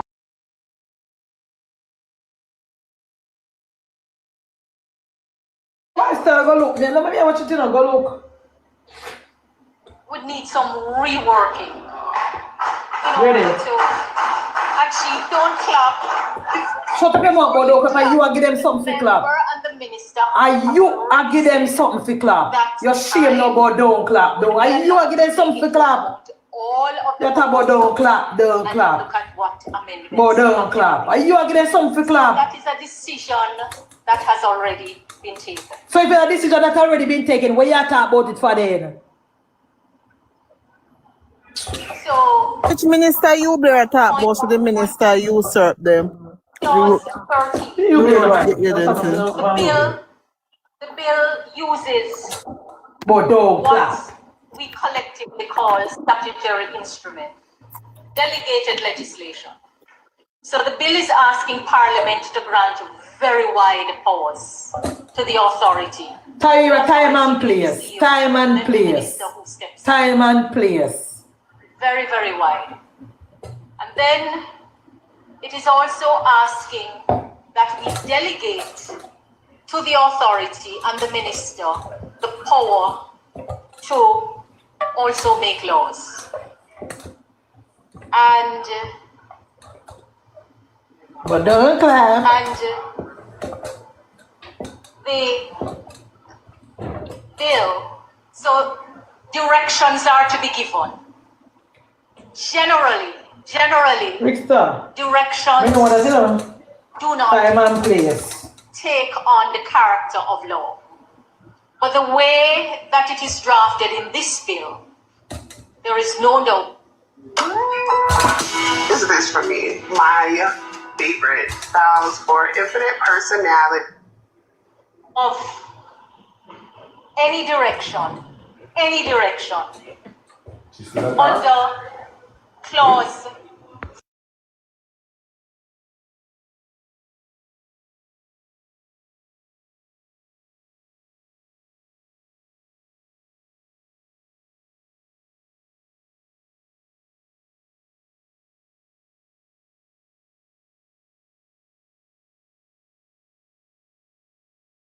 approved reconstruction and resilience projects You don't need cucumber. and designated strategic investment projects are implemented in accordance with the terms of the cabinet approval and public interest.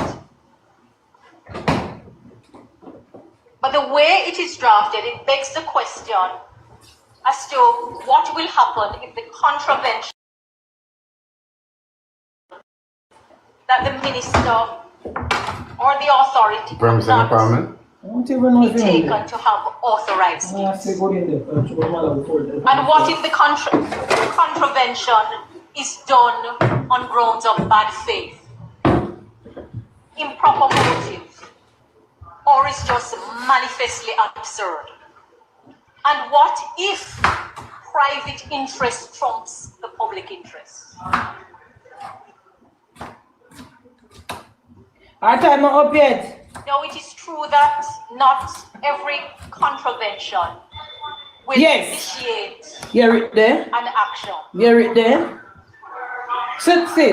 Thank you, Minister. Thank you, member. No, stay and let you finish. You have 5 minutes to finish. Yeah, man. Don't give her no time, Madam Speaker. You have 5 minutes. That's about interest rolling, yeah? Me hate it. No. Backbench of the things. Backbench of the Prime Minister and tell him more about the problem. She don't need to come and go through bill like she a Mark Bowling.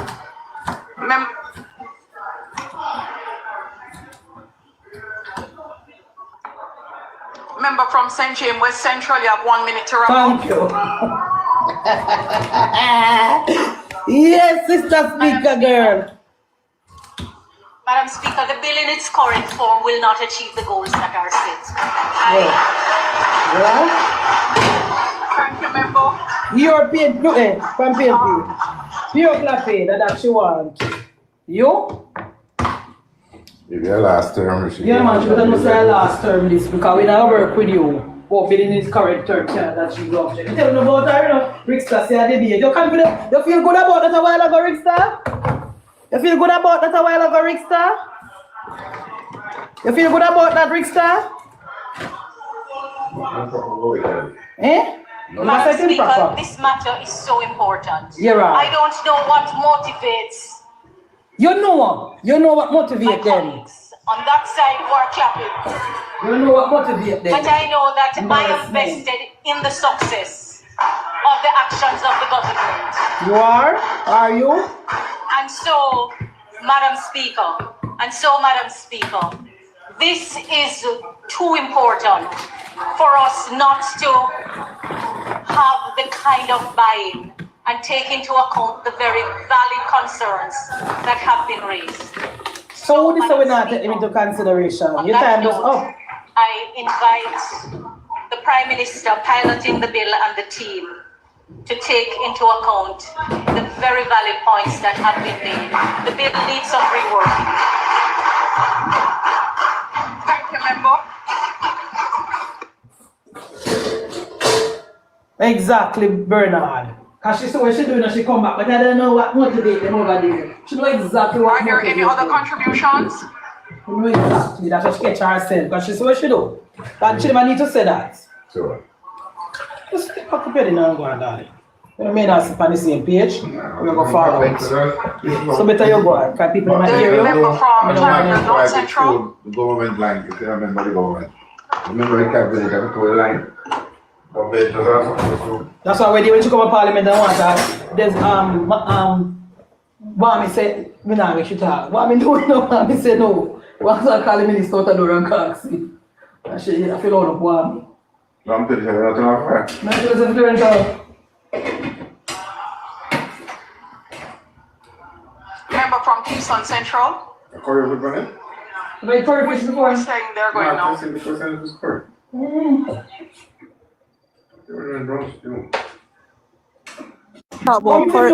Bring the program. Somebody Empress are ready to bring back the program here. Munchie curry fish and boiled banana and soft yam so nice. My apologies. So it is actually the member. I hear you. We can't do the man here bring the program. That's what I'm telling you for go on, but you're not going in here back and forth with me. Madam Speaker, It was not my intention to speak. Exactly, Erica. Exactly, Erica. The people that will just come. No, so we at this from 2 o'clock, you know. From 2 o'clock we at this. St. Andrew. Oh. I dealt with most of the issues, or addressed a lot of the concerns. But there that further concern that I would just like to address from a local government standpoint. Going through the bill, Madam Speaker, carefully. You know what I know. I just want to highlight that there is no bypassing of the process, the approval process. Thank you, Feder. Thank you, Feder. No bypassing of the procedure process. Like when Madam Mallory just said. There is no, for want of a better term, there is no taking away of the authority. Thank you, Feder. You let me do something here now. Bring it. Thank you, Feder. So whether you're dealing with the planning authority or the building authority, or you're dealing with fire or NWC in terms of sewage, there is no relinquishing of the authority of movement. Thank you, Feder. Thank you. So the process, the approval process in the bill runs, in my estimation, within the bill, the approval process runs as is. Yes, Feder. Yes. Well said, member. Well said. One moment, member. What is contained in the bill, however, Madam Speaker, is it, and we're dealing with an emergency. We're dealing with, maybe this may not be a good example, but when you contemplate, why did God have to appear on Mount Sinai? Yes, Feder. You learn. Why did God have to appear on Mount Sinai with the 10 Commandments? With the 10 Commandments. No, me like her, but... Yes. And you know the reason? Yes, Feder. The children of Israel had gone so far. Yes. And in my belief, God couldn't get their attention. Feder. There was a shock introduced into the system. So the 10 Commandments on Mount Sinai was God saying, getting the attention of the children of Israel. It's an emergency measure to get their attention. No, come here now. This is an emergency. This is a special situation in our country. It requires special measures. Yes. It requires emergency measures. Yes. And it requires a special approach. Yes.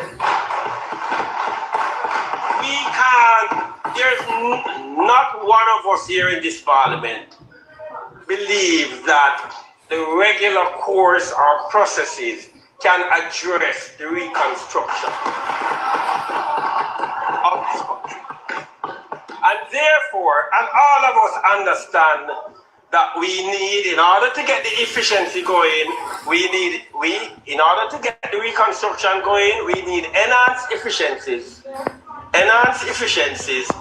and we need quick responses. We need to get things through the processes faster.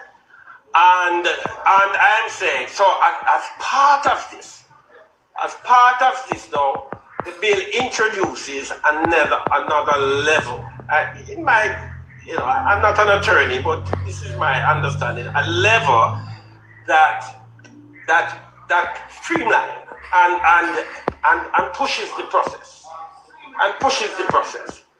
Now, it's almost, I would say, if you were thinking another way, you would say it's an appeal. So the minister is able now not to make law, but the minister is able at the end of the process to intervene. Now, in the intervention, this is critical, in the intervention, the minister is not bypassing the approving entity. The the minister, the minister is convening the approving entities.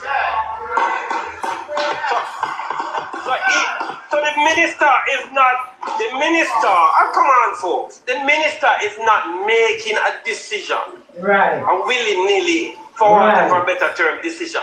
The minister is convening the entities in the interest of the reconstruction. The minister is able to convene the entities, evaluate the process, what has happened. All the PNP, you see you bring over YouTube hearing. Why concentrate the power to the Prime Minister? That's all them are worried about. The Prime Minister power. And that we vote for him for. It is there. You want me to read it? To fall into that trap then. Come on, list. Has to convene the approving entities.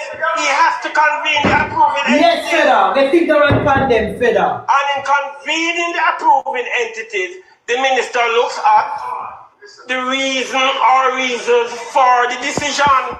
And if the reason or reasons are grounded, the minister will uphold the decision of the approving entities. If they are not grounded, then the minister will make the decision in accordance with the reconstruction projects.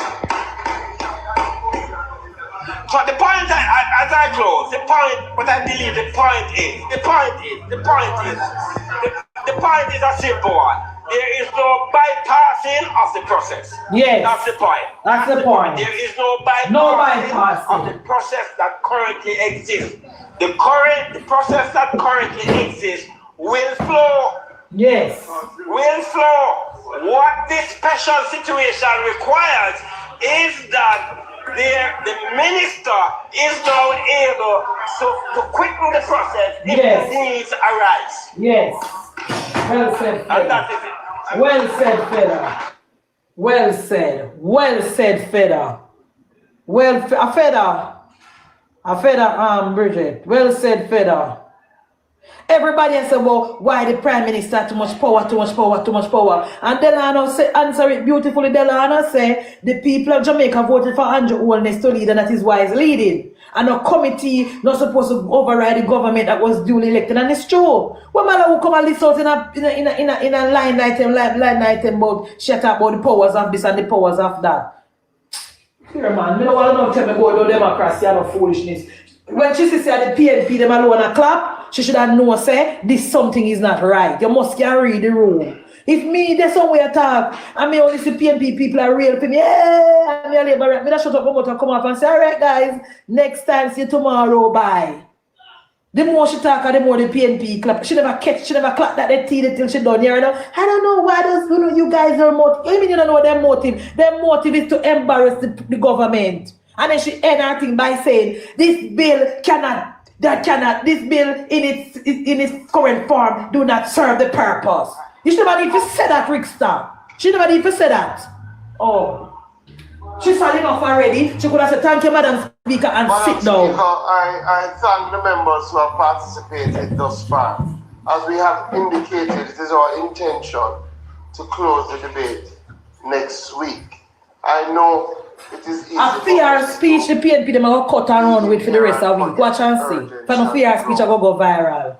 In relation to NaRa and the people who are waiting on the reconstruction process to start.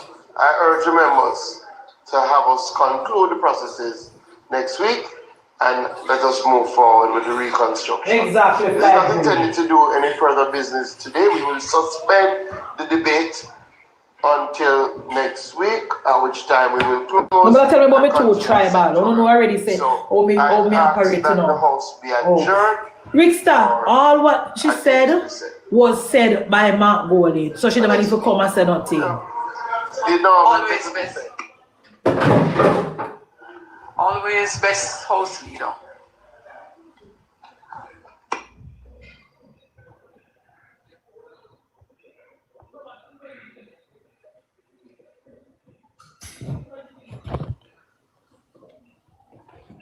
The program done, guys.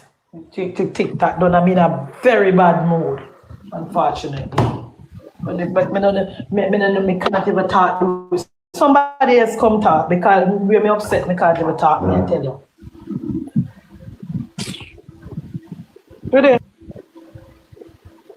She basically, as Erica said, because I didn't listen to Mark, so me can't say what he said, but me know he did talk long. And because me did do something, I didn't pay attention. So she basically has said what him say, you know, and thing. And I'm saying, if she never look over the bill before it even reached there, so she never look over it. I know that because Malawi Fort is not in the cabinet, her opinion is not heard in the cabinet. I understand that. Me not does. What I'm saying is that she can object and she can say certain things that the bill need to reroute. But the way out our pastor what she take, I never liked and I saw it coming because she should do it before. And when the speaker tried to stop, tell her see her time up, and she never wanted on. She begin to start to tell the speaker about how this legislation is very important and it need to spend time on this and spend time on that. And then the speaker say, okay, yes, yes, member, and done. And she still continue to talk about how, Madam Speaker, this bill in its current form cannot serve the purpose. She never need to say that. She never need to say that last part. So they don't tell me about me tribal. When I like there's something there. That is, nobody is not saying that some aspect of the bill never need to amend, Rickster. It is already decided that the bill would be amended. That is why the Prime Minister said the bill not close to the debate, not closing today, because we want to take in consideration all what the people them say, amend it, and we'll come back to next week and we'll pass it. It is discussed, it is agreed upon that it is going to be amended and them going to pass it. Nobody is just saying that never happened. I am again, let me repeat, because I don't know I'm in a really business if you don't want to vex. I did not like Malawi Fort approach to the situation. She could have found another way of to express herself. And if you look on her face, you would have seen, go look on her face. And well, she see the PNP, them a clap. She don't smell the rake and she say, no, sir. How them a clap, so? Because if me a liberator, me here, PNP a clap, Mr. No Bridget, that is time for me to shut up. That is time for me to shut up. No, tell me not man, but we not like man out for. They would upset me too. Good evening, people. Munchie, my question is, didn't the Prime Minister go through the bill with his members? No, only the cabinet. I remember she's not a member of the cabinet anymore. So, but she see it. She see it because the bill was tabled. That was my issue to Bridget. What happened? Why she come now and say, whatever. She didn't see this. But what may I say to Fabulous? The PM knows say probably she know a lot about the law and whatever. Why exactly, wasn't she, why me just ask the question, why never incorporate her going through the bill then? Or me just not understand the part, why she finds so much fault in and she have to come in a in the bill and her government because she have to come now in a parliament come say that because you think the PNP would have government do what? A year you know, so the PNP they come in the PNP coming at the ethics committee to the combat garden. We never see them in action. You know, so the PNP coming at the committee to the combat for garden and put the reputation on the line for garden to the tell all one time she have to ask Anthony Hilton say if I am a garden lawyer. But yet still she ready to come run her mouth and rip the bill. She practically wanted to rip the bill apart, Bridget, if the time and never come. If the time and never stop her, you know, Bridget. A line by line, she go down in, you know, see. What my problem is, you know, this is simple little something where she should have didn't know, so she can't sanction the man at the parliament for sanction. So she never know that. Yeah, but what she know, she don't know. When Frank with her tell her say, what about the legal part of the aspect sanction the man? She said, no, it's not the time for the legal part. So she didn't know that. What she know, she don't know. She focused on the wrong thing. She focusing on the wrong thing. What she know, she don't know. Me not say she focused on the wrong thing because if you are meant. But I feel say as a member of the government, she could have easily call the Prime Minister and say, PM, we need to talk about this bill. There are certain things that we need to do. Not because she's not minister, that no so she not have privilege to call the PM. Don't tell me bullshit from him. Rips about shit. Me never say she can't call the Prime Minister. I'm just saying she's a part of the cabinet, so she wasn't there in the discussion, but she can call and whatever. Of course. Yeah. That is why when I stand in finance committee when she wanted to ask question, you know, and she's well within her right, you know, but what me say, remember we asked you in a government, you can call the minister anytime I ask the minister. And what me say casually, but it's not lie. You should this never needed. This never needed a while ago today. Tahari, when I say our points not valid enough, sweetie, if she see them, may agree. But remember, it's your government. And if you read the bill and see there are certain things that can be amended, call the PM now and say to the PM, there are certain things that we need to go through, you know. And even sit with the PM and go through it. But you can't come in a parliament, come rip up the bill and chew it out like that, and I talk about it cannot be passed in this forum or in this format. No, the PNP would have never do that, especially to them PM. That is my problem. Me say it couldn't. That's how me have a not problem. like this. Not like this, my darling Tyria. I mean, I get the hold on, fabulous. Me get 1 minute, fabulous. Cause you know me can't talk long. Tyra, me never get to congratulate you on your job, my darling. God bless you and do your best. Go on now, fabulous. That is my thing too, Bridget. What happened? Why, even though you're not a part of the cabinet, it's the first you're seeing this bill? And the first year I see it since it come to Parliament today? And the first year I go through it?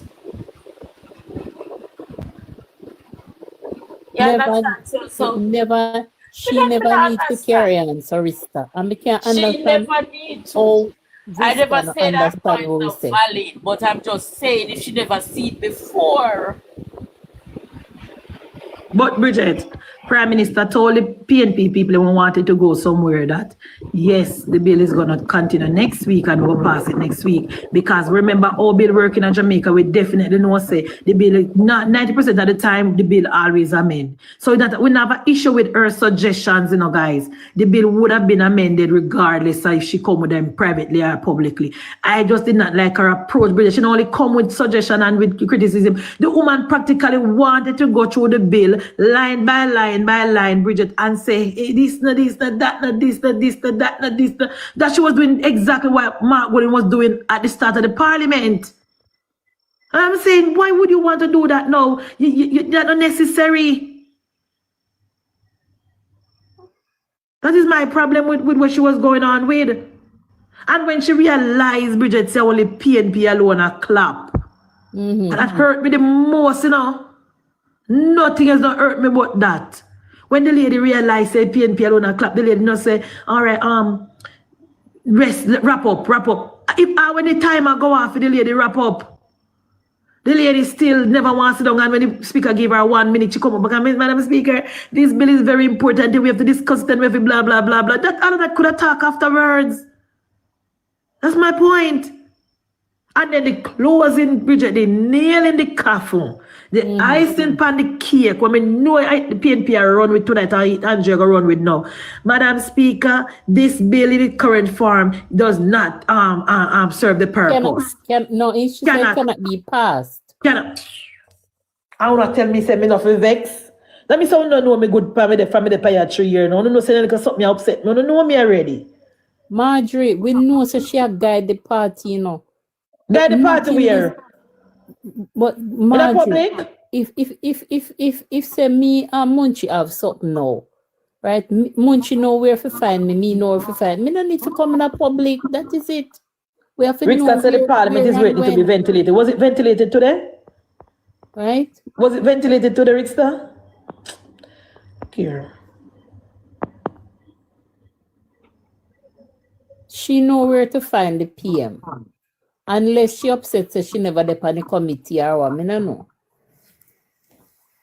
upset about that session on the committee. I And she must know that. all that is sad. And who Yeah, the committee never do a good job and da. So she wants to ventilate it I more. think she's upset she's not on the committee to craft the bill. That's my conclusion. I mean, though.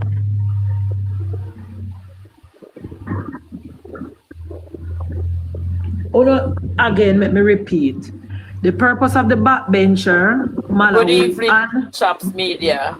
Good evening, Chops. Malau and Wami is to them backbencher based on the Westminster system. Backbencher can talk and oppose what government. Me telling you from the day one, my issue is not Malau Ford giving her opinion on the bill, Bridget. Me telling you from the start. My issue is that Malau wanted to go through the bill line by line by line, and every single line where she go through, she oppose and she do right and this and that. And all I'm saying is that she never need to go through that.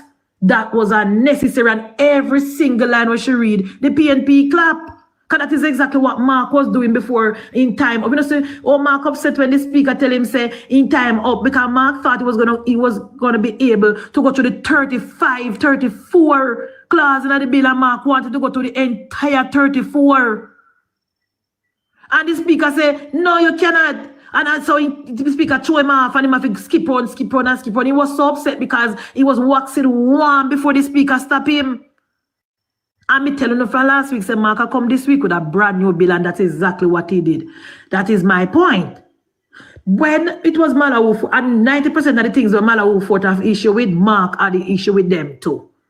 So all she had to do, summarize her thing nicely, Bridget, and say, certain clause of this bill, I trust that all right. So she know what she do wrong, When you go back, go look to what she say after she catch herself. You see, after she catch herself and she come back and she said to the PNP, them say, I don't know what you guys are laughing about, because I know that I want this bill to succeed and I want this government. Because she catch herself.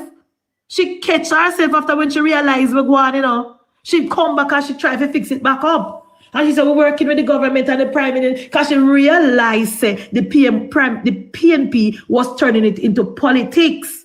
So she catch herself. She catch herself afterwards when she said, she started up again and said, I don't know why you guys are laughing, are clapping about. I know that this government is got something to the effect. But she catch herself. She catch herself when she realized what the PNP are doing. That is all I'm saying. If you're a seasoned politician like that, she shouldn't allow them to carry her white. So remember, when Delroy brought the last bill, and the PNP go through it and then walks it one and then tear it up. All Delroy Chuck stand up and say, well, remember, I heard what you said, and I'm not going to pass the bill today, we're going to do the amendment. Delroy Chuck, that's all Delroy say. And sit down Delroy, never got no details, nothing. All Malau Fort had to do, summarize our things and say, and sit down. She don't need to turn up and talk about how this bill cannot pass. Whatever.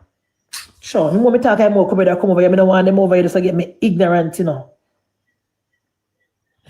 It's not about the vote. Can I ask a question? It's not about the vote. In the box, in the comment for the longest while, asking to say something or to be Let me see. Soji now, me can't add Soji because even though Soji says if you add him, Soji don't send a request. And if Soji don't send a request, me can't add him because it's private. Or Chopper send a request. See good sense of prevail here now. Because you can't listen to me because I'm emotional. See good sense of prevail here. Me and Bridget are going to move your mic because we emotional. Good sense of prevail. Oh, we emotional, me tribal. So. I'm a tribal, so I don't know me a worse person. Chopper, what do you say? What purpose of Parliament?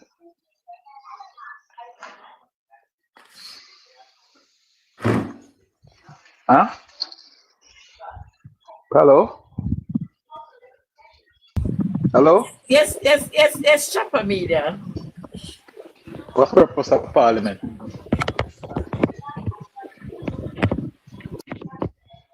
Bill and dissect and make points and ventilate. So what did they say? What they did today? Yes, I don't mean chopper attack. they did today? Say me tribal up in a knife for this. I want to answer chopper now. That's why me bring him here now. The way you don't answer, you're the host, and you me come out. And I'm me the host, you could never come about me. You know me Are already. you me come out? My spirit in Are you me come out? Me cool and come back to my sense tomorrow. Are you me come out? Give me my time out. That is why they teach it in a school, Parliament. So when people upset with us, let them be. So Jay, me can't add you, but you can still learn from Chopper. That is why he's here. No. Me no come to teach class. Me come to ask you. Oh, Parliament. Oh, yeah. All right. Make a try to talk with you. You me come for tonight. Where you come for me, fam? You over here a string up Malawi. Me not string her up. Me not string her up. From morning, me and her the pan good term, but me not string her up Chopper. But you know, want me operate already. Me not good sense not prevail with me until me calm down. Me not string her up Chopper. But my issue with her is Chopper. You never watch it hear you that hear it, Chopper. So let me tell you what upset with Malawi Fort of right? Malawi Fort government in a parliament. Just like what I tell her that me I tell her too. If you have an issue, contact your government. But she have a backbencher and she have a right to speak on a bill that was presented. That's fine. When Malawi Fort did I go through the bill line by line and I repeat apart, say this not right, that not right, this not do good, this not right, this not do good. When Malawi look over and see the PNP, them a clap and a stand up on their foot and a girl standing ovation. You should have said, ratted, something right? Something right, yes, sir? So you believe that the points that the opposition brought regarding the bill, were they well placed? Listen what the opposition, some of them was well placed, but we know what we get from opposition presentation, Chopper?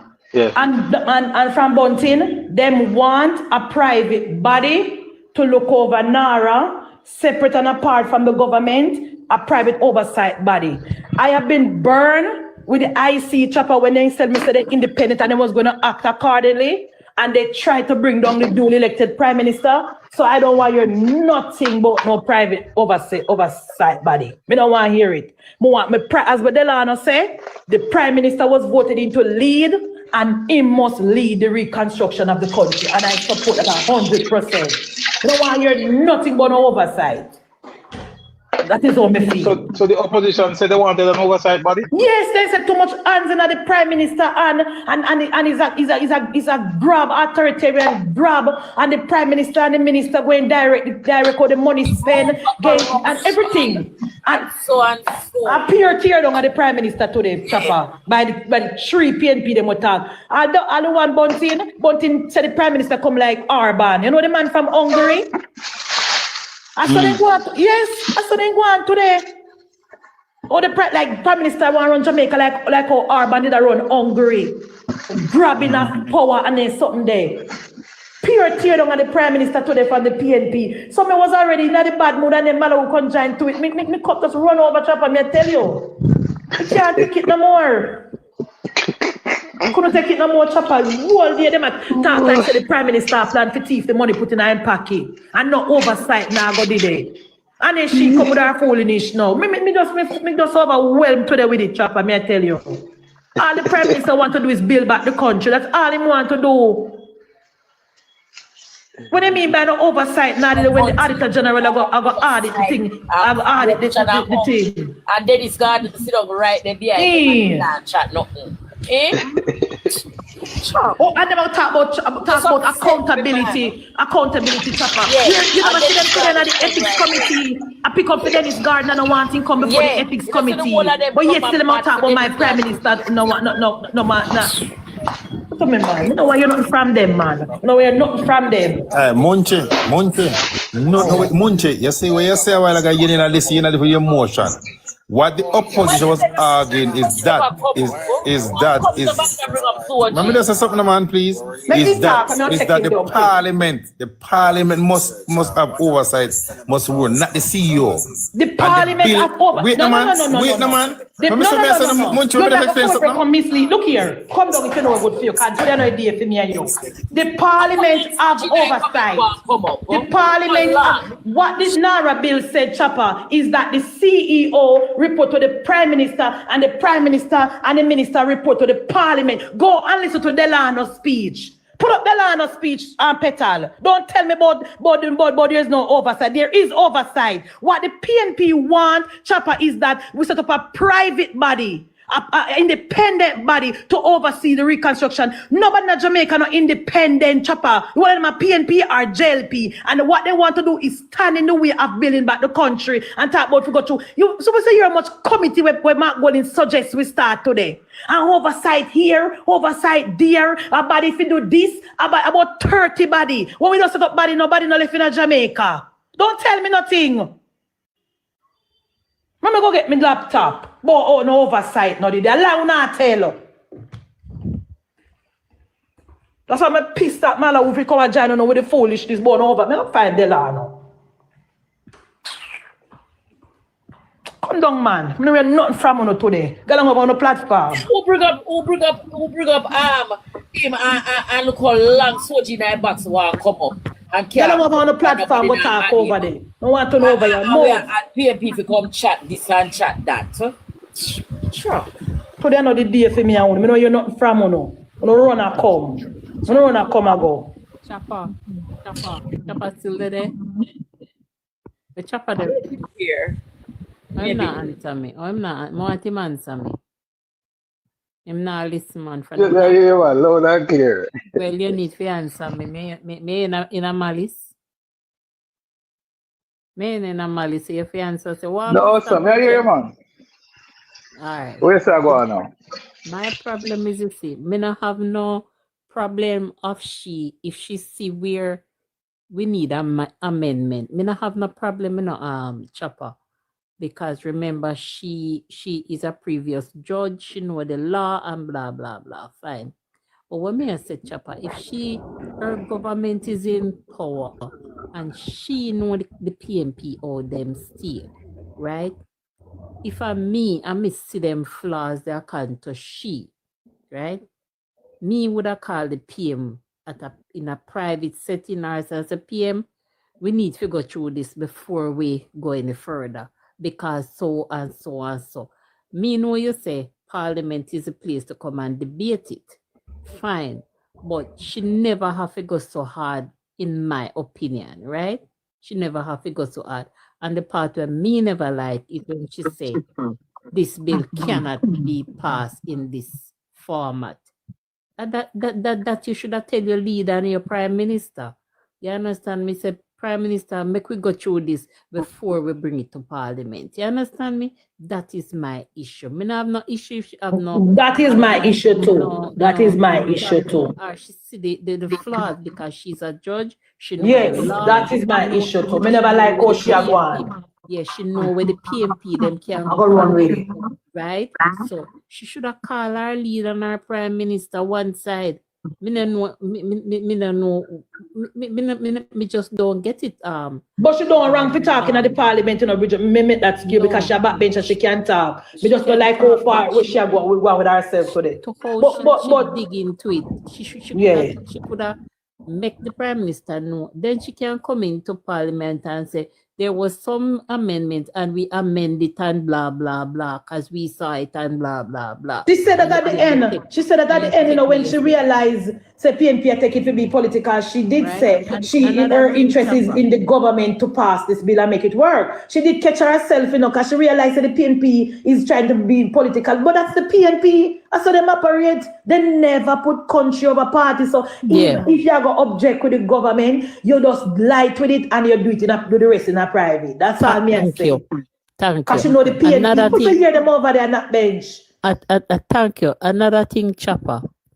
She never knows that she can she know the law so much and everything, and me kudos to she. But she never knows that she couldn't sanction garden today. She never knows that she couldn't do that. These are the things we are talking about, Chopper. So she couldn't sanction garden. Why you think garden is right? No, we never said that. But you already concluded the garden, right? No, don't misquote me. The ethics committee cannot sanction it. It has to go. She said at the end of the ethics committee to the Chopper say. She said, let me tell you what she said. She and the team that's an opinion brought forward by the person who was sanctioned to the meeting. No. You said it is correct.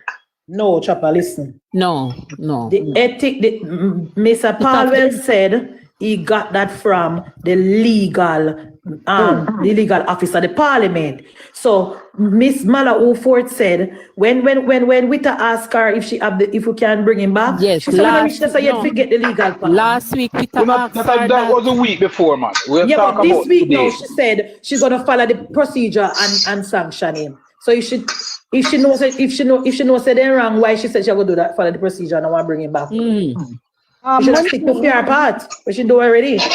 Good night, everyone. Munchie, I agree with you. Basically, what they were doing today in Parliament, the opposition is trying to say that the Prime Minister is not capable of handling this and this is what they want. The international body thing, to me, that's foolishness. I think they're trying to find a way to squeeze themselves in on this bill. The opposition is a waste of time. Yeah, but they want private people from committee to oversee Prime Minister. Where they get that from? No, private people now oversee the Prime Minister. No private person. No, dear. We need to vote for the private people. Everyone is linked to a political party. Leave the Prime Minister to run the country. He was elected. Let him do his thing. Exactly. And no private will get passed. Nobody. At the next meeting. Yeah, man. No private thing. Andrew, we elect to run the country, you know. So I hope he take that bill that Mark Golden put together and throw it in the garbage. We don't need Mark Golden help. Let Mark Golden go take a back seat. Mark Golden don't like Andrew. Carry here with Mark Golden, everything with Mark Golden today. And Mark Golden out there spreading lies on the Prime Minister. And committee must suggest reform. Where is the committee that's going to oversee what the money is going to spend? Where is the body that's going to every minute is a body and a committee must suggest? It's not weird. You see, Andrew sit down and take notes in, and I know Andrew going to tell him, listen, take a back seat, you lose the election, I'm the Prime Minister, let me run the thing. You understand? I'm here to prove to the people I'm going for a 4th term. Let me handle this. I am the boss. You're only one boss, you know. One boss sitting down in Parliament, and that's Andrew. Mark, move and go and go take a back seat, man. Damn loser. Andrew don't need his help. He acting like he support the Prime Minister. You wanted to go to the World 34 the Prime Minister in New York. One by one. Kerry. You understand? He out there degrading and bringing down the Prime Minister, and he coming in Parliament like he stand with Andrew and he want the best for the country. That was, come on, foolishness. Kerry. You don't need Mark Golden help. Go take a back seat. You're opposition. Go take a back seat. Kerry, let the Prime Minister handle his thing. The Prime Minister is trying to avoid the whole bureaucracy and red tape and who sign. Listen, the Prime Minister have people who supported him. We don't need no help from Mark Golden. You know. So you see when the people that go on the committee, all them all do. Thank you, Bridget. Them object it. Exactly. Object it. Exactly. Our man about local government and land agency. Man, I want to realize the parliament is something, there, Bridget. When you want something to do in a community, by the time the local government and the land agency and this authority come, the place broken at 2 1 but look how then the people take long and lazy to do them work. Exactly. And now go around and the people and she go come back. You have this agency to do this already. And Munchie, another thing too, basically what he was trying to point out, the Prime Minister is so corrupt, so we can't make him do this, put an international body. Make Mark move and go. Please.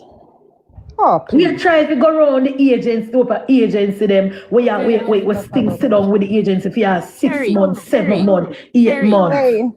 Kerry, Munchie, why the guy always follow up Kerry at night time? On the block him now, block him please, because I don't in no mood tonight. No man, let them stay. That's how I want to hurt their feelings. So when they start cussing, their feelings get hurt.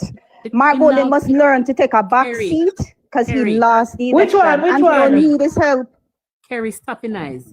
The man not if he's talking politics, me not no problem. But when he more come to well on a man, listen, young girl. When he more come tell you if you suck your mother, that's not a part of what we're discussing. Who not talk? Real G tell just type in the comments say Kerry must go suck her mother. That is not what we're discussing. Come here, look through window now, guys. We come and tell us say the way the debate that go on good to them, I tell you. To come up here, come disrespect or no. If he's going to join in the conversation, I have no problem. The only sensible person who never so bad today, I'll give him 3 out of 10 was Isa. Rest of them could have turned. And you're going to grin over that, Kerry. Come on. Me never see him, me never see him. But Kerry can't block him. But Munchie, every time he here on Navi Live, every time he's in the live disrespecting people, I thought he was black already. No, me not, cause me not one thing, you know, you know me already, me not really all I comment then. Only, me never said, me go block for him and block him. He's always in the comments. As Block much him and block like him. you over here. Look like a moderator block him already. Okay, good. Today when Mark Walling start, you know, Mark Walling give a little summary, then he say, you know, I would have to go through the clause one by one to give my expression. It's when me hear he say that, Bridget drop off, yeah. It's when me hear he say that far, but me know say a problem, you know. Me know say I come for writing on a bill, you know, because I tell you from last week. So it's when time somebody asked me in the comment section and say, how long Mark Walling I go talk for MunchieB? I say, I don't know. It's when me hear the time I go off, I say, brutal you. And you see, oh, him upset and I say, I don't think the opposition leader should get any timer.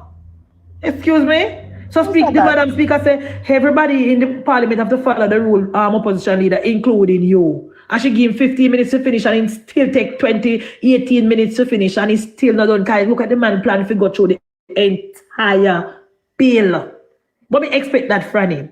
My issue with Malawufort, and this is just my personal issue, I may not take things personal like, you know, and tomorrow I now wake up and depend this again. Because at the end of the day, I still going to support my party. My issue with this, as I'm gonna say it again, she never that go so hard. Today, she could have just give her a little opinion or 2 points. She know the bill will be amended, so all she have to do is just talk to the relevant authority and whatever. And after she say all of what she say, me give her grace and she done what she has say, and then she stand up and say she not so the bill cannot pass in the correct whatever. That is what pissed me off to the end. But as I said before, me can get over it and me can move on. We can move on if we don't want. Munchie, you gonna need 2 days. No, me promise me not bring it back tomorrow. Me not bringing it back tomorrow. Oh God! I tell you, cause people they think me gonna bring it back tomorrow. Me not bring it back tomorrow.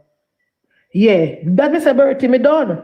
Don't know me, you know, me don't talk, you know, me upset and then me don't talk. Me don't support her behavior, but that is just me personally. That is just me personally. Other people agree with her and that is fine. Me don't support her behavior. And the first message she do it, but this time she crossed the line out about the bill. The bill cannot, don't support the bill. And then the PNP them run on top, but yay, and I clap. That's sweet them, that part. That's sweet them.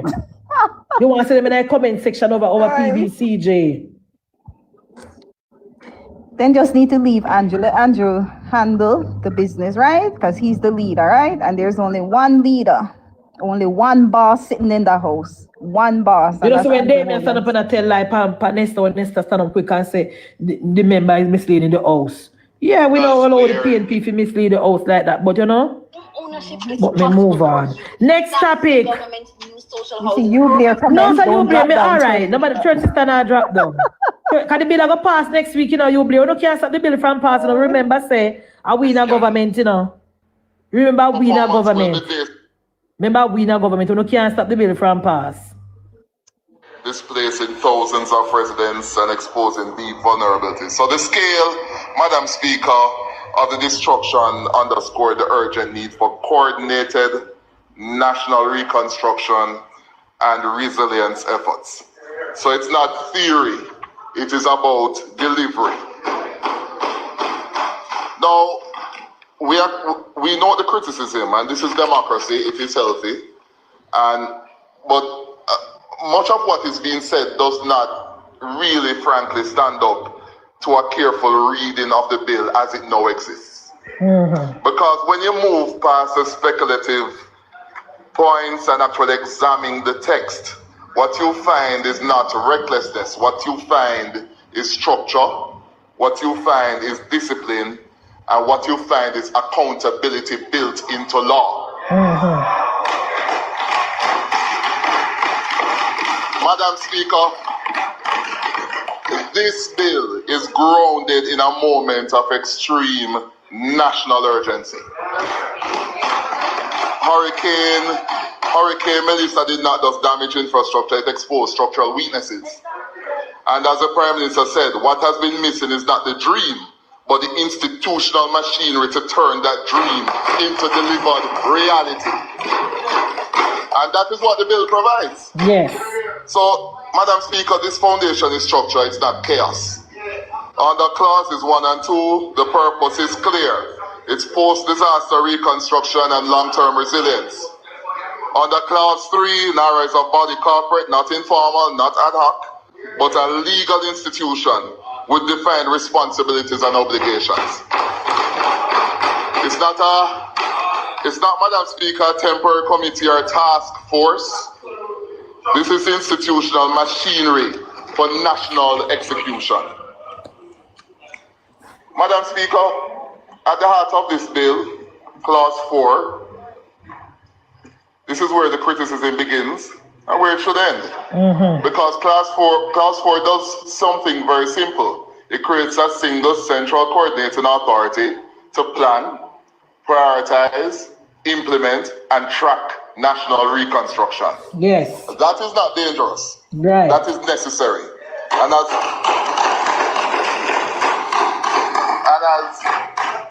And as the proverb reminds us, too many cooks spoil the broth. Yes. Fragmentation is the enemy of recovery. Right. And this bill is designed to eliminate fragmentation. Right. Here, here. So, Madam Speaker, let me give a direct response to this is a too broader legislation. Malawu say this too. And Malawu say too. From St. Catherine, Northwestern, and the member from Manchester South. Yes. We hear that the mandate is too broad. But let us be serious. Reconstruction is broad. Yes. You cannot fix roads without drainage. You can't fix houses without utilities. And you can't build communities without infrastructure. Right. The bill frankly reflects reality, but critically, it is not unbounded. It is anchored by cabinet-approved projects. I think the people of Jamaica should be reminded that the cabinet of Jamaica is not a standalone authority. Right. It's a temporary custodian of power granted by the people themselves. Yes. The government is elected by the citizens. Every minister holds their seat as a servant of public trust. Yes. Legally bound to a mandate derived directly from the ballot box. Yes. Here, And here. to prevent the abuse of this borrowed power, Yes. we have checks and balances. We have an Auditor General, we have Parliamentary Oversight. Yes. We have Julian Robinson chairing the Public Accounts Committee. Right. We have legislative and judicial scrutiny. Right. And we have many other transparent mechanisms in this functional democracy that we call Jamaica. Here, here. So you have cabinet-approved projects. Clause 17. We have structured programs and plans. Clause 18 and 19. Full auditing as a standard and reporting. Clauses 9 to 11. Yes. And of course we have the dissolution under Part 4. So this is not a free-for-all. All right. This is a structured flexibility under law. Exactly. Madam Speaker, another claim is that the bill prioritizes speed over quality, and that is simply incorrect. Clauses 18 and 19 require structured programs, costed projects, monitoring systems, and critically, climate resilience and prioritization of vulnerable communities. Exactly, Erica. Exactly, so this Erica. is not rebuilding what failed. This is building what will last. Exactly. Madam Speaker, I hear the points about power and concentration of power. Let us deal directly with this concern about leadership, because this is really a problem. I don't know what it is. I don't know what we're drinking. I don't know what we're drinking in the country. Yes. Yes, the CEO. Yes, the Chief Executive Officer has responsibility under Clause 5. Yes. But let me ask you a simple question. In a national reconstruction effort, who should be responsible? Right. Because history shows us what happens when no one is. Yeah. And as the Prime Minister rightly stated, when accountability is diffused, institutions start to protect the processes rather than deliver outcomes. Right. And the people suffer. That's like what is going on now So the bill with the procurement. avoids that failure. And importantly, and this is the CEO fits, the CEO is not unchecked. Right. Cabinet approval, Clause 17.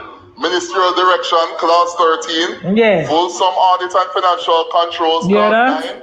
Parliamentary Reporting in Clause 10 and 11. You hear that, comrades? Transparency in Clause 20. You hear that, comrades? I want to draw attention to that Clause 20 because this is really phenomenal. It says it requires the authority to maintain a register of approved reconstruction and resilience projects, including descriptions and applicable programs and plans. And importantly, the register must be made available electronically for public inspection. Exactly. Providing direct transparency. Yes.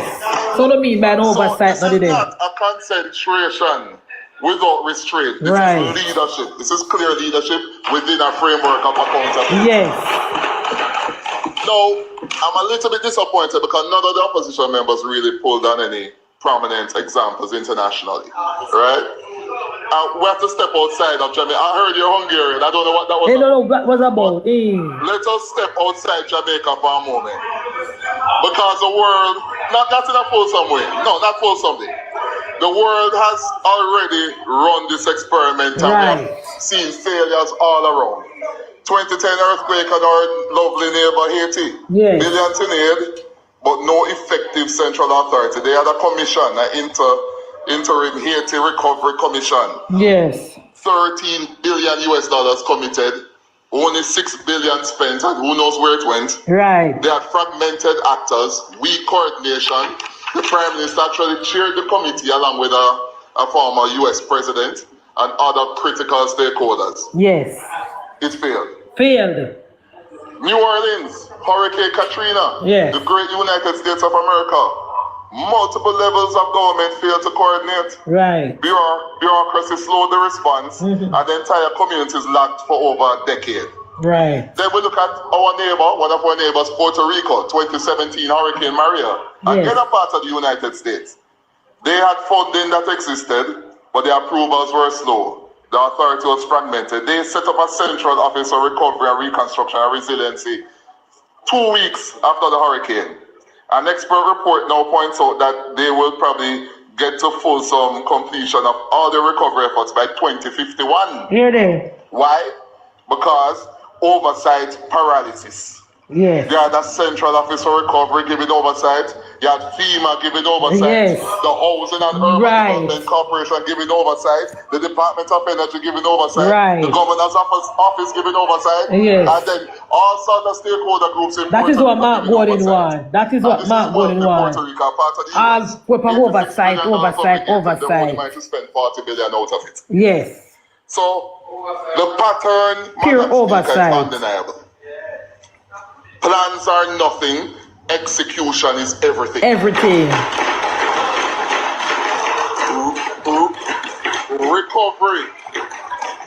Recovery does not fail because of money. Because here we have the great United States. Yes. Full of money. Authority was fragmented. Approvals are slow. Leadership is unclear. And systems cannot execute. Right. And that is exactly what this bill fixes. Yes. Yes. This bill establishes a single coordinating authority, again, clause 4. Yes. Structured programs and plans, clauses 18 and 19. Yes. Approved accelerated mechanisms, clauses 21 to 24. Yes. Cabinet accountability. Yes. And audit and reporting. Yes.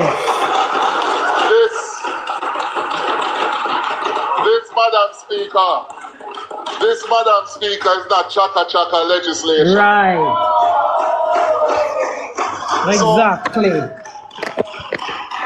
Speaker. Yes. As it relates to approval bottlenecks, clauses 21 to 24, and I think I heard the member St. Catherine Northwest speaking to this. This is one of the strongest features, actually, because this is where most countries evolving post-disaster fail.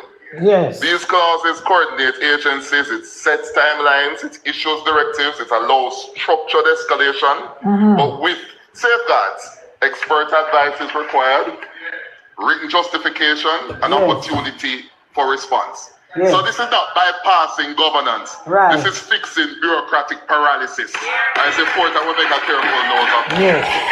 Well said, Delano.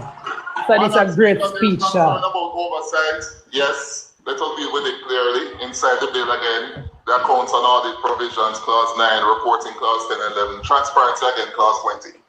Outside the bill, yes, but critically, the government has established Jamrock, which is chaired by a Jamaican, son of a Stanford professor, Peter Blair Henry, who, by the way, sits on two of the biggest boards in the world, Right. Citigroup and Nike. This is Right. somebody with a reputation to protect. Yes. And this body will provide independent public oversight, Yes. reports on performance, and introduce a national accountability lens, similar to EPA. Yes. And importantly, performance will be based on measurable outcomes, not processes. Yes. And Madam Speaker, oversight will include broad stakeholder input, including the opposition. Yes. So, Madam Speaker, the claim that there's no oversight Yes. is simply not correct. Right. What we have is statutory accountability and external independent oversight. Yes. Madam Speaker, let us be clear. Clauses 9, audited accounts, Auditor General has full access. Clauses 10 and 11, reports to Parliament. The Public Electronic Register, Clause 20. This is transparency in law. It's not promise, it's not theory. Yeah.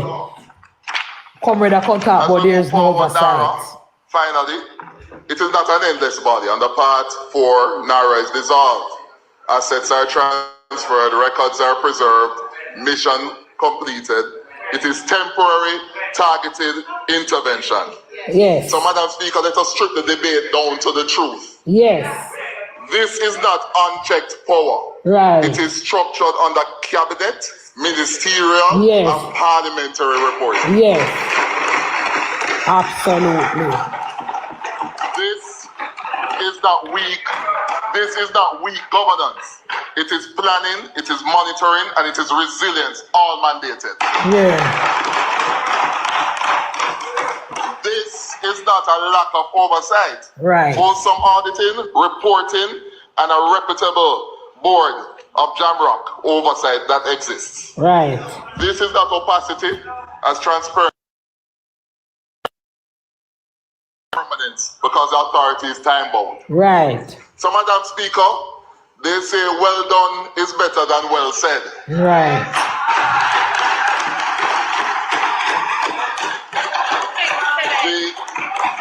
The difference between collapse and recovery is not the scale of the disaster, it is the quality of the response. And as we have seen, Madam Speaker, 2005 Hurricane Katrina, the 2010 Haiti earthquake, and the 2017 Hurricane Maria impact on Puerto Rico. Weak coordination, slow execution, and unclear leadership allowed confidence to unravel, sometimes for years. For the US, they are rich and powerful, so they will figure it out. Haiti, not so lucky. Jamaica has avoided that trap by restoring utilities quickly. Yes, yes. Mobilizing credible financing early $6.7 billion US dollars. Yes. From all the multilateral institutions. And establishing a clear institutional driver through NaRa. Thank you very much, Delano. Confidence at a critical moment, giving businesses and the people of Jamaica a visible path to stability and growth. Madam Speaker, I support this bill. Hear, hear. Well said. Well said, Delano. Well done.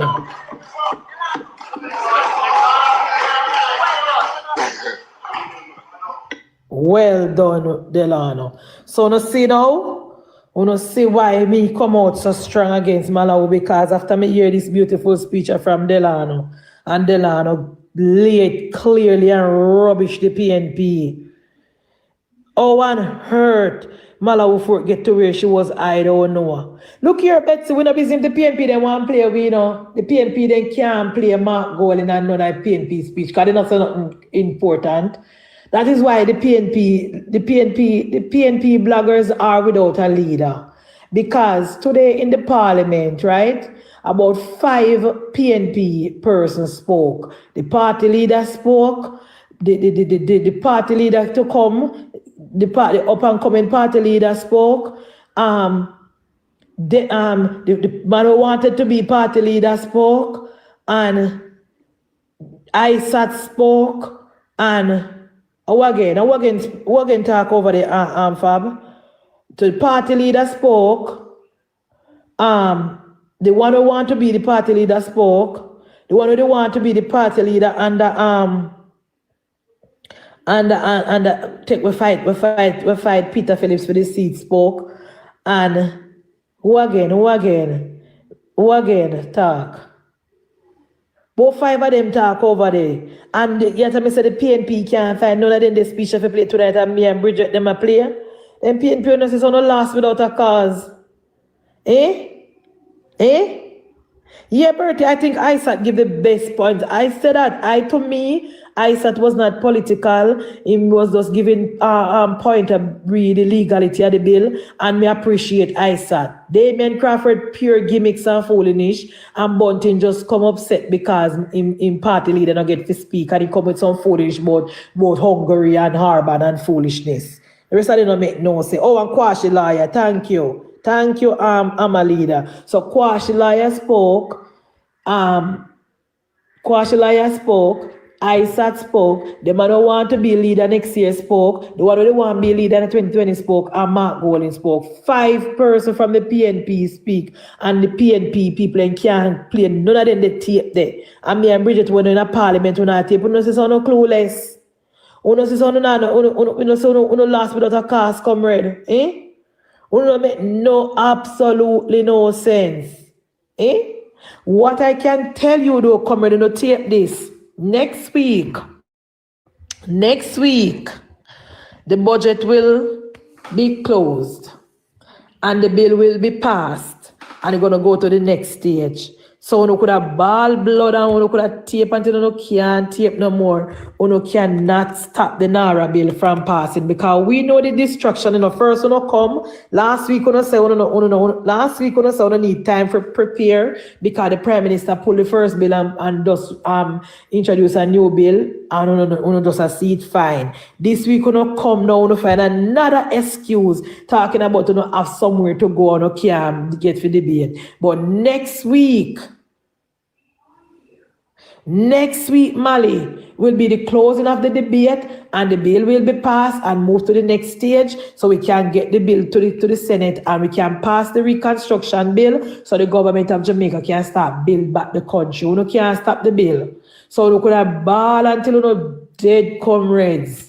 What we need for focus? Madam Speaker, I was away from the phone. Yes. So out of all the speeches, from Kwashi Lawyer to the leader of the opposition, and whoever come in between, they couldn't have found, like how you play Mr. Steve right, and what he has highlighted. They couldn't have found a member of the opposition to play not even the party leader on their live to say, look, these are the points my leader or my side got to the table. Them have 9 people over there. They couldn't find something to play if you say, this is what my side said, in order to debunk the bill that the Prime Minister is putting forward. And these are good points, and then them can decimate the bill and see where their leaders spoke on the bill, which is of importance I'm telling you, nothing.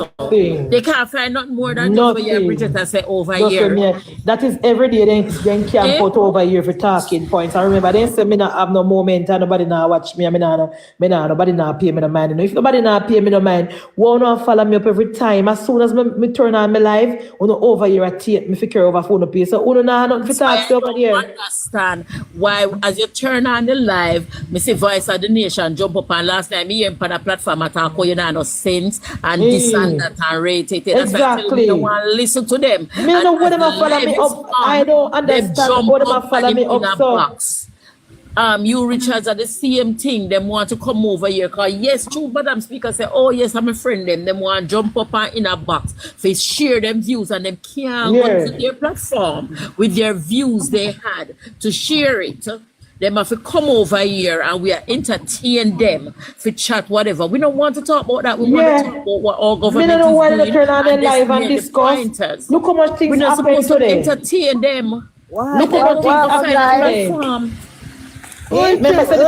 today. We drop asleep. I will go on over here. Here, so the comrade them come tape me and I gone over them page gone with it. I mean, I say, look how much things go on in the parliament today. I play you over them yes. here? But yeah, because I'm upset with Malawi Fort. I guess them tape me like them things. Then I realize by now Petal say me not have no filter and I'm not being You're an independent. You're an independent. Then I realize that I know. Eh? You're an independent thinker. Every time I tell them that. You're not a part of the cult. You're not a exactly. Cult. But they should see that by now that when I come on this platform, nobody don't call me and tell me what to say and what I cannot say. And if somebody does something wrong in my party and me want to talk about it, I can talk about it and tomorrow me still wake up as a labor right. Them cannot do that. If they ever mad and criticize Mark Gordon, then can't call back and beg nothing. If the PNP them ever take them, make the devil fool them and criticize them party leader, dog, and men supper. We can criticize our party. What Malahu do? Eh? What did Malahu do? Go and go listen because me over it now and me know you want to bring it back up because that's a good look, me I tell you, girl. Okay. You mean, I thought you was watching it. And me say me eat and a piece of IT stick me and me drop a good sleep. I ring the phone, just ring a while ago and wait. Yeah. Look how much things go on in the ethics committee to the PNP, then come an ethics committee to the Petal, and the first thing they come with is the matter of fact, me go look for it. What happened when me log on, me see you Blair come on and I say, like him I say, I agree with her, me ask him, say, what I agree with her with? And then me did there and me I listen a little bit and then me just no say just like a couple minutes ago somebody ring the phone and we. But me don't disagree with her with Malawi Fort. Me only disagree with her approach. Mm-hmm. Let me tell you what me was up when Feda started me drop asleep. You saw Feda get ignorant and out of character, Kerry. And because when Malawi go on with making come go on, so you know, Feda normally a quiet guy. Explain something about Jesus and disciple and something. Oh yeah, she making come out of character. And then me don't say at some point after that me fall asleep. So yeah. Yeah, eat and go sleep. Yeah, all of them come this man if you come defend Jack then. Every single one of them come this man if you come defend Jack then and talk about the committee no jurisdiction for calling me. And all of them come the first thing they come this man and then come about code of conduct. Yeah, so why none of our MP them never talk about this code of conduct something from long time? Ask them. Madam Chair. Ask them. Because them shall run them with it now because for a long time all ended that talk about all of us on this side have signed the code of conduct and all of us. So there was no conduct code of conduct to be signed. Nothing. It was on the website. You know, so silent really mean consent for true though. Because all along, you know, when they talk about if you side sign and me not hear our side or say nothing, I really think our side never signed no con. Hold on, Munchie, let me ask you a question. This code of conduct, is it like two different code of conduct? No, I must say, Korean, you know, upon the IC side where you have mission statement, this and that, code. I must say that them talk about it. Right, Munchie? They said the IC create a code of conduct for the members of parliament. And it is on the website. That's where you're gonna go to get it, to print it, to sign it, and send it back. Oh, you know, but remember that the IC, we don't know who give the IC that jurisdiction, if it was the parliament who gave them it, and what section of the Integrity Commission give them that power, and when did parliament, we don't know nothing about it. And if it was something that was required, you know, things like IC, just like how IC say everybody have to do the declaration by the 31st of March. You know, things like that, but that's everybody must sign the code of conduct and send it in by XYZ time, if it was mandatory. Yeah, but the PNP campaign on that, Mark Golden went around the country for 4 years and said, oh, Anjo, we not sign the code of conduct because they know that then this and then that, and they know they did the corruption. See, when they come to parliament, we told about corruption in the remember the NaRa bill not started, and the PNP started talking about corruption already, you know? So what corrupt about the NaRa bill now? What the corruption in it? What they're saying is that there is not enough oversight over it, and that the CEO have too much power because based on the NaRa bill is the CEO sign off on the projects and the minister can intervene and sign off. Basically the PNP have a problem with the Prime Minister, the CEO and the minister. And may I ask a question before they don't even speak, this man ask Kerry. What is wrong if the Prime Minister and the Minister intervene read the NaRa bill? Remember them, I go before the people at the next election, they are the ones who will be held accountable for not building back the country or for building back the country. We can't tell the people of Jamaica, say, well, even though the vote for we are never really we in charge, I really want man who put in charge. Even Malawi Ford said it. She said when she go in a fair constituency and the people them ask about things, she have to tell them, say, Parliament, government is not a one-man show, and enough of the things about the things she can do, she cannot do it without the team. But yet still she turn around and criticize the NaRa bill when the NaRa bill is going to cut out all of that bureaucracy. She see him one say it. She see him one say it. And that is why the PNP having a problem with the NaRa bill, because the NaRa bill taking too much wide things, like all the hospital to be rebuilt and the NaRa, schools to be built, and they say everything going to fly on the NaRa now, and the procurement process is not going to be followed. That is what the PNP has said. And then here comes Malawi saying that, when we talk about the building of the community and well, like this part now, she start list which part of the local government acted there and which part of the town and planning acted there and everything. So she basically say them already have bodies in place to do all these things, so they don't need NaRa to do it. But they need NaRa to do it better because NaRa is going to circumvent the waiting time and the long nights. Yeah. So NaRa is going to cut out the under the table and get kickbacks for giving nobody no procurement and give nobody no contract underneath the table. Anything you hear them complain. Anything you hear them complain about, problem with, because they can't get figure their friend and company no work under the NaRa and then them collect kickbacks over it. So exactly, fabulous. Exactly, yes. Yeah. That's it right there.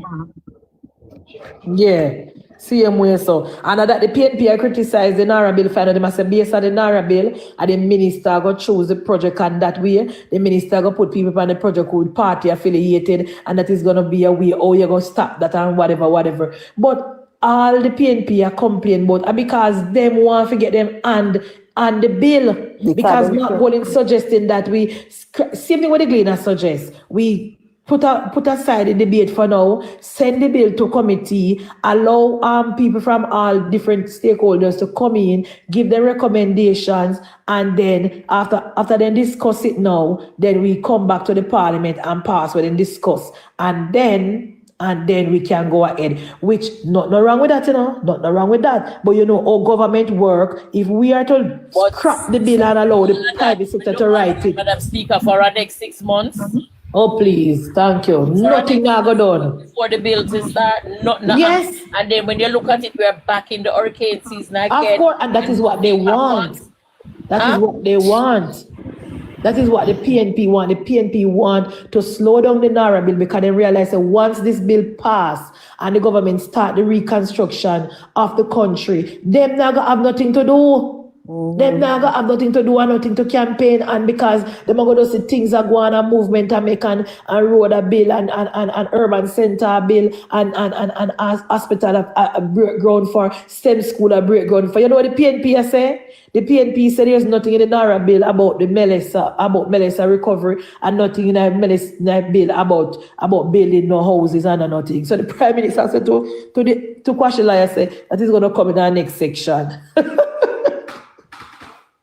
Where PNP can get at their hand pan are no control over, so them behave. But Munchie, he just have to make up his mind and pass the bill and done, because time. Thank you, Kerry.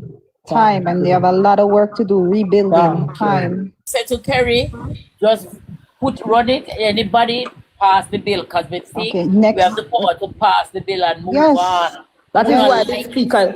That is why Madam Speaker did want it the debate to finish today. But the PNP, the PNP them go around now and go ask the leader of government business if them can give them speech tomorrow because them have emergency and so next week because them have emergency and someone for go and blah blah blah. And he tell them yes. So when she try to close the debate today, you know, your Natalie need to stand up and say, Madam Speaker, we were told by the leader of government business and by the Prime Minister that he will not close today, and I know they were not telling any lies. So basically, she has said, anything I go change, and the speaker I go change it. And they deliberately did that, you know, Kerry. They deliberately go around already because they know. Also, Yeah, man. Yeah, man. Set up the speaker. They deliberately do it. They deliberately do it because if they had gone straight to her, she would have said, no. She would have told them, say them have to debate today. But then go around her and go to fly at the Prime Minister and ask if they can do it next week. And fly tell them yes. So when the speaker said, who else are ready for call him, she realized no for them gone and she asked, what happened? What never stay? I don't know. And then she said, well, the leader of government business, say we can do it next week because they were bet next week when they because you're one not member now. All of the suggestions where they make. Say for example, they made some good suggestion. Like I think ISAT made some good suggestion. All of that need to be incorporated into the amendment for come next week for the bill pass, you know. But if them come next week now with some new suggestion, then the amendment will have to set back until the other week. And that is what we don't want. We want to pass the bill by start the procedure to get the bill ready by June. But the PNP don't want that. They want the next rainy season to start without the bill pass, so they can say, hey, look there, the hurricane come and gone, and the 6 months after, 8 months after, nothing to do, this, that. They want something to campaign on. They want something to campaign on, and we know the government seat. The speaker was on point today. She was on point today. All her rulings were on point. She was fair and everything. And I think the only look at discrepancy is when they go around her and ask for extra time.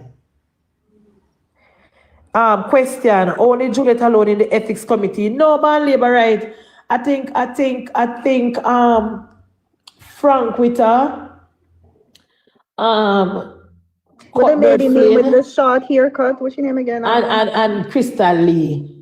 Did you guys hear Paul today? I criticize the speaker, say the speaker shouldn't not fit up on no committee. Really? Hear him today? I didn't hear. Really? Yes, at the start of his presentation. That is why the speaker don't give no extra time, you know, because he take a good 5 minutes out of his speech time to criticize the speaker and also the speaker on misunderstanding order and president, the speaker don't normally sit on any committee and blah blah blah. Because the PNP is still fighting to chair more committee. They're still fighting. You never hear him today, Kerry? I catch a piece of it, but Philip Powell is one of the most corrupt politicians and one of the most longest serving. Is he? I think he been there longer than Wami, no? Or Wami been there longer? Wami been there longer than, but in there 20 odd years, he said that. Go on, you remember what I'm overseeing head? Yeah.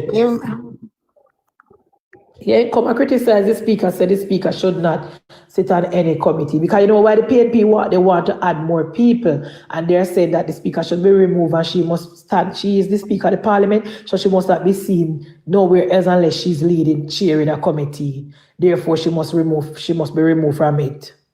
And the PNP want like order. No man, they don't like order. I know that, Bertie. But what they want, you know, they want to add more people. Because you know, here at the start of the parliament, you know, the PNP did say, like, oh, them have 28 MP and we have 35, and the Prime Minister put all of our 35 in a ministry. Why not turn over the committee to them? You ever hear them say that? They really say that? Oh Jesus! Oh my God! They say anybody answer them? I wouldn't even answer that. Yes, anybody they make a more room for robust discussion and more oversight, and the Jamaica people that love, you see that. Them we run the ministry and them run the committee. Yeah. Anybody answer them? I wouldn't even answer. What would happen to the country if we ever do that? Oh you ever hear them, Kerry?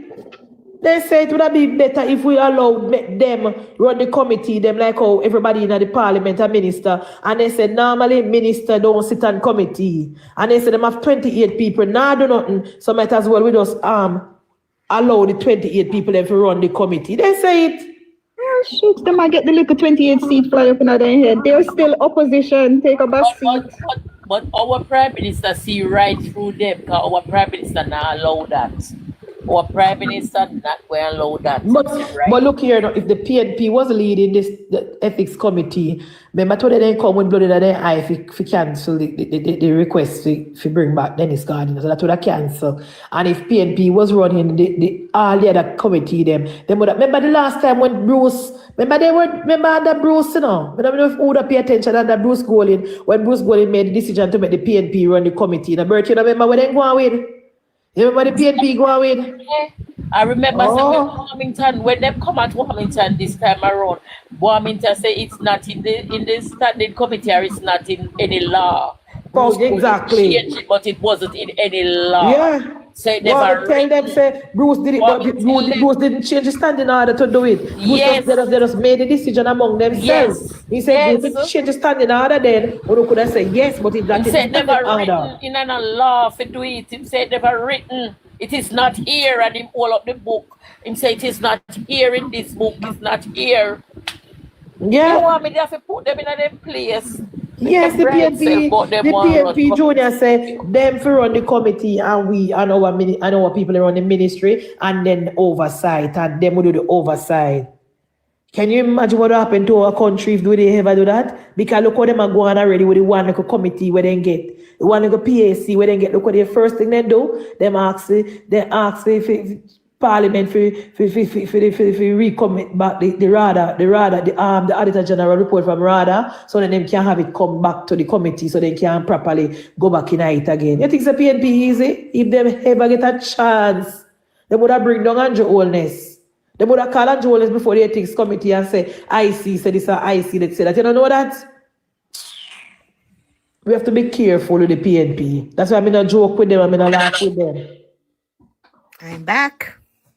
Yeah, that is why me will always be tribal. And me tell the people them Fabi says, when you don't see me tribal, you cannot listen to me. When the Prime Minister said he's building a nation, not a tribe, he go build a nation and left me for the tribal lane. He never carry me. He left me a roadside and go out with the good people there. So when you see me attack, you don't pay me no mind. Sure, never carry me. You never carry me.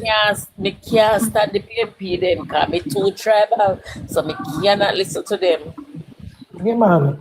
When the Prime Minister talk about building a nation and not a tribe law, and I don't mean my talk to because when me see how the PNP operate and the Mark Jefferson Golding, me now give them a inch fab because I know say them brutal, I know say them wicked, I know say them partisan, I know say their aim is to bring down the government. Me know that, so me don't laugh upon and talk up with them. When me laugh and talk with the idiot them on TikTok, me don't laugh and talk up with the one them in the parliament. Because me know them agenda. You call them idiots? What you say, the idiot them on TikTok? Them people, them come with on TikTok now, no cloud. You Blair, you Richard, Vice of the Nation, then I'll be. So you make no sense. Not a soul now listen to them. They don't make no sense at all. They don't carry no dash. And the one them in a parliament we must pay attention to because Mark Gold. Remember me telling you say when Mr. Mark Gold at the swearing ceremony, you know, Mark Gold, Mr. Mark, you're gonna behave yourself this parliament and stay and walk out of parliament and do some work for the people of Jamaica. You say yes. I say me sorry for no. That didn't tell me. So when me hear you say that, me know where them are come out for undermine and for sabotage. That is the only thing the PNP and the Mark Jefferson Golding come with. Undermine and sabotage. That is all they do. So anything they come with, me don't want you nothing from them. Me don't want you nothing from them. And the reason, let me make it clear for the record. I am not upset that Malawi Fort give her presentation. She's a backbencher. She's entitled to. I am upset, Fab, with the content of her presentation. And we see she late in and what she had presented and what the statement that she made at the end of her presentation, I did not appreciate it. That is my issue. Yes, Madam Speaker, I understand and I am with you on that point. We don't say she do not know wrong and we don't say she's not supposed to make her point and whatever. I just did not appreciate and how she go about it. Yes. And exactly, Junior, and her tone. I did not like her tone. I did not like her posture. I did not like the how she presented, and I did not like the final statement that she made. I am not saying that she shouldn't make no. She shouldn't say no. Me no idiot. But actually pay attention in the parliament now. Since me I follow politics, I'm actually know how Westminster system work. And backbenchers are entitled. As a matter of fact, anybody can speak on any bill, and backbenchers can disagree with the government, even though they are part of the government. I am not stupid either. All I'm saying is that I did not like her tone, I did not like her approach, and I did not like the way how she presented. And our final statement, I did not like it. I'm entitled to my feelings, and nobody cannot stop me. Listen, Munchie, I was frightened, you know, I had to look good to see if that was her. When I noticed the PNP, them was clapping. I say, watch her. Exactly. I was frightened. I had to look good to see who that was.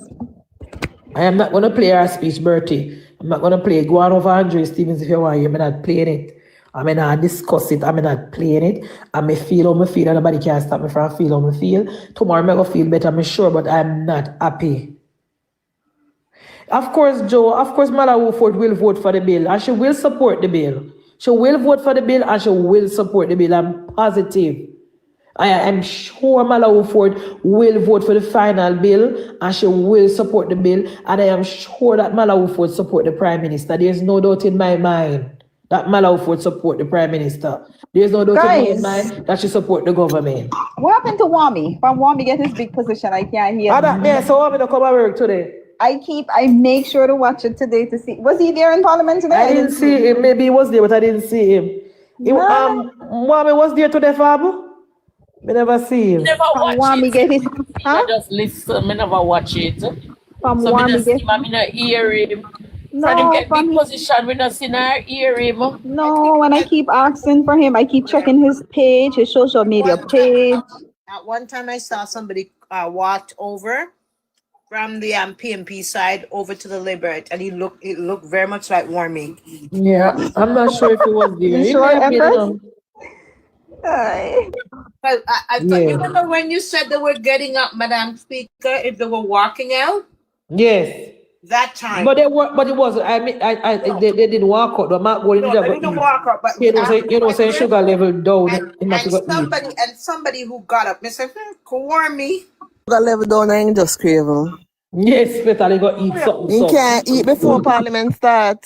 No, I can't eat in a Parliament again. So what happened was that when the speaker stopped in front of the how Nita Garvey was there, shooting her mouth out behind him. Yeah, me see her, like she knows the camera, the panel. Yeah. So yeah, man, if it stay back. Me not say Wami today.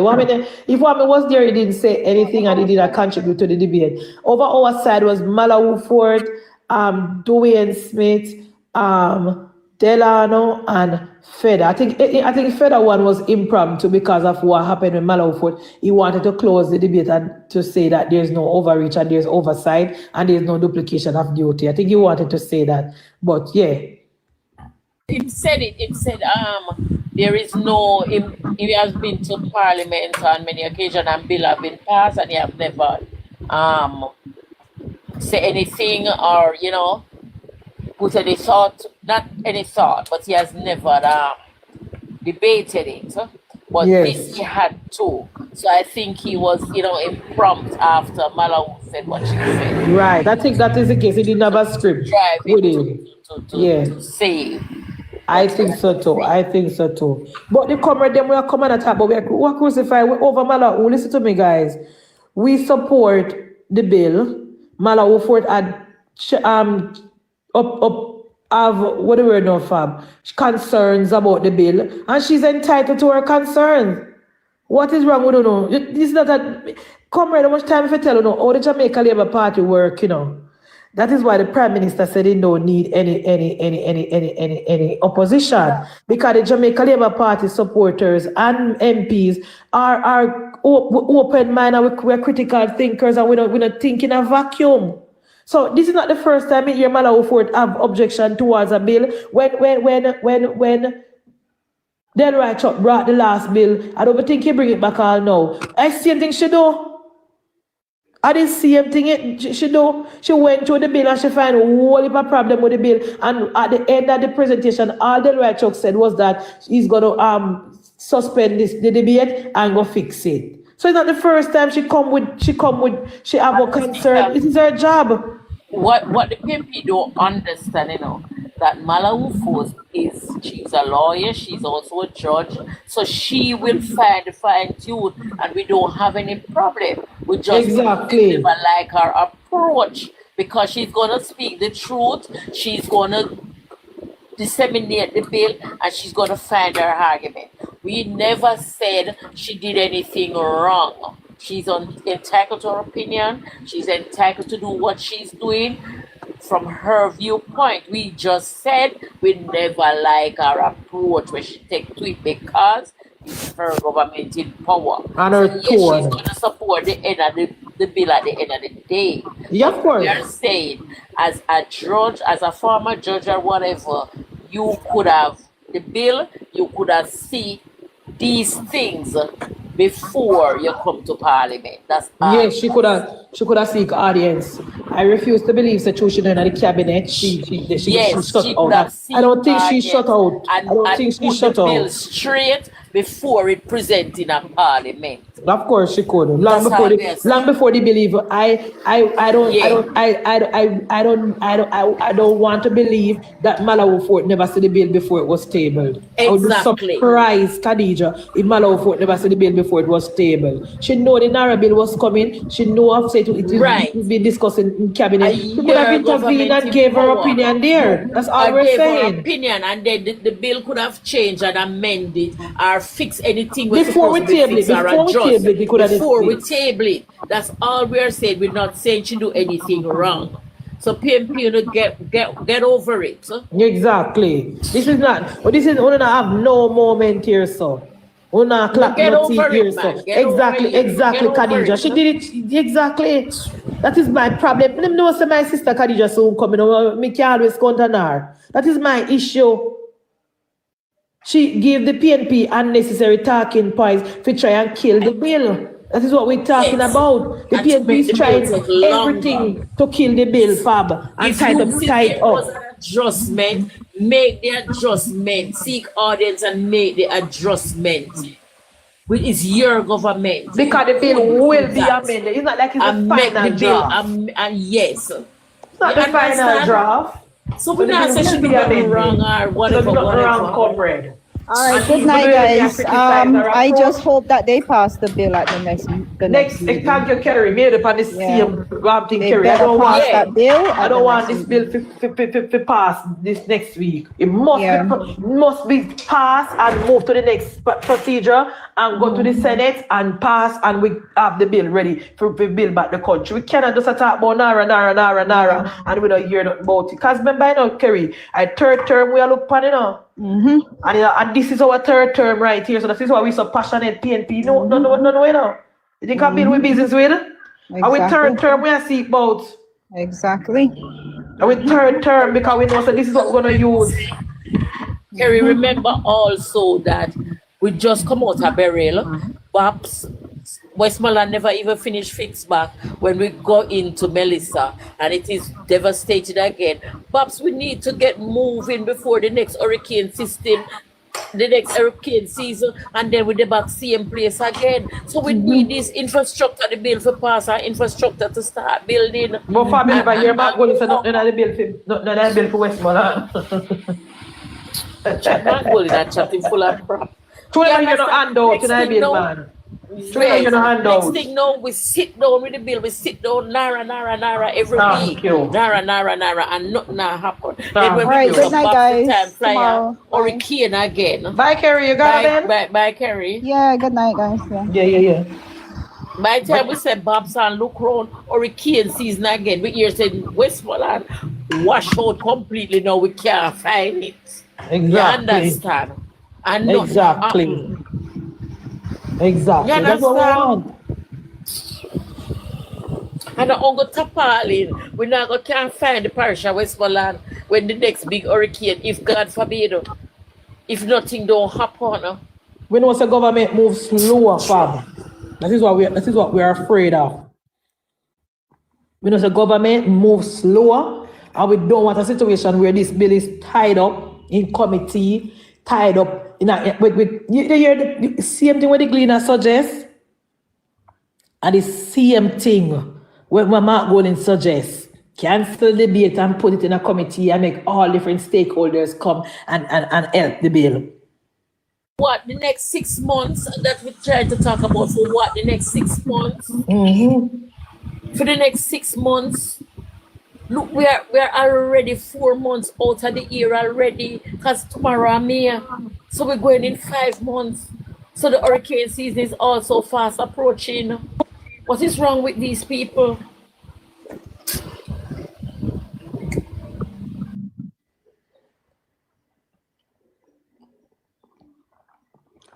I agree with you, Fab. We just want this bill to be passed and the reconstruction process start, and we can build back stronger and more. Put the country back on its feet so we can start to prepare for the third. And that's the third term I worry about, you know, Khadija. I'm in a business about really nothing else, you know. But man, fourth term with them? We're in third already, the third this. 5 years time, my fourth term, we're going to find out, man.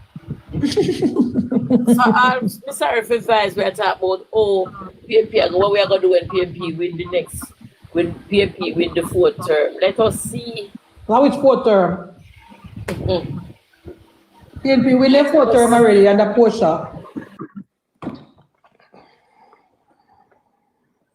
You know, that's why Mark Golden and worry so, and the PNP, because them know so when NaRa pass and the infrastructure and the country is building, they're not going to see, not even much less term. Yeah, you know, you're bunting said NaRa, based on NaRa, the NaRa bill, the minister is going to direct all of the project them, and the minister going to decide who's going to get the project, and this and that and this and that. Yes, because guess what? The Prime Minister realized there is too much corruption in whatever system is there in place now. And the Prime Minister is just, as you say, demolishing some of these systems and putting in NaRa. You understand? Just like the one road order and all these things, too much things and all these procurement, and we don't reach nowhere. When we take a start, you have procurement and go on the table, so Dennis Garden can thief one set of money over this, so and Williams and Company can thief one set over this, so and this can thief one set over this, so because are under the table and kickbacks that they are getting, you know.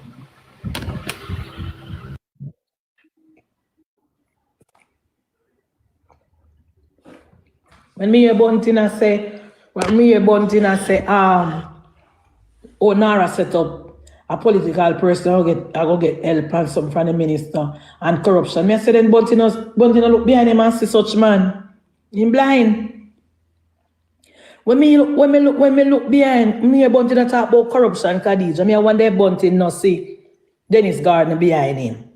When I criticize about based on how the NaRa bill set up, the CEO of powers and the CEO and the minister and the prime minister, the three of them alone, decide how the money go and decide the project. Me say then, this is corrupt, it's gonna breed corruption and oversight and this and that. Look how much oversight in place, and Jack then still get access to tax exempt.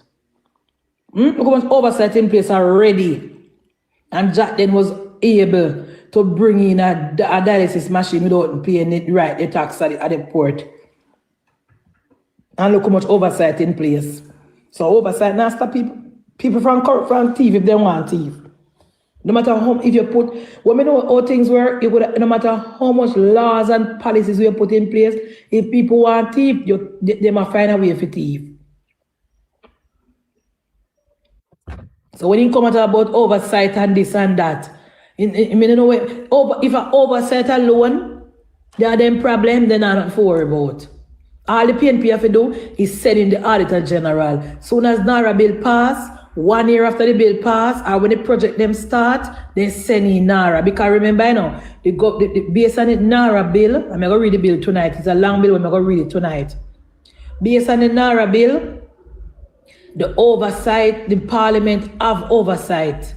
And the minister have to send project to the parliament. I'm going to read it tonight after I come off for the live and take notes, section what and section what and section what, because I'm not going to allow PNP to tell me when the bill. That's why I run Alvaro today and say, that's why I run Alvaro today and tell him, say, go and go read the bill.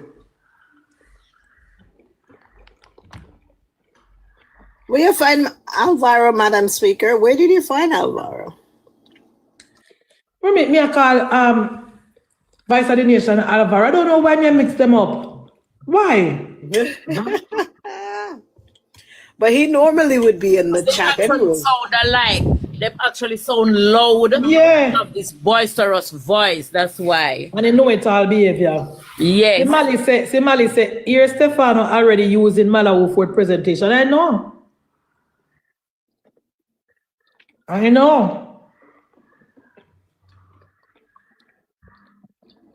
I know he was gonna do it fabulous, but deliberate. Let's say me overreact.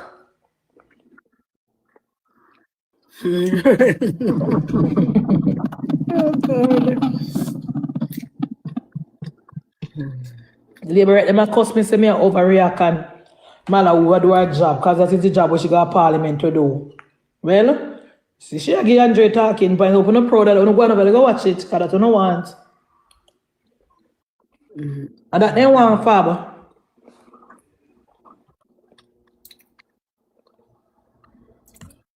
They want to give PNP talking points to bring down the government. Have to laugh after the government. Exactly. So when they do that, the Mago say, okay, that means say, see there, our Prime Minister not even know where I'm to because she find issues. So the Prime Minister, our own Prime Minister don't know what he's doing.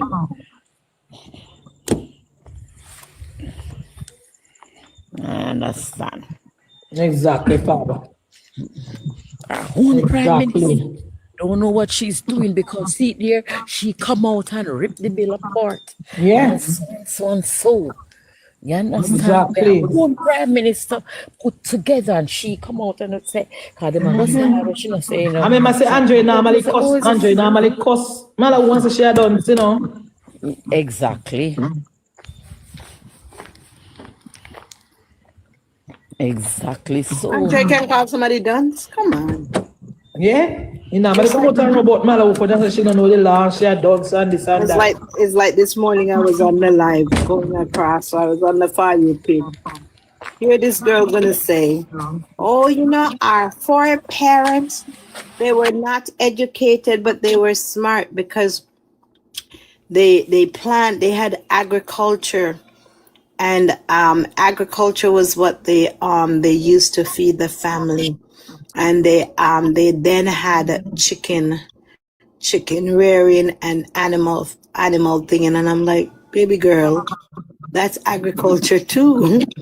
Chicken, poultry, and cattle rearing is agriculture.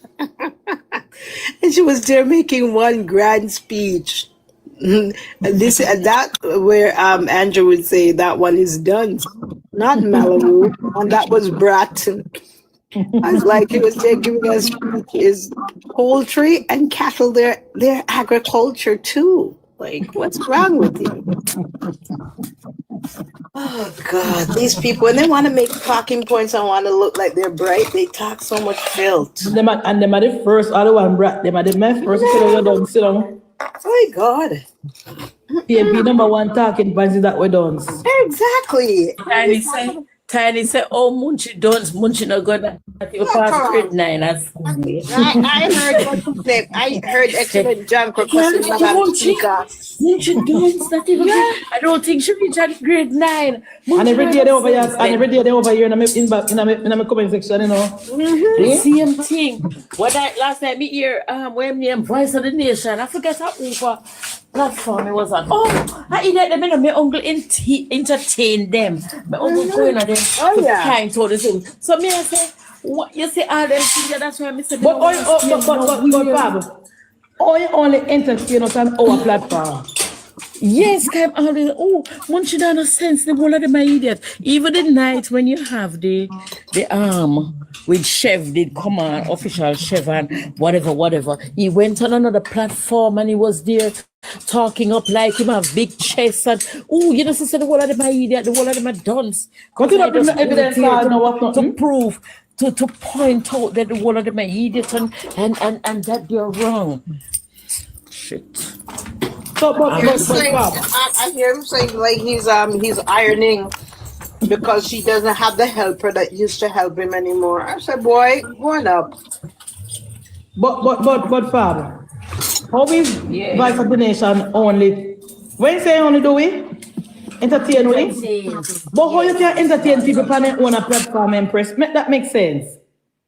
You're not leaving your platform. Maybe he come over here, so how am I entertain me for my own platform? I'm wondering how he's entertaining you. It should be the other way around. I go over there for 3 weeks now. I go on a PNP platform, go sit down. 3 weeks. Stop doing that. You know, long me can't keep it up, my busy body and walk out. But I try my best, Khadija, to keep it up. When you lie with dog, you must ride with right. Yeah, 3 weeks now, I go over there. So how them not entertain me? I go on a platform. I tell them already say 10 people over here. Me, Petal, few little Empress, few little Fab, few little Cam, few little Queen, few little Tracy, and few little Nat's daughter. We can't talk to entertain ourselves, and when we're tired, we go sleep, you know. We can't talk about any topic, and if we're tired, we talk about politics, we bring in Empress and Petal, we talk about health. We can't talk about church. We can't talk about man and one story, me and Fab. We can't talk about anything we want to talk about. We don't have to talk about politics over here. When we're tired now, 10 o'clock come, we're gone away, baby. We don't have to come over here now, comrade. I don't know who sent call them. Me don't know, and I say, oh, not entertain me. Oh, not entertain me. On my platform. How? You don't see how that work? Lou said Munchie don't go there. Let me buy that, Lou. You not go over there. Me promise you say me not go back over PNP. Me don't know, me not go say forever. The time being, me I keep myself quiet. And him same word, Voice of the Nation, and them come the power platform and say, oh, I don't like neighbor because neighbor this and neighbor that. And but me typing at the chat because you can't go and neighbor not. Exactly. In a box with your rubbish. You understand? Neighbor not taking up in his box with his rubbish. That's why them talk about them now go certain place and them not like this and them not like that. Exactly. But they can't go to neighbor to have a constructive conversation. You don't like neighbor because you can't go with the foolishness, but don't like neighbor. Yes. Him can't go because neighbor, even though neighbor run his program a certain way, neighbor have constructive argument. Right. And people that can. You can't go over neighbor, but don't like neighbor. Neighbor no, me know if you have facts, neighbor no want them over there. Me know if you have facts, when you them on platform, so they don't like neighbor and a true neighbor don't want them there. When we entertain them, we come to contact fat, neighbor not take them. Entertain them. Them can't go in a neighbor box. Because them go up in a neighbor box and talk rubbish. Neighbor stop them in a them track. The same one when name, the one we go at you where him and Navi catch up. One night me and neighbor disseminate him so bad. And his dad was on there. That's how Perry? That's Perry. Yes. Because him go on neighbor chat what if and neighbor educate him. Neighbor say, young man, for a young man like you. And neighbor just do so. Yesterday just the same. Natalie just dismiss you, Blair, right away. Yeah, man. JP, you just only me alone Blair, pam, call live. She just dismiss him when Blair chat him rubbish. She just take away himself. Only me alone tolerate take away himself. They can't go always again with foolishness. They can't put their foot From him come up on him and chat her from. She come up and she said 2 things. Blair take away himself because she tell him straight. She tell him, say she not in at the back and forth with the rubbish because what he say don't make no sense. And because him can't get free, say, hold on a minute, let me talk. Natalie just dismiss him right, him take away himself. Like when Carl did it and him a go back and forth with everybody, him never do that yesterday. And she speak and she said, what is the point? And you know, and him have not come back. She just say what she say. Him take himself out of the box and go pan somebody one of PNP friend them live. Me know that paper. Yeah. Only you saw up a call, you come ready to get long time to talk, 2 minutes and 3 minutes and 1 minute and a half. You don't get that time, not liberate, not tolerate them to come do not. So when you hear them talk about they entertain me, I'm not me entertain them. Right now, they're not right now. The comrade can't go up and labor right then fed up at them. The labor right then fed up at you, Blair, you, Richard, excellent John Crow, and Sydney, and Cole, and Caution. Labor right then fed up at them. Yeah, see me and me alone say, Munchie, you will get the award to give the PNP the most screen record. Yes, me. Every day they come over here, come record me. I mean, upon them page every day now. I mean, you know, when they follow me up, so. Because they know, say me, because they know, say me. Me don't know, maybe true, they know, say me. They can get a good record from me every now and then when me take me, which is true. Because I can't control myself in a guru. When me upset, me can't control my mouth. When me upset, me have to turn off my live and go on. You know, say Stefan, Dodo J. Brian. Over there did that cost you because through you give Nikisha some attention. Really? Caution and Bala said you are peerful. So when you talk, they feel good. What do you mean by peerful? What do you mean by that? What do you mean by that, Petal? I don't know. I first missed that word there. Low. From Ingram, Ghana, China, I don't hear from him. I make me worried. I wonder Gigi Ping lock him up down the Petal. We don't hear from Ingram from week. I'm telling you, I say Ingram, we don't go to China. Maybe a powerful, let me if you say. Oh, powerful. Okay. What from Ingram, Ghana, China? Me not hear from him. You know why? Me tell Ingram saying all of them American. Something we make with China will not work because China block them. There's something they have done with China things. Them in China. China now allow Google and WhatsApp to work. You have to get WeChat and for them something. Me tell Ingram from Ingram Ghana China. I don't know. So WeChat work in a China just like WhatsApp. Okay, so in the connected side world. Me don't know what. But me see Maya that's a TJ girlfriend Maya on TikTok. She went to China last 2 weeks ago and she was on YouTube. Sorry, she was on TikTok. I showed the people about China stay everything. She's gonna go buy a wig. So I don't know how I tell Ingram. I say Ingram, do your research before you go to China because you're going to. I ain't gonna China for. In company, say Karim Ghana, they gonna do some look buying and some research and so. A business is, it seems like he's starting up a business and he's gone to shop for his business. Can you just say a lie, Mattel? She don't believe him, a lie, Mattel. Well, whatever it is. What internet cut off? I cut internet cut off. No, ping hold his tongue. Because he can't say I'm ping house me, I'm doing all this TikTok thing. Master G, what you have, sir? Master G said, don't stop like our label, liquor call.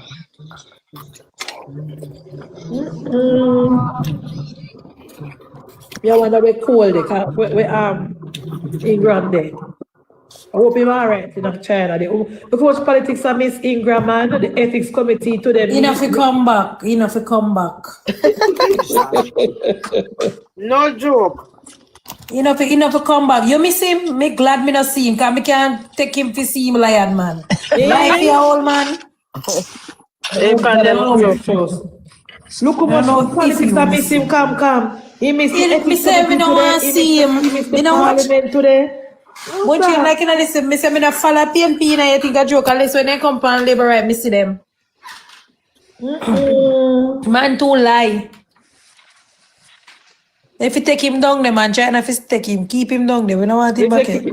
Where you say you can't bother with them like me can't bother with me, can't bother with them. You can't bother with them. Yeah. You can't bother with them. Yeah, come you see the PNP, me still have vote for PNP blood in me, you know. I know. Munchie had no PNP blood in you. Yeah, still have vote it. Me say Malahu hat me. What you say me not come already, you know? Make Malahu hat me head in a look while and not too long, you know? They say me I overreact. No.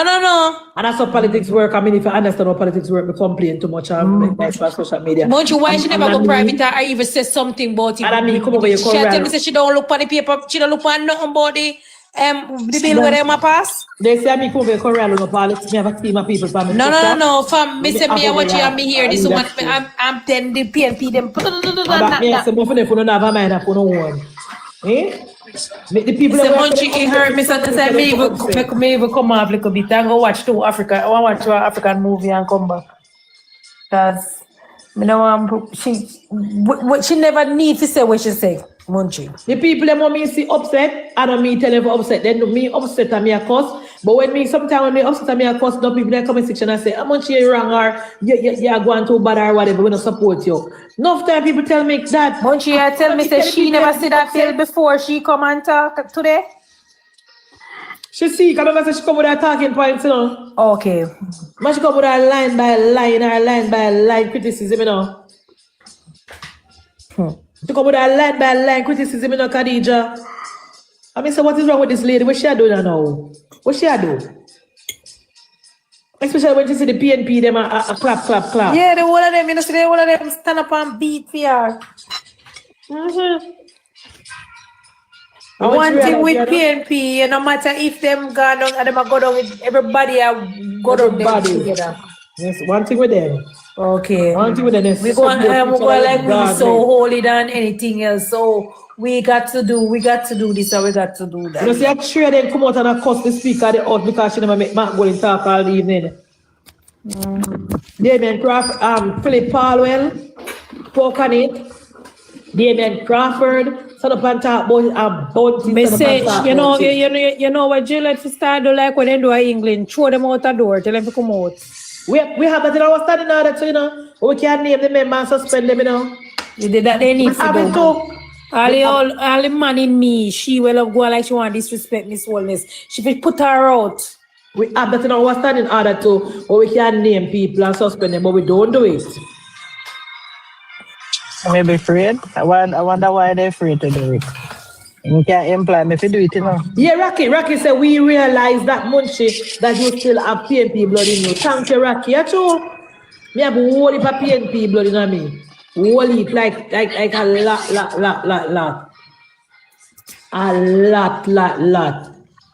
So that is why we can tolerate the comrade them. And me don't like Mark Golding. If I was a PNP, I would support Mark Golding. If I was still a PNP, I would over the resistance side because I would not support Mark Golding because to me, Mark Golding is nothing, not a PNP. So I would support him. But me, I would have a PNP blood in me. We have a drop. Yeah, me know you have a drop. You're a petal. Not a drop. Before me come out of my mother, me a labor. Me was Sarah. Before me come out of my father, me a labor. You say before your father, your mother belly, you're labor right. Yeah, before me drop out of where me drop out of my father, me a labor right. Oh my God. My mother have a PNP womb and my father had a PNP sperms. So they create PNP in me. You can't blame me. I say Munchie in a 60s and them time they 50 when my father voted in the 50s and you could tell them where my vote for. You know, so the time they have to wear white go. You could wear colors go election. And then tell my father live a bull be, you know, say I die with a Miss Wellness around now. I die at the PNP place that Yes. No, me say when they say Mr. Barry, power that he just put up his hand, that they know say I see a guy go vote for. Buster all of them. You know say no vote for PNP. Me remember the first time I realized about election now was my grandmother. My grandmother was not there. Me remember, and I think that PJ Patterson. I think that PJ. I don't know what a PJ. I think I'm Michael Manley, 1988. And then me a little girl, maybe 3 years old or so. I miss my granny take up, and then tell them we don't have enough pot, you know, come. I was a 2 pot, we have my granny take our pot cover and gone up on the road, gone a beat pot cover and broke up our pot cover. It's when she done, I think she have to cover our pot with Fuku. Jesus, it's typical politics. When she became managed, but just scared managed. The lady take her tool go pot cover them what she have. She have all Munchie, you know, say my mother say my grandmother was a labor writer, my grandfather, because that list didn't come from. And my grandmother never usually cook for my grandfather when election time, you know. I pick them up for give him food. No, she not cook. Me said the lady broke up her pot cover, and then time them, I don't know if you don't remember back in the days when the girl used to wear panty and something there, panty and blouse alone. I don't know if I'm calling my mother the poor, but never have no shorts. In a yard, when they look in a yard, man, blouse and panty. And then everybody run down the roadside, power. I mean, gone on my panty and my blouse, same way, run down up there and beat pot cover.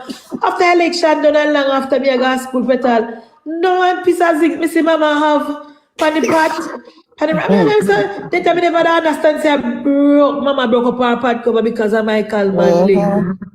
Bro, and I want to tell you say no. The hurricane. Munchie, me I go show you my father dead about 8 years ago. You know, say my father for a PJ. God, me go show one picture. We are say one picture with my father for a PJ. A PJ you just call him. But that is usual vex, you know, because I didn't like PJ. It's in 1988 come after the hurricane where push door and everything that piece of old boathouse and Michael Mann and Michael Mann win the election and everything and mama happy, everybody happy. All no mama wait pansy. I can't get no.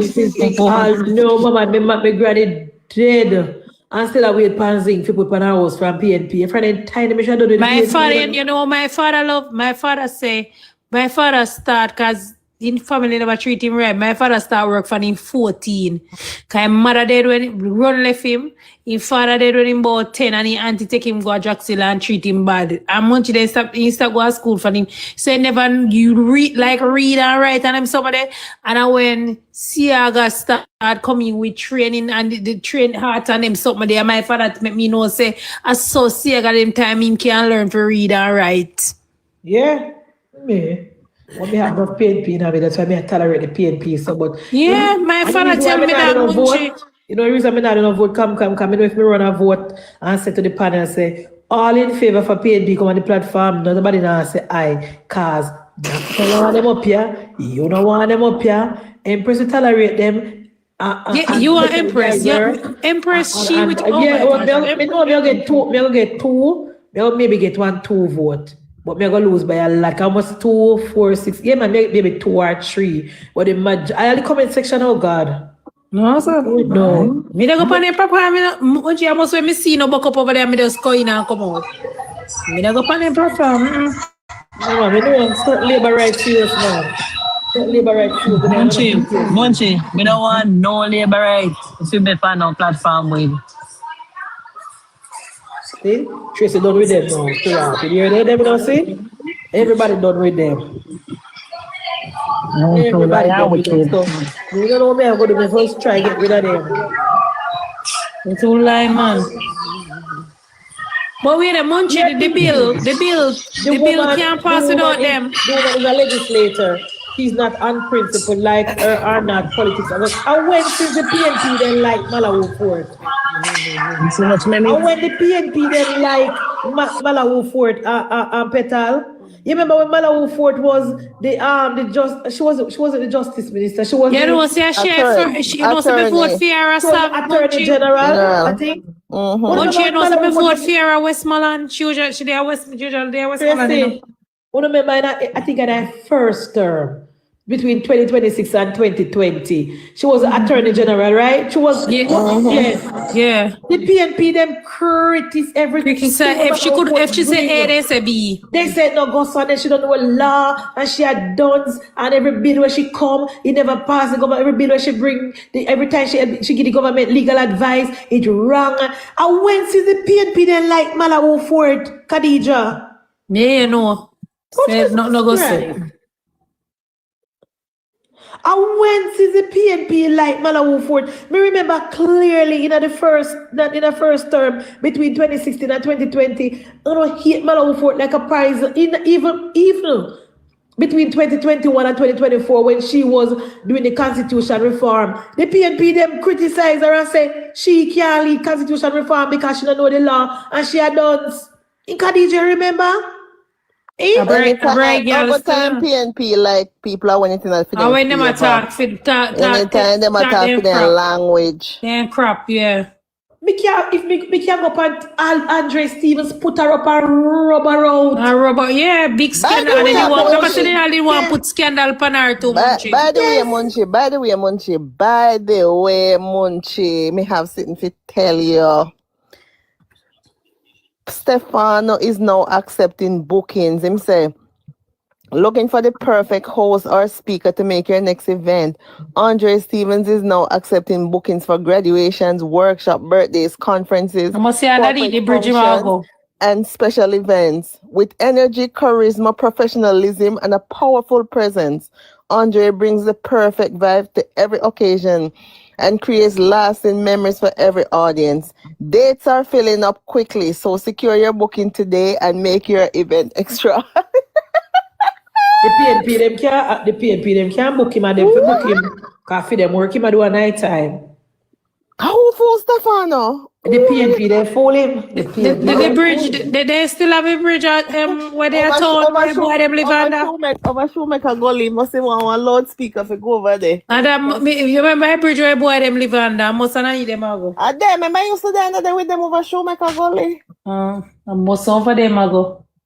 I am saying that the PNP should hire him Petal and give him those work because me know for a fact that no labor right now hire him. Nah, hire him. So we not for myself. So if the PNP them want hire him, they can't hire him. First of all, Andre is disgusting. Andre is despicable. Andre cuss woman. Andre not have no good character. So more you know which speaking and engagement him go. But we see when he come them invite him because me know say the labor right now invite him.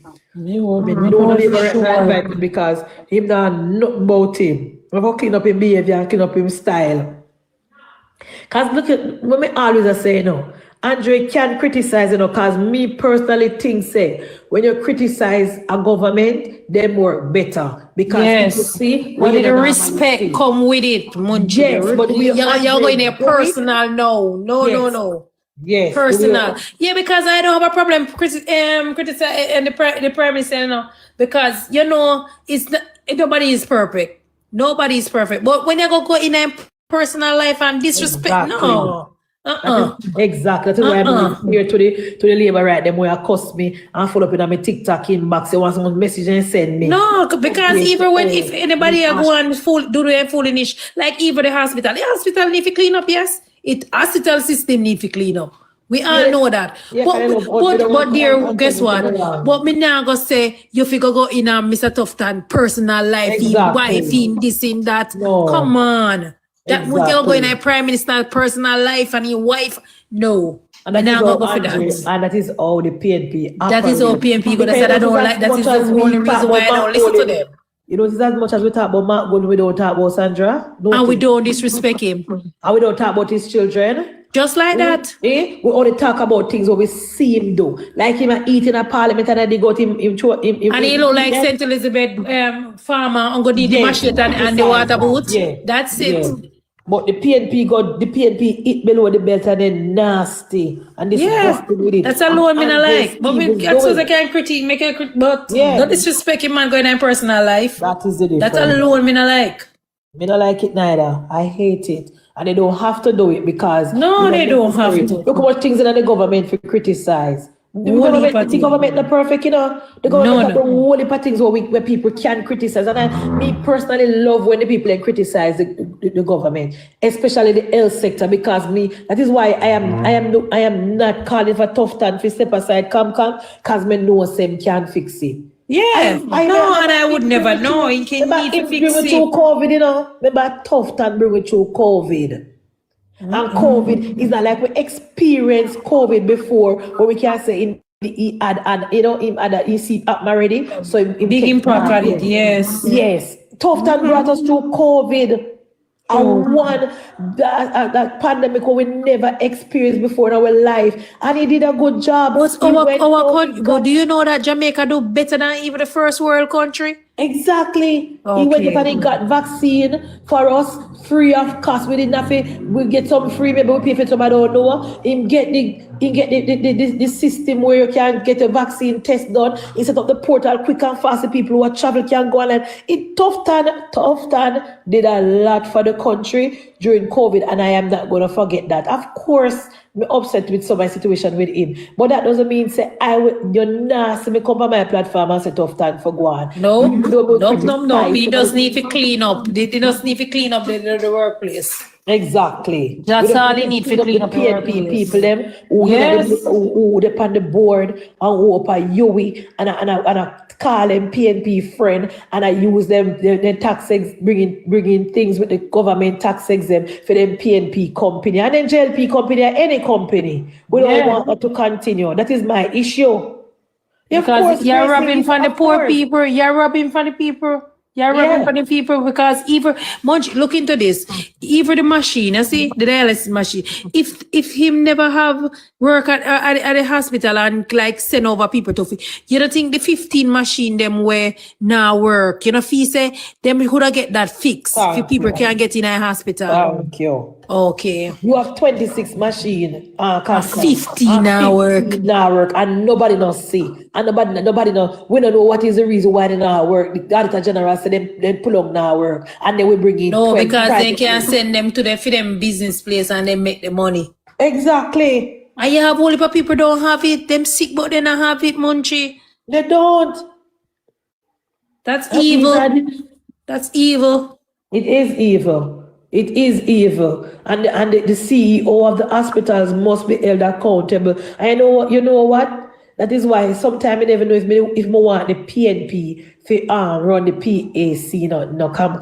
Because I think we should develop a culture where we're calling the CEO of the hospital like quarterly or every other month if you come give a round. Any little thing can give a rundown of how the hospital is being run. I mean, the people of Jamaica watch the PAC and you want to go to the hospital. Nothing wrong with that. I'm not lie. If they not perform, fire them. Yeah, but when you bring them before the people of Jamaica we say they not perform and shame them, call them like call them a public now. You go down, you do a little survey and you do your little check and whatever. And then you call them into the PAC, come and answer questions. The thing about it, the people of Jamaica, anything wrong in the ministry and the minister them blame. Something wrong in the health sector, and tough and them blame. Something wrong in the Ministry of Finance, and favor. Something wrong in the Ministry of Labour and Social Security, and Pernell them blame. Ministry of Agriculture, Fly them blame. Everything does the government, does the minister. And we need to educate the country, and educate the nation so people can know. So listen, every single minister job is to legislate. You know, see how Dr. Chang fixed their business today? Yeah, Dr. Chang, love it. Sectoral debate today. No, come, Dr. Chang. Me see it. My job is to do the policy, and I allow the commissioner to run the JC. And we have an excellent job. We have a very good commissioner. That is what Dr. Chang said. Dr. Chang said, my job is to legislate and me deal with the policy. Dr. Chang said, them ask the police vehicle, me give them. They ask the body worn camera, me give them. They ask, and when they ask the Jamaica them ask for anything, and I give them. And Dr. Chang said, I don't determine where the things them go. I don't determine who get police vehicle. I don't determine who wear body worn camera. I don't determine who do nothing. The commissioner does that. I allow the commissioner to do their work because back in the days you had too much expertise everywhere. He call him a name.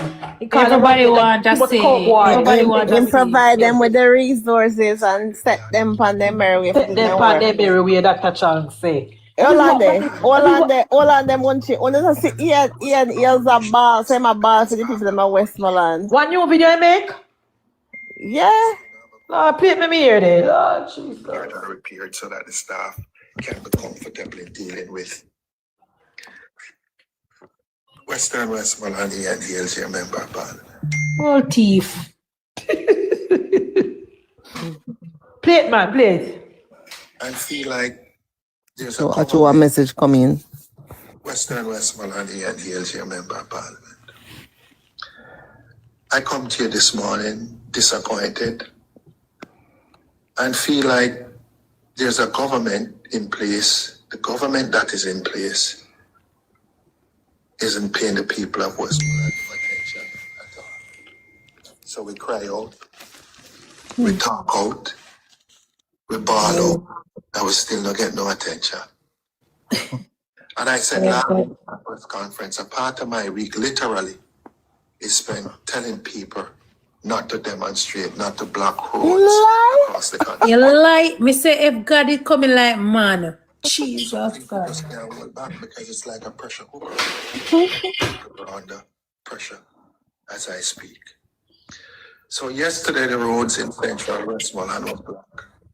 And today part of Central from areas within Frome, Tollgate into Grangeville is also blocked. That's all not in the mind. People just can't take no more. And they need attention. So as you're a member of Parliament, I keep begging, pleading, and I'm still not getting the level of attention that I need from the government in terms of how do we deal with the citizens of Westmoreland 6 months after a hurricane. Yesterday, the staff at the court office decided that there will be a sick out basically, and the court wasn't open. Well, the court wasn't operational yesterday because after the hurricane, the court were damaged. And we still don't have a good court in terms of being fully repaired so that the staff can be comfortable in dealing with your affairs. Our schools are still to be repaired. I got all of these fancy letters about repairs to our school. And the majority of our schools are still yet to be repaired. 6 months after Hurricane Melissa, the people of Westmoreland still waiting on a check. Every day I get calls, dozens of calls every day. Mr. Hales, when am I going to get the little money so that I can put on a few sheets of zinc? And I don't know what to tell the citizens. So you never refer them to the roof program? It hurts. And they're frustrated. So you're home, you don't have no roof. When you go out on the road, you don't have no road. The things that you need to put your life back together, your government, the government of the day, still don't see it fit to deal with you in a way where it leaves you to have some semblance of a life that you're trying to pull back together after Hurricane Melissa. And it continues. So I don't know what to say anymore. And I just want to, before I close, I just want to say this to you. The government has come out and said it's not everybody that they go around and they assess your home, go and get help. But they assess you. And they are now saying that they won't help you. I am disappointed this morning because I feel like I'm fighting. I'm fighting for you. I'm fighting for ensure that you get the necessary relief to repair your home. I drive through all of the potholes and it hurt me sometimes too because But all always there Westmoreland. and for some strange reason, for whatever the reasons are, the people of Westmoreland, the tax-paying citizens of Westmoreland, still can't get help from the government. And persons are taken to the streets now to say enough is enough. Lie. I can't them planning. And Westmoreland me come from, majority of people put up their little house. If I ever 3-bedroom brought down, they have one set up, one bedroom and set up down here. Lie dirty man I tell. I appeal to the Ministry of Labour and Social Security. Pay the people of Westmoreland some attention. And most of the people down at Westmoreland get money. I know them are not going in this paint down there in a campaign season. Yeah. The whole of them never descend down from Westmoreland and say a PNP country. Yeah, I spend a lot of money down there too. We are like they're second-class citizens of this country. Let us deal with everybody as Jamaican. I'll close and I'll say this to you. Politics them a play. When Melissa came to our shores, it did knock on a door to say that's a PNP door, that's a JLP door. It knocked. It kind of did.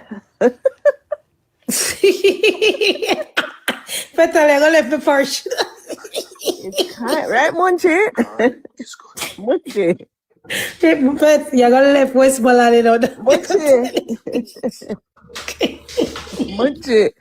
Hey, you're gonna left Westmoreland, you know. Empress. I'm here. Empress, you're gonna left with Sparish, you're gonna left down West. I know. When Melissa come, it never knock for PNP door or JLP door. It kind of did. It kind of did. But Petal, if you go do survey down at Westmoreland, like when I say 100%, but 70% of people get their money down there. We pass through down there. Petal, remember say no. Uncle, so my work list one is still on thinking. Melissa enter Jamaica off the course of But guess what? One of them will take it 500,000 go buy a bike and dead. What was that, Madam Speaker? I said, Melissa, come in, enter Jamaica shores. Enter Jamaica off the coast of St. Thomas and making way past right down our waist. Past Kingston, past Clarendon, past Manchester, and past little past St. Thomas and turn up back in our Westmoreland, you know. So it kinda did come. It kinda did that. That show them sign. No, let me tell you. Westmoreland, St. James Southern, and Hanover. Yo, me not lie yo. You know how so that way. It turn up. Me say it turn up on them, you know. Yeah. God, me say then get a rat there. Then get a rat. Yeah, Western got it, man. Look here. Ian. Say you don't want to see my settee, my new brand settee in my house, it twists. Oh Jesus. Ian, come. When the PNP come down your parish, come and look vote with you. Money. Did he have all that kind of money? Right, he have money in election time, can't give them. Why not give them now? Yeah, that is what I asked Nakisha last night. Me not look on them. Want their vote or find money and give to them. No, no think we're not going to win the election, so we could have money if you give them still. So now we go back in a pocket again. They better. Me not tell you today, say Mark Golding said to the Prime Minister, said nothing in the NaRa bill for the people them where the Melissa recover. Matter of fact, Mark Golding said, I'm going to read the NaRa bill tonight. Me read the NaRa bill before I come online tomorrow. Mark Golding said nothing, the word Melissa in the bill not one time. But NaRa for what? They like a road. Let me tell you something, Munchie. You see that bill there? It look like, say, you see like all the MP, them would have, like say, them would have taken money and the things not gone. They can't do it again. So it look like it's so like a hope that the bill is. Me say, the PNP then say the word NaRa, the word Melissa in that bill not one single time. So when the Prime Minister tell people about say the NaRa bill is to build back after Melissa, they say not like that is a bill. The government use the bill for economic growth, for grow the economy. So why the best for your country? So that is the best thing for your country? Nothing wrong with that. He said nothing wrong with that. Well, if the it's Prime Minister one was going to person, build house, the PNP people don't have Westmoreland. Madam Speaker, if it's one person that is totally against the bill, is the divine interventor. Like the divine interventor. That's Bunting. What And they said Jesus? he was like, hey, this bill is like, you know, the CEO, everything is in Andrew's position. Yes. He was cutting So up. Munchie, the bill, so Empress, the bill no can pass without them, Munchie. No. You can't pass without them, Maji? No, we have the majority. They won't they have to vote? Huh? Yeah. All of we MP them have to just go to Parliament. Okay, show up. Okay. Oh, I thought they for the man. Do the business with them and vote. Man. Me say Empress, you know the problem because you see like oh the money would have just go round and go round. They now go have that the opportunity That's to what yes, it is. them That's what it is. yes. The thing is, like the CEO holds the purse. Yes. And he dictates and he tells who to get and who not to get. You see like how you would have He was call not like happy. say like the mayor for do this road here in the community and so you know go so them just respond to everything. So that's the problem. That's the main problem. Complaint Empress. is that the 1 p.m. has too much control over the purse. That's all that is. That was his contention. What for your prime minister think about growing your country? And you have a problem with the country growing? Jesus, it's awesome. They don't grow country, they break country down. It's sad. Right now, over America had the drop every day. People are worried about the economy gone down. And we want to build for we and people have a problem. Me backside, rough. One thing we can say, why November Empress, not go normal. No, God. You see Virginia Apostle, yes. I think it's easier. It's easier up here. Right now, the government is giving some cash back for people with grocery.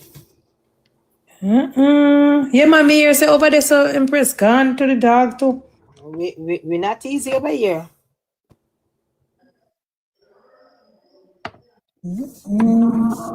Drop down a little bit though. They drop down a little bit. Oh, $3.99. Still in Florida, $3 something and $4 same way. They should reduce it. Nice. Go for the tablet because when I come here to find someone else to live. No, Munchie, we were saying, you see the bill where Andrew want pass? Can it pass without them? Of course. Okay. Only time we need the PNP to pass the bill unless something about the constitution. But more find out something too. Yes, So you never believe me, come. No, me ask her. No, man, me just ask me 2 head better than one, you know. Come, Petal, find out something to you. See, today, before Philip Palwell gave his presentation, he was telling the speaker that she not for the panel, the committee, right? Me that tell you about it, right? What? Google ask Google if the speaker of the house can sit on committee, sessional committee. Ask Google. You are Empress. Ask Empress that. Can the speaker of the house, Jamaican speaker of the house, whatever, sit on sessional committee?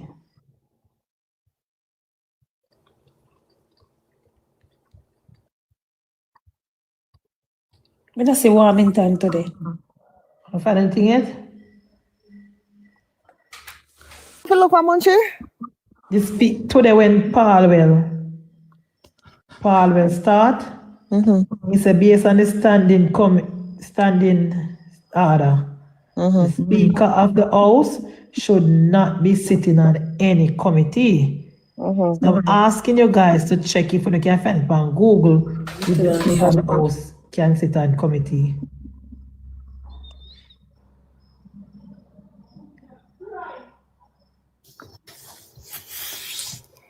Based on the standing orders, the Speaker of the House acts as chairman of committees of the whole House, which include the Standing Committee on Finance. While they preside over these, they generally do not sit on other elected committees. That's what he said. To maintain impartiality, as stated in the standing orders of the House of Representatives of. Yep, wanna hear that? That is So, our time. so Mrs. Only step on committee? Yes, she upon the PAC, the P and the and University upon the PAC with boy Bunty in a chair. And I think she upon another one, but I'm not sure. I'm sure she upon the PAC. You see, when you tell them to they say one thing with Philip Paul, well, you know, because he's in a parliament so long, people like him and want it, and they know the standing order. That is why I was saying that intentionally non-partisan. Yeah, okay. That can be true because should the speaker up on the side. Nobody speak up. Avoiding committee participation to ensure impartiality. This is a Canadian house.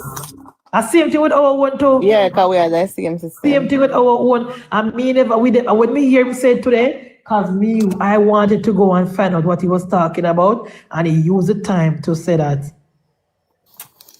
So she must not say, normally based on the standing order, Ethan, the Speaker of the House does not sit on sessional committee unless she chair it.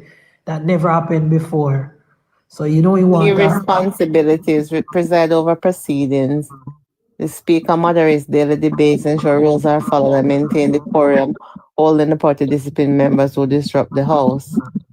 Impartiality. While elected as a partisan MP, the Speaker must act neutrally. They rarely vote, doing so only to break a tie. Traditional voting to maintain the status quo and allow for further discussion. Administration and Finance, the Speaker chairs the Board of Internal Economy, which oversees the House budget, staff, and administration. So she can sit on this. She must only chair. Once she a chair it, she can sit there. But once she is a regular member, she not sit there according to the standing. That one can want to just read and hear him. Yeah, Max, 31 years of service to this country. Hear him today. When the first part now quick, I know I hear him. Every one of those years has been in service to the people of Jamaica, and in particular to my people. Loyal. Because they know when I win, they win. I extend special thanks to my councillors, and I have to pause to big up the newly elected Deputy Mayor of the KCC. I want to thank my task force. I want to thank my party leader for his continued faith in me as spokesperson on energy and telecommunications. And as leader of opposition business, it's a responsibility I carry with the utmost seriousness. Madam Speaker, I did not come here today to reflect on the past. I came to speak about Jamaica's future. And in a moment, I will lay before this Parliament a set of specific and actionable proposals for energy and telecommunications that, if adopted, will lower costs for Jamaican households, accelerate our digital transformation, and position this nation as a competitive force in the Caribbean economy. I don't think I'll have the time today, so I'm inviting all the listeners and viewers to check my online presentation tomorrow at 5 p.m. That's all now. Before I proceed, Madam Speaker, a brief word on my role as leader of opposition business. Much of the substantive work this year will center on the review of the standing orders, a process I welcome and to which the opposition is fully committed. We look forward to engaging with the comprehensive CPA document that you have provided, and we're grateful for that document. Our goal is a parliament that is more dynamic, where minority voices carry real weight, and where democratic oversight is genuinely enshrined. And of course, we'll have enough time to address that in the Standing Orders Committee. But, Madam Speaker, there is one matter of parliamentary principle that I must place on the record because it speaks directly to the integrity of this institution and to the quality of our democracy. And I have shared this with you recently when you and I sat next to each other at a committee, and I thought to myself, my speaker should not be a member of this committee. My speaker should always be chairing a committee.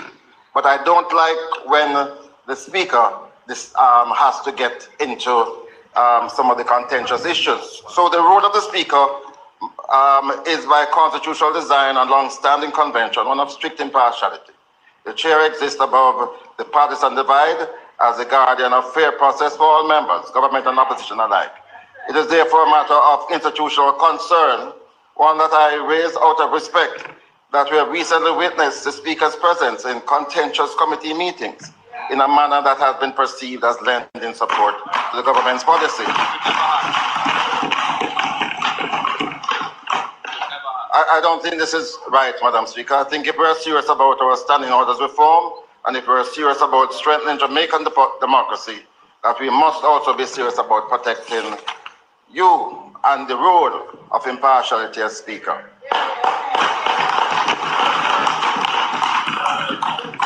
And so I say respectfully, Madam Speaker, you really ought to resist your party's inclination to demean the office, and I would advise in those matters where you're not chairing committees, you really ought not to remain on them. Madam Speaker, I am grateful to our party leader for... All right, we don't want you to move. You hear him say it? So we go look it up because me don't want opinion from Philip Paul. Because I don't care for Philip Paul if you hear my opinion. So we go look it up. I mean, I know maybe me not read it right, so I beg and press to read it. But other people can tell me what they think about it. Me don't think there's nothing wrong with it because she is, as somebody said in the comment section, she was duly elected by the people. So I don't know why she can't sit on committee. But according to how things normally be before, the speaker never ever sit on any committee before. So I guess I don't know. I don't know, guys. What do you think? Thanks, common sense. When you give Madam Speaker, they never said that before, no. Yeah, so PNP is there. You don't know them already? Yeah, so I wonder if they never see that. No. How long should the penny is something, so him never see it. So PNP is there. They might look for need to find fault everything. Here, Bunting now. Here, Bunting. Bunting come out with blood here today, no, Queen. Manchester South. Here, Bunting across the government now. More want to know, if come more for them Malawi Fort no year Bunting. She should never bother talk after them Bunting they stand up and say them nasty things about the Prime Minister. She should have just kept fear much and that should fear. I just done it and wait till next week. Yeah, Bunting. Members. Did I listen to them when they tell me to listen to them? The Speaker had referenced her original ruling in relation to mics and to participate. We see the challenge that we have when multiple people turn on their mics. So please keep off your mics. When the presentation is drawing to an end, you can indicate that you want to speak and the mic will be activated, right? Yes, so there is, again, reference is made to the ruling by the Speaker. I think, yes. You're Angela Broadberg. Yeah. All right, so I think we have the memo from South Manchester. Hear him now.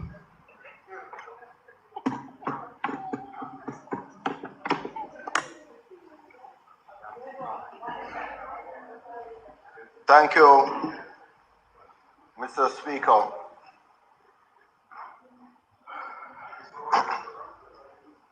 I had not originally intended to contribute to the debate because I was confident that the leader of the opposition would have covered the points. And I think the use of the standing orders to curtail the important contribution of the leader of the opposition was very unfortunate. Though consistent with a growing practice of suppression of voices not supporting the government. Yeah, what you say? Consistent with a number of voices, not suppressing voices. Members of Parliament were not elected to come here to serve the standing orders. The standing orders are here to serve the Parliament.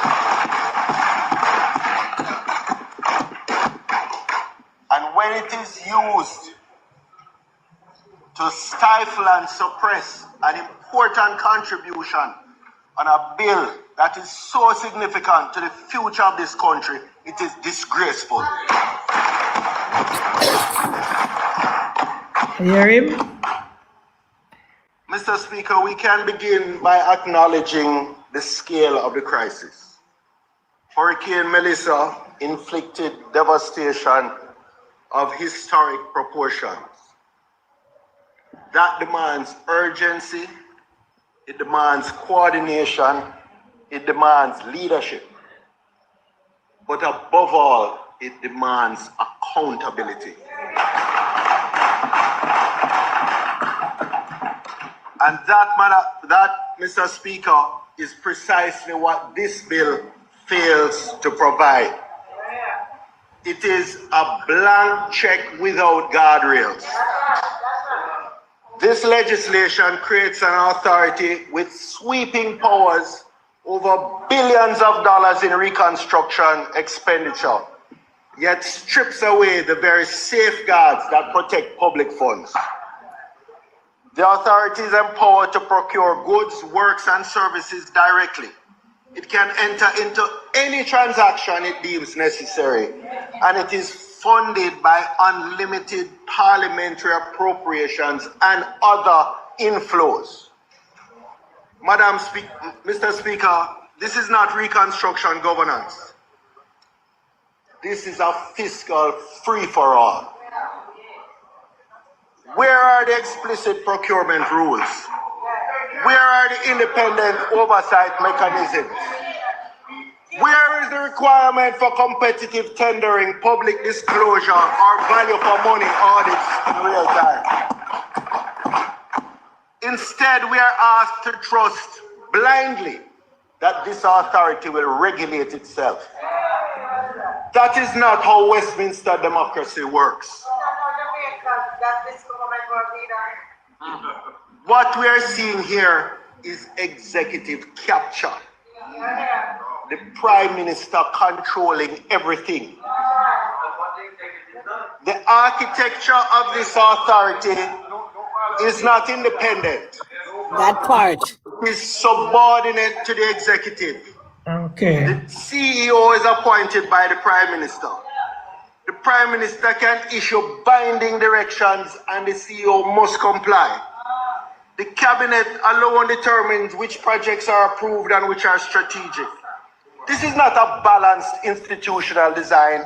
This is centralized executive control over project selection, procurement, and execution. In any serious Westminster parliamentary democracy, such executive concentration of power would be offset by a statutorily independent board, by parliamentary committee pre-approval of major projects, by mandatory publication of decisions and contracts. None of that is here. None of that. Instead, we have a structure where the same political directorate decides, directs, and effectively executes. This is the very definition of unchecked executive power. And then, when we speak about this stepping power to override the entire regulatory state. In a sense, this is perhaps the most alarming feature of this bill. Under sections 21 to 24, the authority can issue directives to regulatory bodies, force timelines, and ultimately ask the minister to override those bodies directly. The minister can then grant approvals himself, modify or remove conditions imposed by the regulators, and those decisions carry full legal effect as if made by the original authority. Mr. Speaker, let us call this what it is. This is the executive branch arrogating to itself the powers of every regulatory authority in Jamaica. Planning, environmental, utilities, and more. All in the name of expedition. But we have seen this movie before. We have seen this movie before. A recent example in Europe. I would call it the Urbanesque playbook. You remember Urbanesque playbook. Bears an uncomfortable resemblance to what we have seen in Hungary. Emergency powers were used to centralize procurement authority. Regulatory checks were bypassed in the name of speed. Public contracts were channeled through politically controlled entities. Oversight institutions were weakened or sidelined. The result was a reconstruction and development model widely criticized across Europe for cronyism, opaque procurement. And while him talk, this Dennis gone there behind him, you know. What Dennis gone the We face? must ask ourselves, are we building for resilience? Or are we building a Jamaican version of that same model? I want to turn to what I might call the perfect conditions for abuse. The combination of secrecy and indemnity. The bill compounds the risk by combining these two dangerous provisions. The first is the secrecy clause. Officials are legally bound to treat documents as confidential with criminal penalties for disclosure, not administrative, criminal penalties. And then these officials are indemnified for any actions taken in their roles. So you're combining secrecy, executive control, weak oversight, massive discretionary spending. Mr. Speaker, this is not the formula for efficiency. This is a fertile ground for corruption.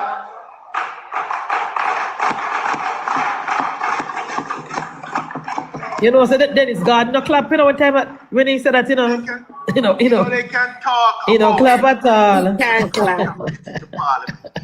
Yes, the bill provides for annual reports, audited accounts. You know, clap at all, but apart they come up. But let us be honest. This is after the fact accountability. We see it in the Auditor General reports every year, but it's long after the horse has gone through the gate.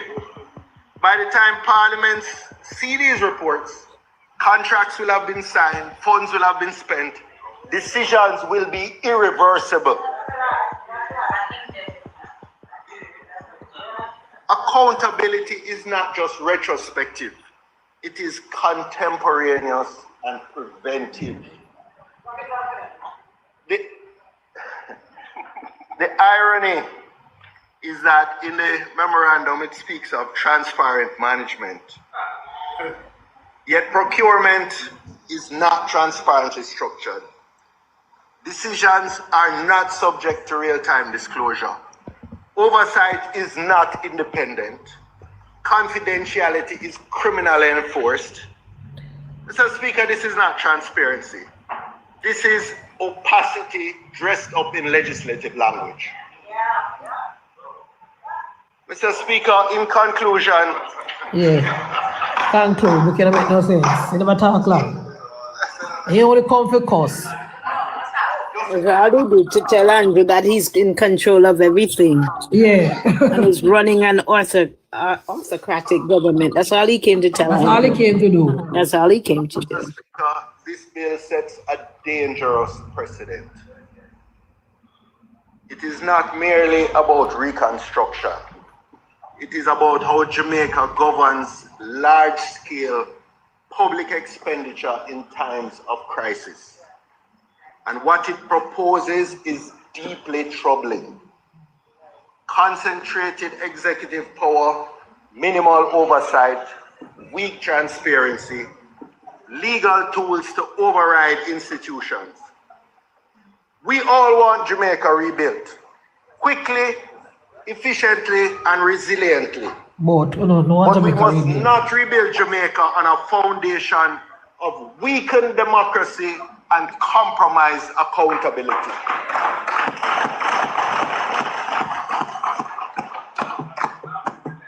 Because if we do so, Mr. Speaker, we may rebuild the roads, we may rebuild the bridges, but we will have undermined the very institutions that hold this country together. I therefore urge this House to reject this bill in its current form, or to amend it fundamentally to restore transparency, accountability, and proper Westminster-style governance. Thank you.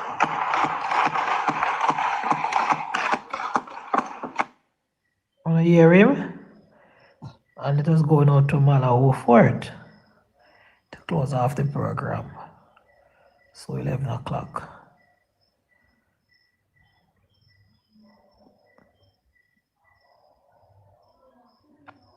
That address the structural economic vulnerabilities exposed by Hurricane Melissa.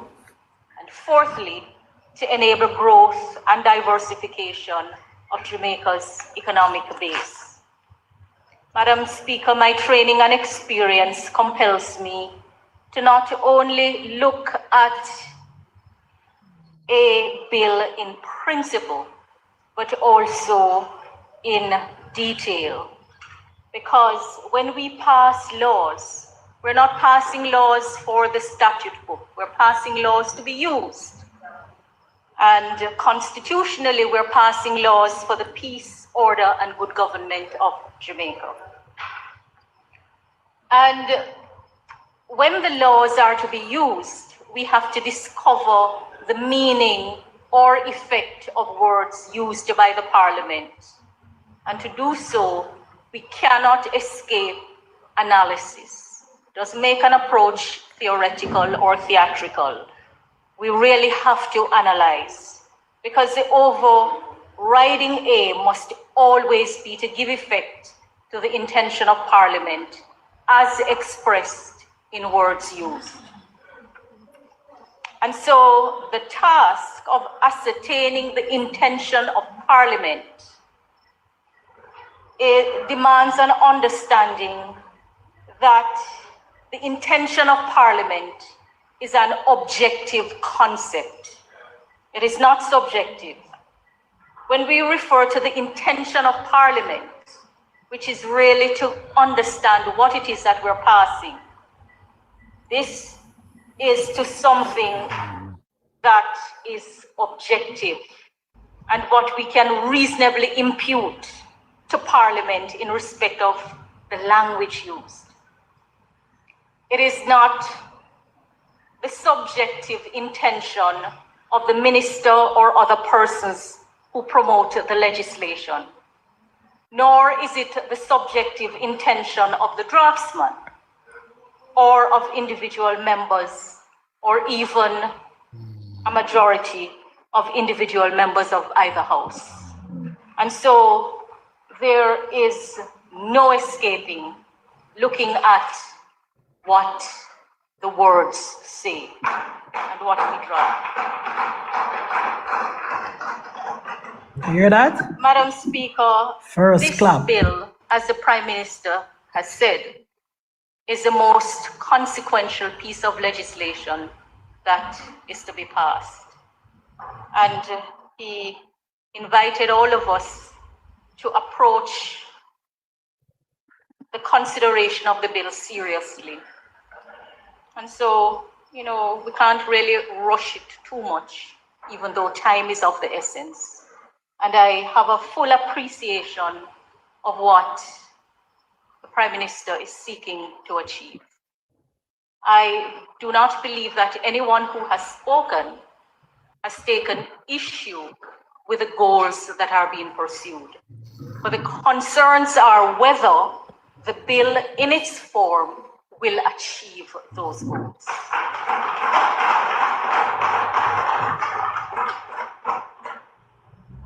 Madam Speaker, the authority is to be constituted according, well, the clause 3 establishes the authority, and it tells us how it is to be constituted in accordance with the schedule. Now, some have taken issue with whether there is going to be a board or there isn't going to be a board, and the Prime Minister in his presentation indicated that we have other models in the jurisdiction where there is no board, and that is true. Under the Town and Country Planning Act, for example, there is provided for a planning authority, a Town and Country Planning Authority, and under that act, and this is an act of 1958, section 3(1) tells you that for the purposes of the act, the minister shall appoint a person or persons to be a town and country planning authority, and subject to the provisions of the act, and from time to time, by order, published in the Gazette, define the composition, powers, and duties of such authority. So it is true that what the bill is seeking to do by way of model already exists in the jurisdiction. So let us look at what will constitute the authority in the bill. The schedule speaks to a CEO and only a CEO. And so if the intention is to constitute the authority with a single office holder, then that is what will be achieved. But if that is not the intention, then the bill will require some rework. Now, the question naturally arises, in light of the objectives being pursued, whether a single person constituting the authority is the model that we should use. It is an appropriate question to be answered. But beyond that, essentially, the authority will also have the minister who is to step in. So in essence, the authority, when it boils down to it, will be the CEO and the minister who steps in when the minister so steps in. Now, the issue has been raised about the concentration of power in many other pieces of legislation. Power is concentrated in the minister. The question is whether, in light of the objectives being pursued, this is the model that should be used. That is the live question. No, the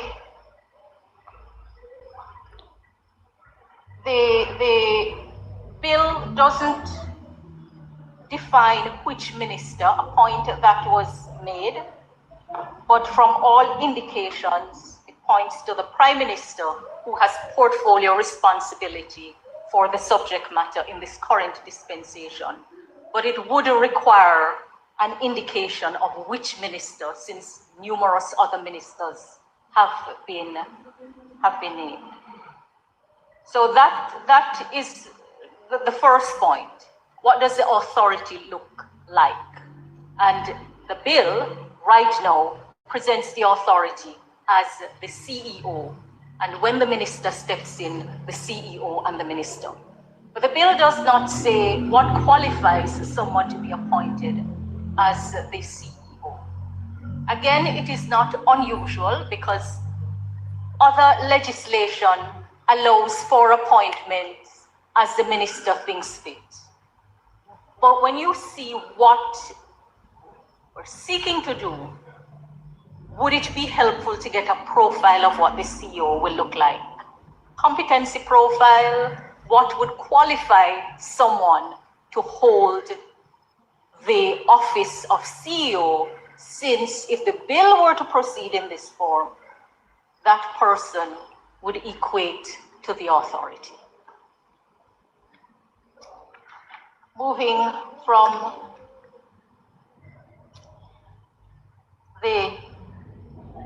move to the functions of the authority.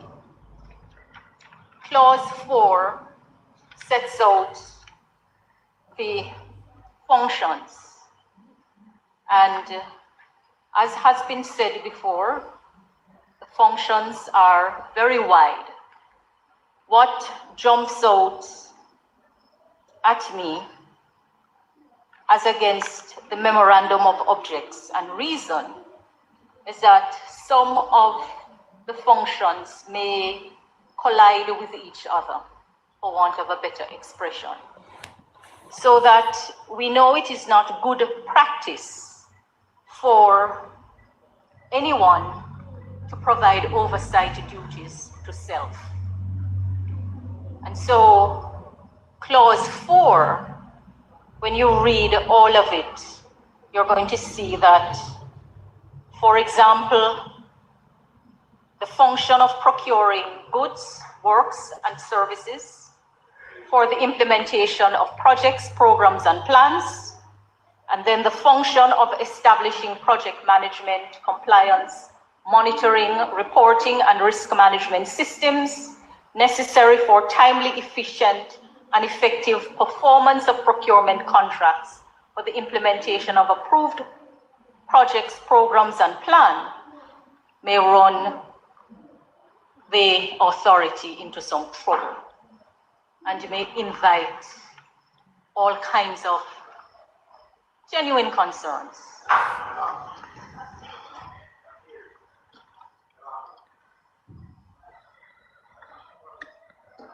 House Leader, time now being 7:20.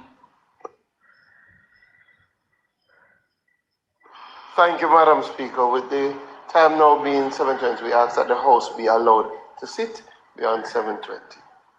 Thank you. The question is that the time being 7:20 p.m., I put that the House be allowed to sit beyond 7:30 p.m. to complete the business of the day. Those in favor? Those against? The ayes have it. The business of the House continues. Member from St. James Central, turn. Thank you. Thank you. Madam Speaker. So what we find, based on how the bill is drafted, is that you can have self-oversight and you can have self-monitoring. Now, self-monitoring can take place, but I don't know that that is the kind of monitoring that you would want. It was my understanding that the authority would be monitoring other entities and someone else would be monitoring the authority without creating all of the duplications and all of the problems that we are so well aware of. Well, in the current form, the bill does not achieve that goal and would have to be reworked.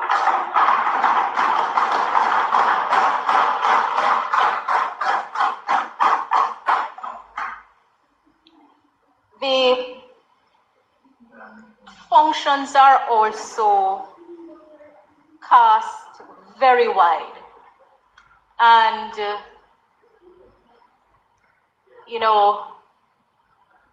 the experience I've had tells me that when you can prevent something's no, or address me I try to take her down. From the first part so here, that you do not have try to to take her quarrel down. when you give power to someone and that power is exercised. And in this house, Continue, brother. I have seen undignified quarrel breaking out about government exercising powers that are on the statute book, giving the impression as if something is wrong with that. Too many examples of it in this house. I do not subscribe to the school of thought which says that power granted shouldn't be exercised. I believe that if power is granted, it should be exercised. But I also subscribe to the school of thought which says it is not for a minister or an entity to determine the extent of the power that is granted under law. That the law itself must set it out and set it out clearly so that we do not then start quarreling as to whether action taken was actually intended. So when we say that anything can be done, it literally means anything can be done. And we have to consider carefully if this is the power we want to grant.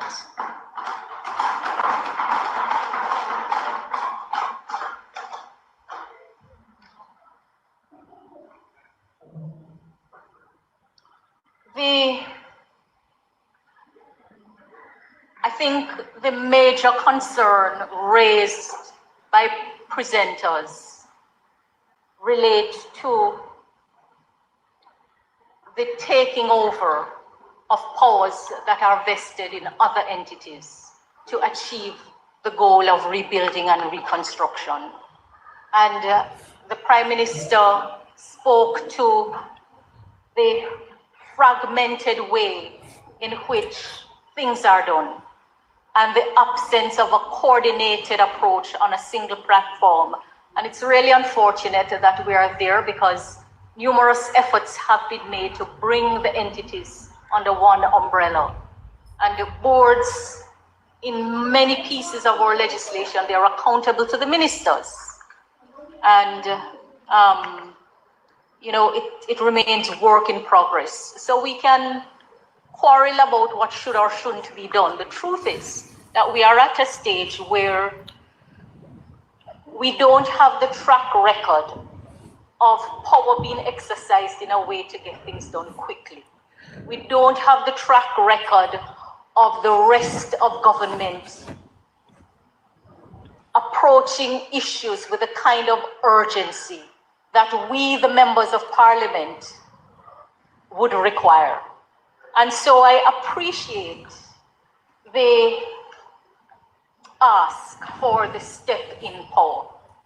Many times when I'm in my constituency and I'm reasoning with constituents, I say to them, government is not a one-man show. That the office of Member of Parliament or the political directorate is but a small, though powerful part of government. And a lot of what you ask of me as Member of Parliament is assigned to somebody else in government. And when the power is assigned to someone else, I can't exercise that power because it becomes an ultra-vires exercise of power. Now, when you look on the legislation, the bill,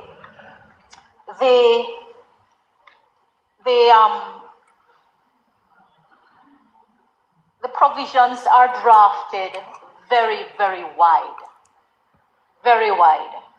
And I have no doubt that that is done to allow things to progress. But here is the danger in that approach. A lot of what the bill would authorize to be done by either the authority, which would be the CEO, because the Clause 5 tells you that the CEO shall act on behalf of the authority and be responsible for the day-to-day management of the authority.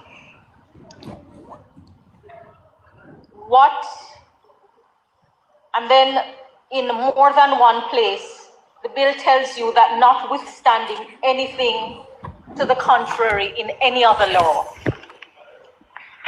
and also that when the minister steps in,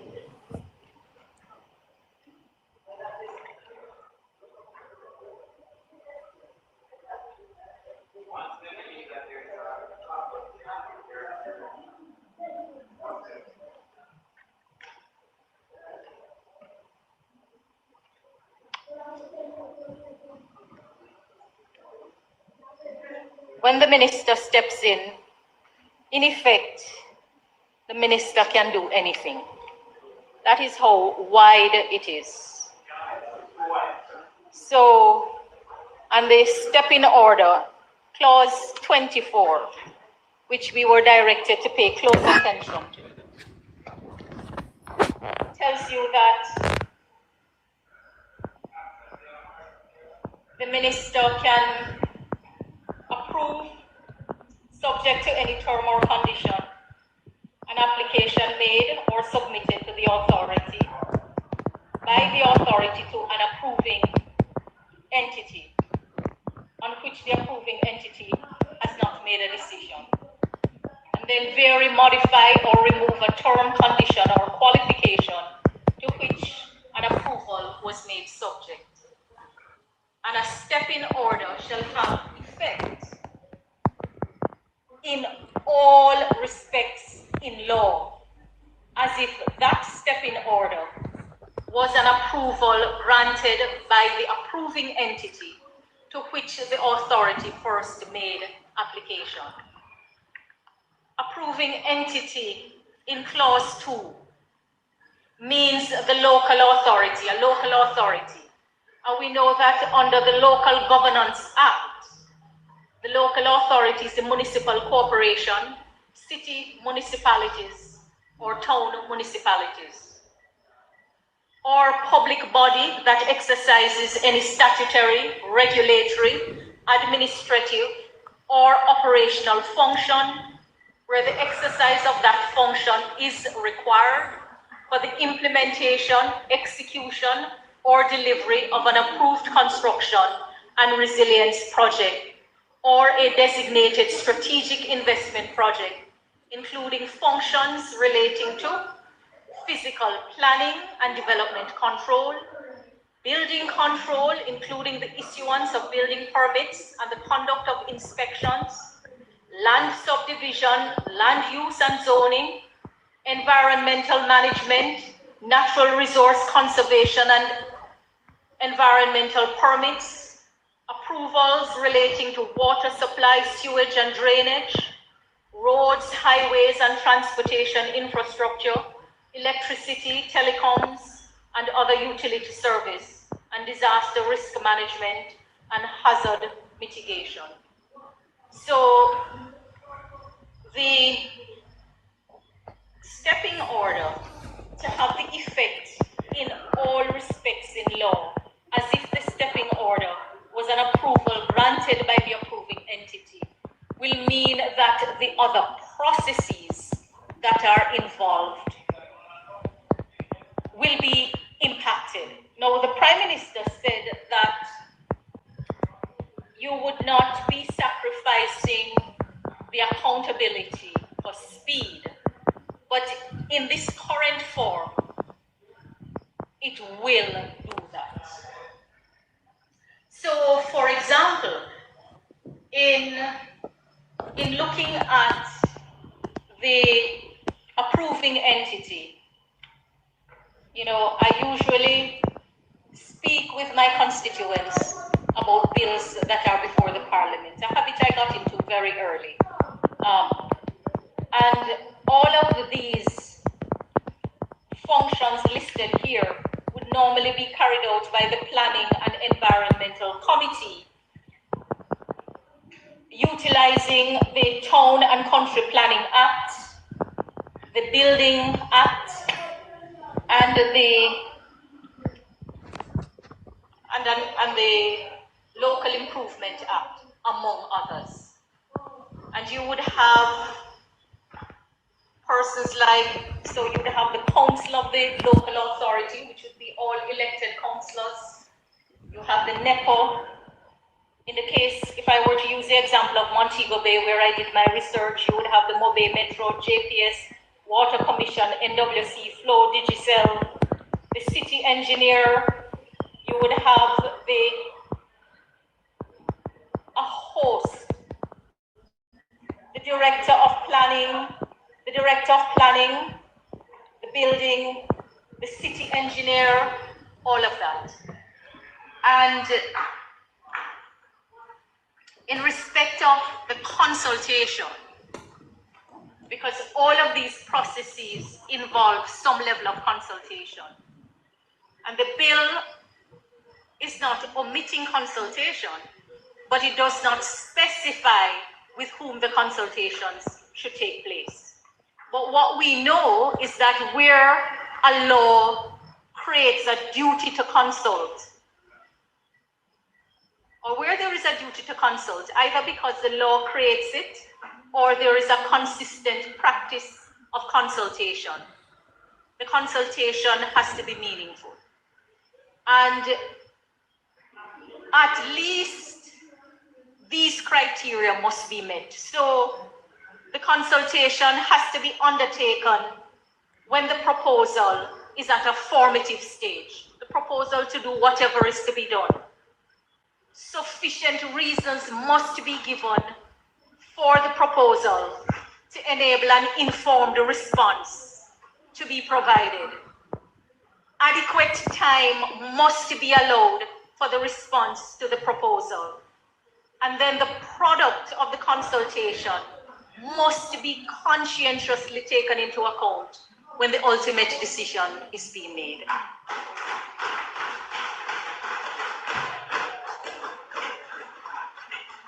Where there is a duty to consult, fairness may also require disclosure to an interested party of the technical matters, technical advice on which a proposal is being made, on which you're going to have reliance.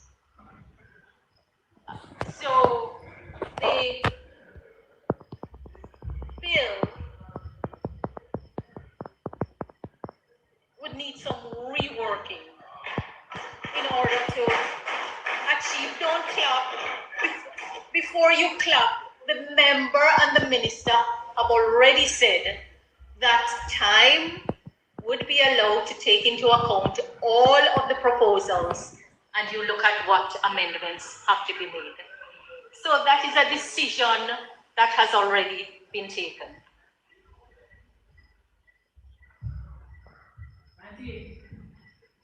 So, next point I wish to address.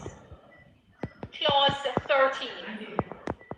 The bill uses what we collectively call statutory instrument, delegated legislation. So the bill is asking Parliament to grant very wide powers to the authority being the CEO and then the minister who steps in. Very, very wide. And then it is also asking that we delegate to the authority and the minister the power to also make laws. And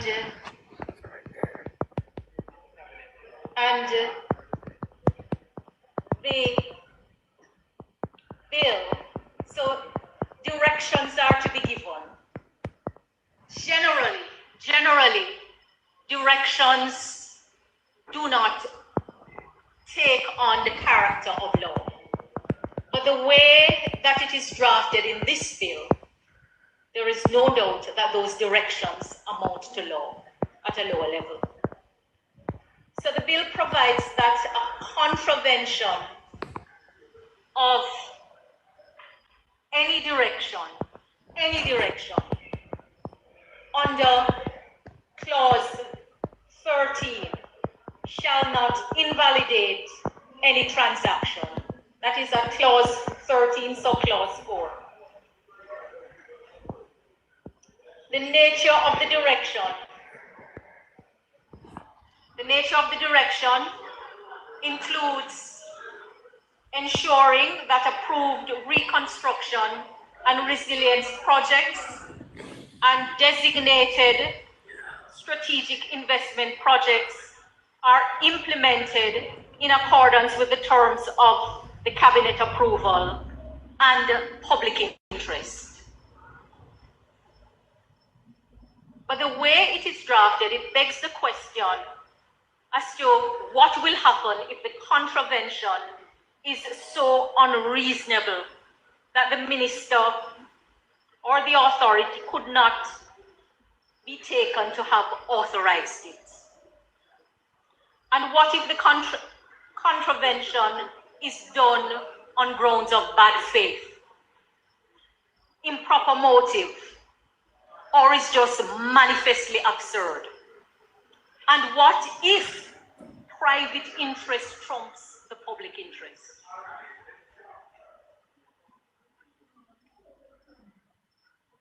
Now, it is true that not every contravention will vitiate an action.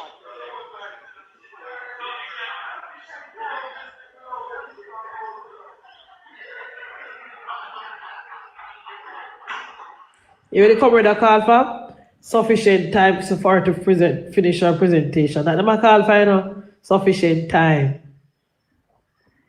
That's what the comrade say. Sufficient time for her to finish her presentation. That never asks for.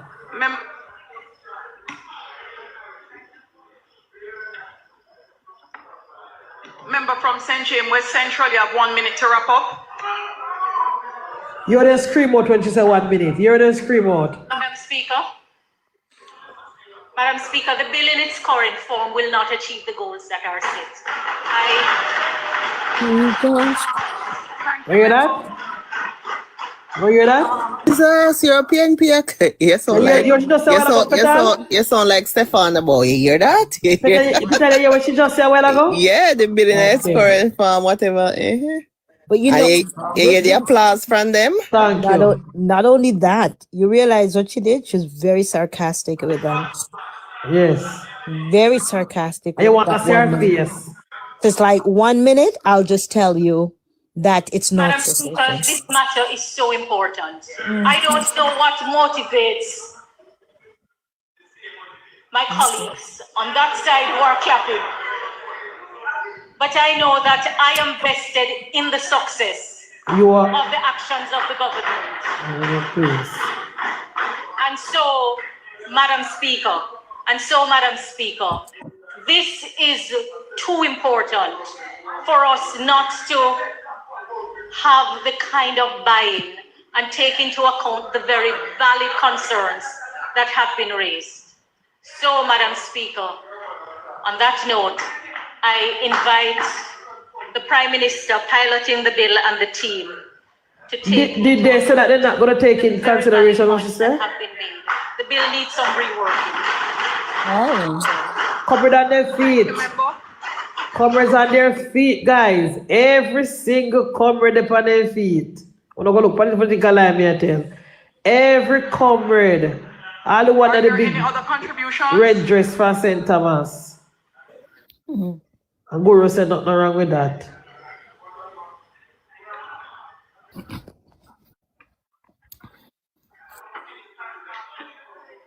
The member from Clarendon North Central.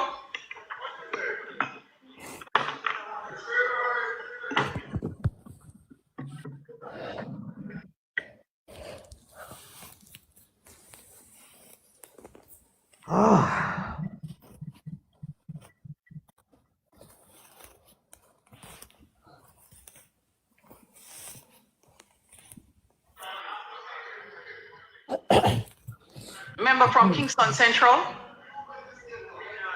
Who is saying they're going now?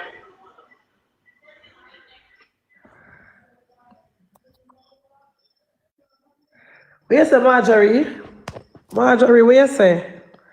You want me to bring up in the box so you can say that? I bet you not come up here and say that. I bet you're not bold enough to come up here and say that, Master G. So, Master G, the floor is yours. So that way just write in the comment section, say it out loud and myself. Yeah, but which one of them? Anyone, anyone. But no, she's right. She's a lawyer and she is something there. And if the bill is not crafted properly, where they see loopholes and so forth, it's going to be vetted. And she's right. I totally agree with it. Number one, Mark Golden is a lawyer and he knows his stuff. I have to give him credit for that. And they knew he was going to poke through it, whether it's good or bad. They're going to poke to find everything. But some of the the deficiency that he pointed out could have been looked at properly before it was sent to Parliament. So I agree with what she's saying. What it makes sense, you're gonna send a bill there, and there is loophole. So when the bill pass, and they're taking the contractors or whoever taking advantage of the situation, disadvantage of the city or advantage of the situation, then we complain to say corruption. First of all, the bill was going to be passed today. Today is the debate. So nothing is wrong with her giving her presentation because the bill will be amended to come back. Correct. The issue with her, Marcia, is very clear. Fear government in a power.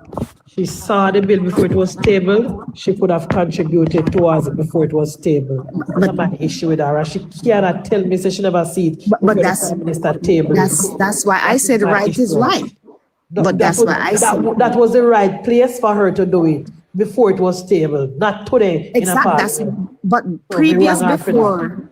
No, you're right, because previous before that, I said it's JLP fault who's bring in or put forward well, I don't know if it was rush or something. It was not a 6 month now since the hurricane gone. That this is not a rush. We don't say that rush. A 6 month now since the hurricane gone. No, it like I said, I don't see anything wrong with what they're doing. The bill has been vetted. The bill has been vetted, and they're looking at all the loopholes. So I don't see this is something that they all do. And put it this way, it doesn't matter how perfect the bill was. There's always going to be something that the opposition going to be pointing at. This is not the opposition, Marcia. This is Malawi Fort. No. I'm talking with Mark Golden. More than helping and it helped to sort out the bill from before it was amended, before it was tabled. That's my issue. But was she part of the committee that was? She could have been if she wanted to. You know what, Marcia? You know, so that one single government member don't clap when Malawi talks a while ago. No. Don't panic. What I tell you, that one single government member was clapping when she was giving her presentation. Not one. What I tell you? Only the PNP, them a clap. They clapping when you're a PNP now. After I know. They gave her a standing ovation. I know, because what they're trying to say. What they're trying to say, it was a poorly crafted bill, and number two, it wasn't only the JLP that crafted the bill. You have both sides on it. No, the PNP never had nothing to do with it. They didn't have anything to do with it. No. We won. I don't have the thing, you know. When I tell the people, them in Marcia, where come take me, you know. I don't have an issue with Malawi Fort going through the bill and ventilate it and discuss the bill and lay out the thing, you know. I just did not like her approach and how she was acting. Just go and look at her. She was acting like a house enemy. That's just my opinion. And you're right, because even today when I was listening to her with what's his name there, when he said that he found a loophole not to come to Parliament. So what's the guy their name? Jack then? Yeah. Remember when she was giving that speech too? Even though she was correct in what she was saying, but my point in all of this was that did they not vet what they were saying before? She if you say, that was her job. That was her job to find the legality in sending back to the man the second time. And when Rita was asking her if the committee have any jurisdiction to send back for the man, she said, "Oh, we don't reach there as yet." That is what she should have focused on for the legality of her sending back for the man. But even though she might not have reached there as yet, she should have been prepared better for that question. Because that question was going to be, she should have asked, what jurisdiction we have in order to summon him back to Parliament? What other question can we, even if they push that question forward, because they knew they were going to push it to say, you have no jurisdiction, but she can say, Remember Philip always said it, you know. Remember Philip always put out a statement and said the very same thing. So she didn't hear? That's what I'm saying, is that as a legal person who is for the government, I think they're doing a disservice to the Prime Minister. because they know that, Mark, and when I said this service, I'm saying that they have the opportunity to vet these things first and to be more prepared for what the question gonna come. You have to preempt these questions ahead of time and be prepared to give a knockout question. If you're gonna summon somebody to Parliament and you have no jurisdiction, or you're gonna put up that question to say, yes, this is why we are summoning him and we have no jurisdiction, or you're gonna come with something else and says, well, technically, this is not the reason why he's here. Technically, this is what, and that is what, and this is what we're trying to do. He lied to Parliament, and that's why we are trying to do this and do that, or he lied, whatever it is. But I don't think they were prepared. She was prepared for it as the legal mind on the panel. And again, it shows in this bill. But at least, Marcel, she should have known based on what jurisdiction she's calling him back. Because remember, his business is done with the committee, and what he came back, you must know based on what jurisdiction what right you have to call him back. That's why when Rita was cautioning her, she should have listened and said, well, let me check under what grounds I can call him back. That would have been very easy for her to check. Say, Michael Philip Parliament went to the legal office of the Parliament and found out if she could have called him back and found out. She could have done the very same thing with the person right beside her and get her ducks in the row properly. But she chose not to do it because she said, well, we don't reach there as yet. Turn out we were exactly there, because the man said back and said he's not coming because she don't have the jurisdiction. Even though I don't know based on what, if the man could have said, I don't know what the standing order said, if he should come and tell them that face to face, or he can write a letter. Maybe standing order is silent and or you carry the message. But if he feel like it will come based on the legality of it, he's not gonna come. And she should have made sure that she have her ducks in a row there. So me blame her for that little party. And today again, Marcia, I don't blame Malawuford for going through the bill, because going through the bill, it made the bill stronger and it put up to scrutiny. But she had the chance to. She had the chance, Marcia. To get the bill before. She had it before it was tabled. I know that Malawuford is not actually the Prime Minister Vex or she and the Minister Vex. Whatever. She know that the NaRa bill is coming. We, the blogger, talk about the NaRa bill for months now, Master, before it even table. Every day we come and ask, what the NaRa bill, So can I ask a question? Can I ask a question? Is it then why you see the Prime Minister remove her from her position? Are we to look into it to say that? No, the Prime Minister didn't remove her. She didn't get a ministry. She didn't get a ministry the third term, she wasn't removed. She just didn't get any. She had the legal affairs ministry, and that now gone away because Mark Walling already said, if no one you're not in a list, we go to the CCJ. So the Prime Minister not even waste time put back that up, because it's a waste of time. The Prime Minister don't want to go. And then Delroy Chuck get back the Justice Ministry, and she fear ministry morph into the Justice Ministry. So if anything should have gone in the ministry with Delroy Chuck. But that's what I'm saying, exactly. Yeah, but she don't want to go there, so that is why she not dead away. Oh, she never went there. Right, so I'm saying, but she could have worked with Delroy Chuck to draft this bill, Marcel. She care about the country, about the party, about the government, about the bill. She could have worked with Delroy Chuck to write this bill. Instead, she allowed it to write by itself. We don't know who write it, Delroy or whoever, and then she come to Parliament now of PNP beat next. From the start of her presentation, Marcel, the PNP beat next. Go look. I believe. So that's it well with you, Marcel?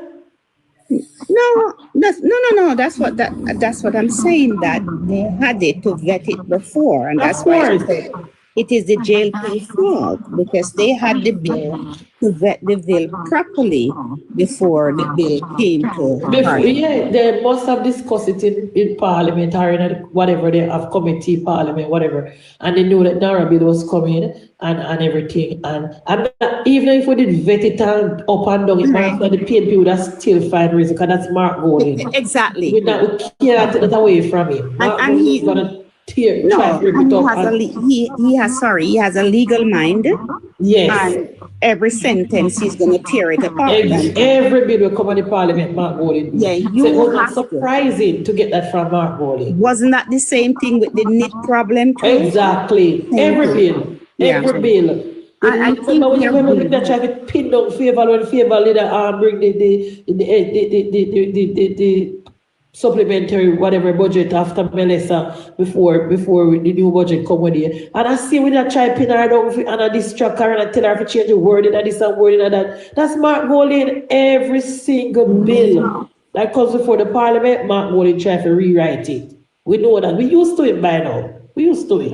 But they have to be more prepared. Yeah, we used to it by now. I think they are allowing him to direct the conversation when things like this happen in terms of, to say, well, this is wrong, that is wrong. You should have looked through it before, piece by piece by piece. And you know what, Marcia? The Speaker of the House shut down what Bowling today, because me I tell you, at the start of the Parliament, he gave like an opening speech, and then he went on to say, well, in order for me to, have to dissect the bill clause by clause. And when we go check, me see about 38,000, me say, is Mark Bowling going to be allowed to do all of this? Let me watch and see. And then he works one, and then start from one, he discuss one, he discuss two, he discuss three, and he reach a four, he dig down in a four, he flick four up and down, in a light four up and down, he plus four. When he did that top 5, 6, 7, 8, when he reach a 10 now, we hear time go off now. The Speaker tell him say if time is finished, and she'll give him extra 5 minutes to finish. Anyway, they protest and whatever, Speaker give him 15 minutes. And because the Speaker threw him off and game, he had no choice but to skip round and look for the point. Then when he want to bring it, he threw off in presentation, he was so upset. And when he done, he said, boy, this Madam Speaker, I think the opposition should not get any time. So Mark Bowling came to go through the entire bill today. And that's how him say, Master, used to, but that's what Malawford wanted to do, right? Yes, I that she wanted to do, Marcia. Yes. I like how the Speaker of the House took control, and even though Damien Crawford was trying to bully her to say, this is important, you should give more time, longer time. I like how she stuck to her gun and said, well, we gave time. We gave time because what we're doing is trying to control the narrative. Yeah, and Malawford wanted more time as well, because you notice after the Speaker tell her, the reason why she said, Madam Speaker, this bill in this current form cannot do the job, because she mad because the Speaker only give her a minute, the last speech she make, it was uncalled for. I think she only said that because she get the 1 minute to get. I didn't like how she ended it there. I did not like how she ended that. That was unnecessary, Marcia. You didn't have to say that. Yeah, abrupt statement. You didn't have to say that statement there. Yeah. And that's it well with me, because that is unnecessary. Are you in a government? After the government, instead of you say that, you already say, list out all the part where you feel they need fix out everything. You don't get a chance to list out all of them. But you have time. You have time because the bill will be amended and come back next week. So all you have to do at the end of the Parliament, you say to the minister, to the Prime Minister who is piloting the bill. Prime Minister, this bill needs a lot of work, so we have to come together and fix the bill. You know what I noticed with her? You know what I noticed with her? She has this, there was this girl that was on CNN Saturday morning, a black girl. I think her name was Harris, Michelle Harris, I think. And I used very brilliant girl, brilliant. But she comes across as professorial when she giving her speech. Instead of trying, and it's the same thing happened with Favour. Instead of Favour comes up and, bam, bam, bam, and be effective. Cut it short, make your point, cut it short and move on. They go into this slow professorial, like you're professor, not you're lecturing. Yes. And you lose people patient by the time you get to your point. And this is what happened to her. She was being professorial, where in the end she had also just chop it off and says, you know, and it comes because Martha, you can see that she wanted to go through all of the classes, and then she was like, Madam Speaker, this bill is very important and it cannot be rushed. Like come on. But she knows her time. She knows her time. Exactly. And if she was to give her additional time over, then they would, you know, say she's been very favored. Yeah, and you know what? After the timer start beep now, you're the PNP them now. Enough time. I'm sorry, guys. Did I say good night? Sorry if I didn't say good night. No, for them, they never sleep, master. They're tired of them working, people. I'm not sleeping, Madam Speaker. Yeah, we just never I understand the people that will keep sending me a million messages on my inbox. I understand they say she can comment on the bill. Me no idiot. Me know that, master. Me no dunce. Me know the woman can comment. It's all right. But I didn't like her. Santaya said she was too much. Exactly, Santaya. She was too much. Was not necessary. Yeah. And the last statement was that piss me off. If the speaker said time up, then you know what. I mean, say, can look on the face. It make me say, master, if you look on her face when she say it, you know, man.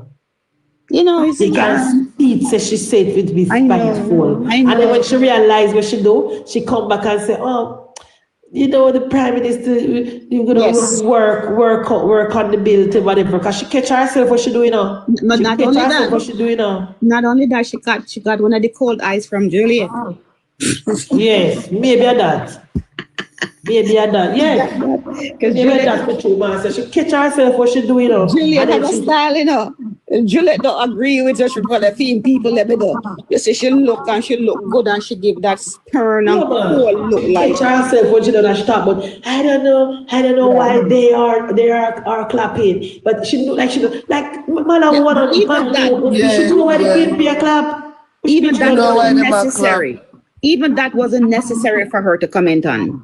That was not because she knew why they were she had to say it because that's the one way to make it look like. No, but she knew why they were clapping because of what she said. Okay. What she said, that comment in the end caused them to even clap more. Yes, that's why she said she don't know why they're clapping because she know what she did. They gave her a standing ovation when she was finished. But why would she say that? She plays into their narrative now. Just leave it. Instead of you trying to make restitution, just leave it. Because you only make it bad. You already. And the bill is not like the bill of passing in the current format.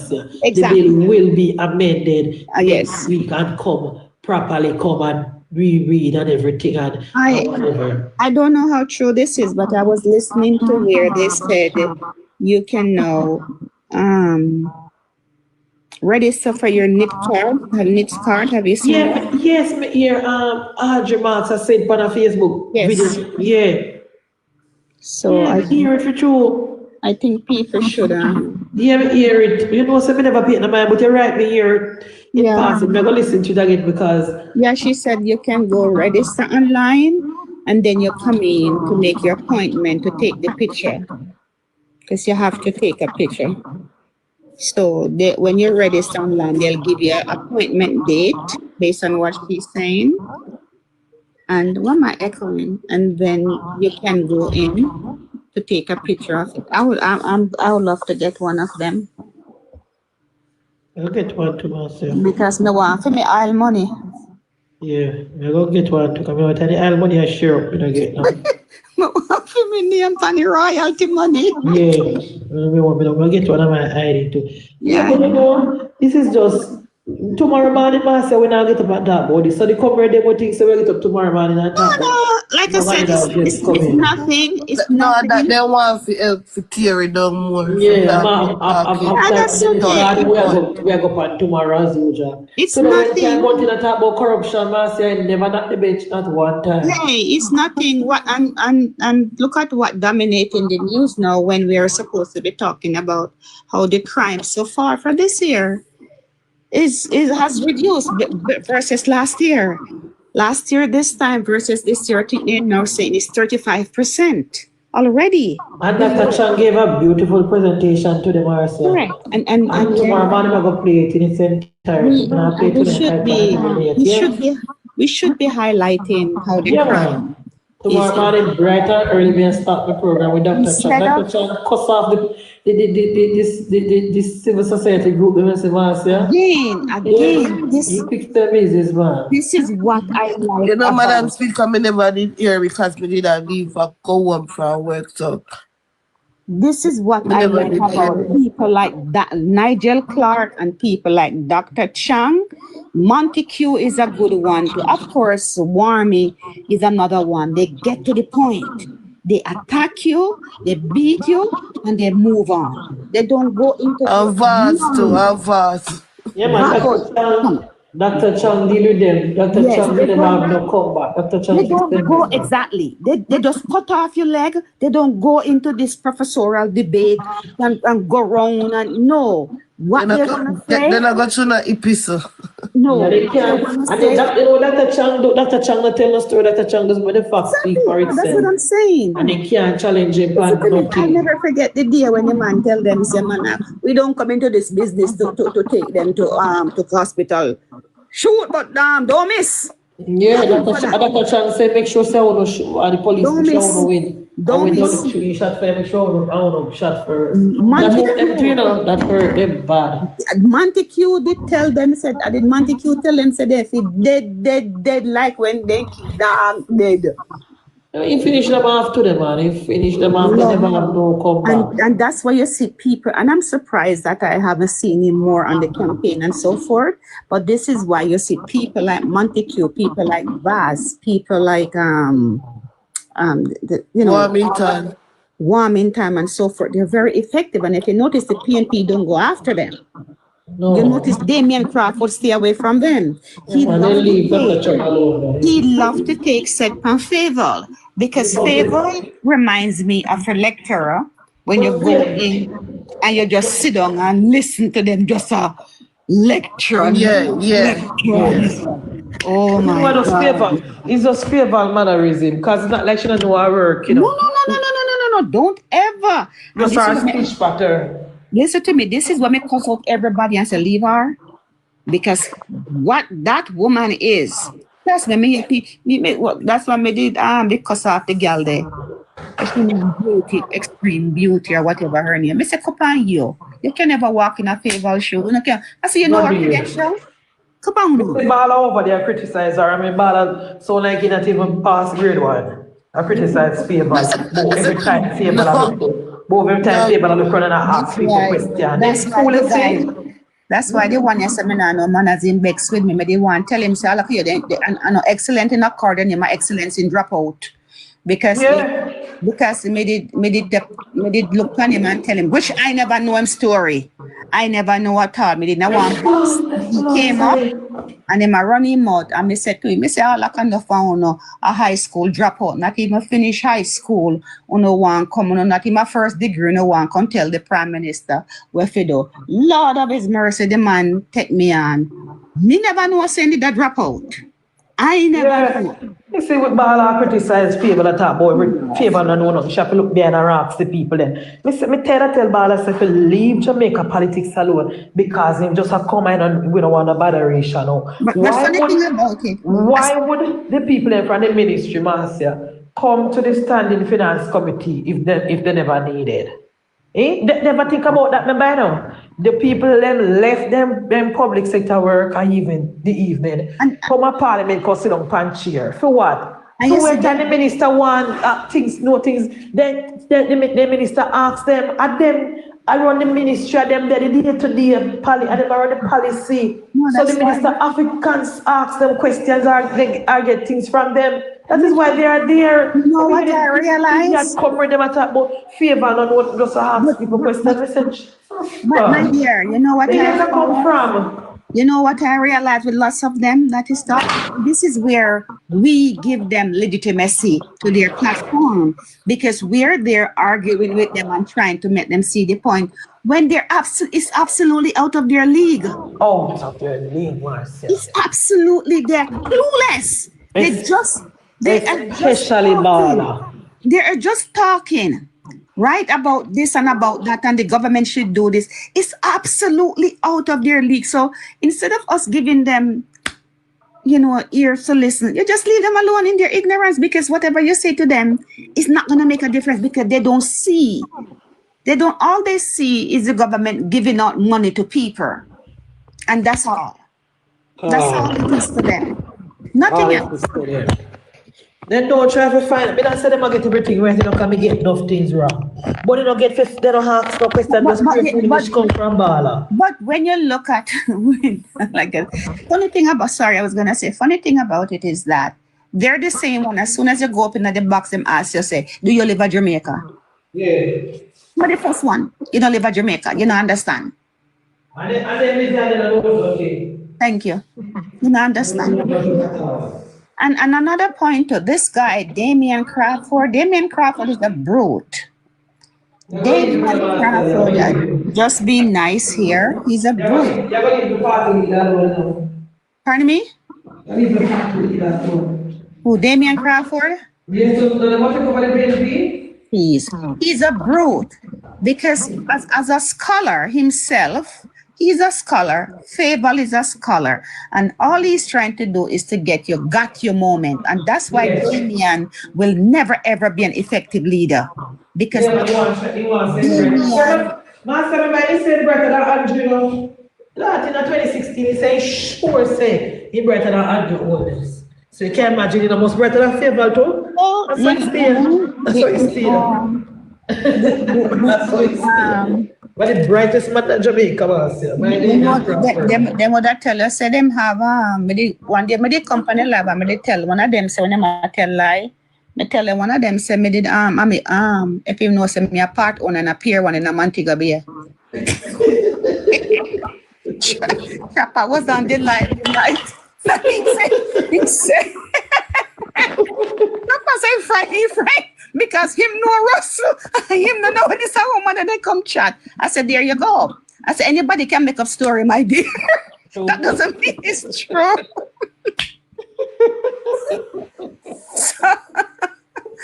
So Damien Crawford can make up all the story in one if that's what makes him happy and makes him believe this is true. One of the brightest man in Jamaica, then so be it. A pure gimmicks in come with today, so everybody waste time to the speech. Pure gimmicks. Yeah, because he's trying to dictate dictate to the to the Speaker of the House again, because they're trying their best to minimize Julia's stature as the Speaker of the House. You want to bomb Russia and say, oh, Madam Speaker, when me aim at her, I wonder if I them in control. But that's what I'm saying, and I'm glad how she didn't give in, and she said to them, I gave him over time. I gave him over time. That's all. Excellent. I don't know why the camera never span to her in time allow for to talk. Cause no time at all did the camera go up on her face, Even when she asks, even when it say when her time up and she asks for the extra time, the camera never zoom in on her face. Or maybe the one me watch it tomorrow on the TV and say, come on, to see her face when time allow for to talk. I remember the days when she used to come out of our airport to her man. Oh. Same one. Malawu? No one our man. Good. All right, I'm going to rest this up. Come back to her, Annie. I'm a baby come from it up. We'll come back to it. Malawu Fort now speak next week, comrades. So next week we're going to close the debate. Some more of the PNP people are going to talk next week. And then we're going to take the amendment. Oh, the speaker tell them, Marcia, say anybody not speak today, anything when they come with this next week is not going to be a part of the amendment, because they get a chance today and they gone. So the bill will be amended and fix up and come back tomorrow next week. Yeah. All of the suggestions when Malawu Fort come with will be in, most of them are going in there. Not all of them coming with share come out. And the bill will be passed very soon. And it is stupid of what something there did too. It was just trying to show up the party, the JLP. Stupid, because he knows that these are recommendations that you would make and send them out, and they will look at them and see it. So he was just trying, to score political points. Which one? Mark Golding. Yes, that is his style. Yeah, he was trying to That score, is his style. to make the government look like they don't know what they're doing. Yes. And even ISAT too, because he was there talking about Oh, Lord. basic grammar errors, like misspelled words.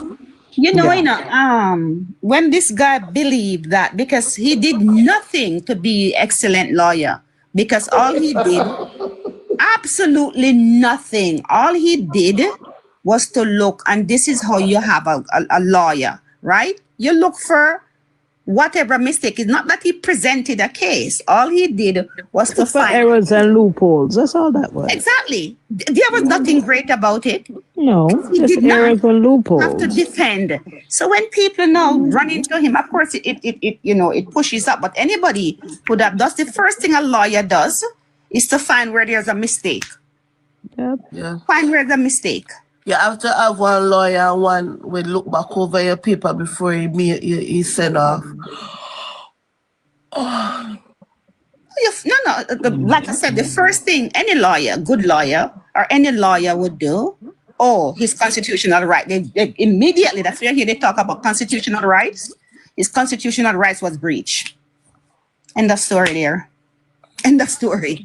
They could have seen, because they knew from day one that the judge, not Paula, the judge erred when he allowed the case to continue. Not Paula, it was the judge. The judge had the final decision. So with him coming now again and talk about grammar and talk about this, it's all about trying to show up the government, scoring political points. But at the end of the day, Stevie Wonder and this one here, Eddie Murphy, and Eddie Murphy look at Stevie Wonder. Stevie Wonder is a really good singer. Eddie Murphy can't sing. I mean, he tried, but he looked at Stevie Wonder one day, comedy, and said, Steve, if you want to impress them, man, take the wheel and drive. You can drive. Take the wheel and drive if you want to impress me. So it's the same thing what people like Damian Crawford is trying to do. So impress, but at the end of the day, who is getting the awards? Them. Who are getting the accolades? The Prime Minister. Look at the award. They show Mark Golding. They say, Mark Golding, yes, you're right about this, and yes, you're right about what. Guess what? Who is the Prime Minister of the country? That's all. Who is the Prime Minister? So they will forever, but they need to do correct, boss. You talk about never listen. You know what, Marcel? I'm not going to say Mark Golding come with no good points, because he's a liar. No, he's right. But that's what I said. Sorry, but you know what, Marcel? When I listen to Mark Golding, I'm going to play some of his speech tomorrow, because he never, like he was saying anything. But you know what, Marcel? He said all of the suggestion that the PNP is making with this oversight body for spend the money, oversight body for the projects, that is the same thing like the procurement process, Marcel. We're going to slow down things and pop up things, And that is what we're running from. So why are they pushing so much for that? And then, Marcel, why are they saying that they want an independent body to look over the government, the CEO and the Prime Minister and the Minister? Marcel, you don't remember what happened with the independent IC? Yep. So that is why we don't want that. I don't know.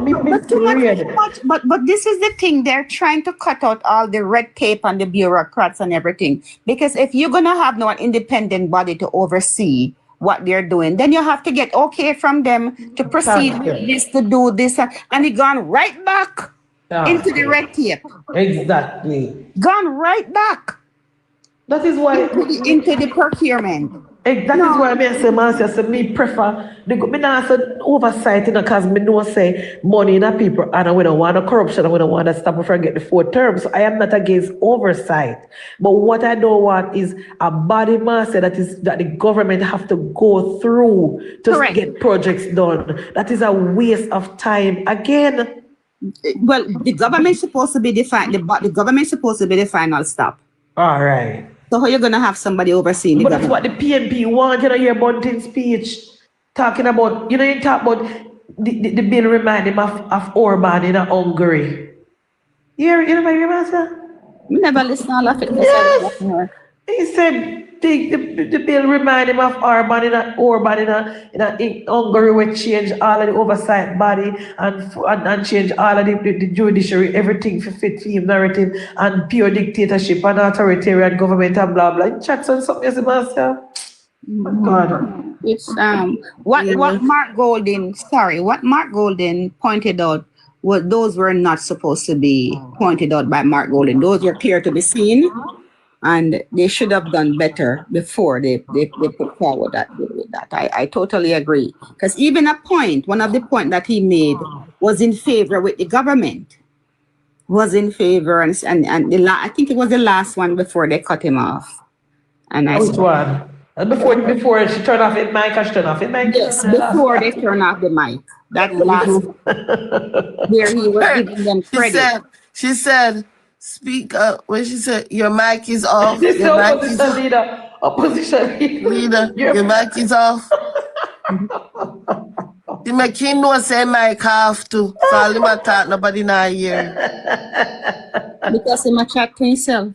The McKinney no. Hey, I want big insult, let's it up. You know, so that is why they don't like the speaker no more. I should have turn off the mic, you know. But guess what? She make you know this time say mic turn off. Your mic is turned off. Your mic is turned off. Listen, because he wanted to go through the entire bill. That is why I say, Master, so many things when you say can be adapted in the bill. No, it's true. I'm not afraid to say that. Yes, no, it's true. It is true. What he said, you can see the corruption. It wasn't. Madam Speaker, then I talk like him. I talk like him. I say, NaRa rubbish. And I yes, oh God, that's how you still. That's how you still. I make it look like it's a rubbish. You know, give 1 point, and I say like, oh, you could add this. No, that's how you still. Yeah, exactly. You're right. That's how you still. But come on, you're not gonna give your opponent any credit. Come on, every time one bill comes to the Parliament, Master, that's his job. Will rubbish it and rip it up in pieces and this is why they need this. But this is why the JLP need to do better. This is right. Chuck, if you call to do better. You know, this for the third term, I start me to bring down Delroy Chuck and the Glaber, right? They don't accuse me of taking said for certain MP where I don't love, and Delroy Chuck, and number one, I don't love, and from the new term start, I don't bring him down, myself. I don't bring him down, because me feel like the Prime Minister love Delroy Chuck, because I was not expecting Delroy Chuck to get back the ministry, and Prime Minister give it back, so me, I want to bring him down myself, but he better than them answer, because if me want to get rid of him, I can't get rid of him. We need some younger minds now who are chop. I don't think. I think we need a justice minister, and we need a But who can do it? We don't know. We need a local government minister. Are we gonna recruit what's his name, Champagne, now that he's retiring? He would be perfect. As a matter of fact, are we gonna recruit Paula? Dr. Chang should try and recruit Champagne. Cause I don't order. He said more retire, but government, because him not gonna be well, him for be an MP. And he can't bother with work in a constituency. Are we gonna recruit Paula? No, so Paula old man. We are getting rid of the old people there. Stop it. Paula 65. So what?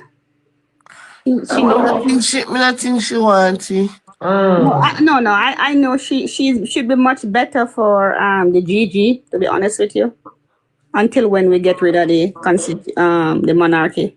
Yeah. Paula Llewellyn would be a good governor general. I want her to be female. She would be the first female. I would bat for her. I bat for her to get that position. Me too. I would prefer this gentleman. I don't say that bad female who be the justice minister, but we should go with to them in like I said, she's a little bit more like Delroy Chuck too. You need somebody who has a little bit of pep in their step. Yeah, 20 hold each other and walk through the game. Too professorial. 20 hold each other and master and walk in a sunset. Too professorial. Leave them alone. Leave them. No, she know very, but you know, in a Jamaican politics, you have to be, you know, whip. This is Jamaican politics, you know. Jamaican politics, we're coming from the British.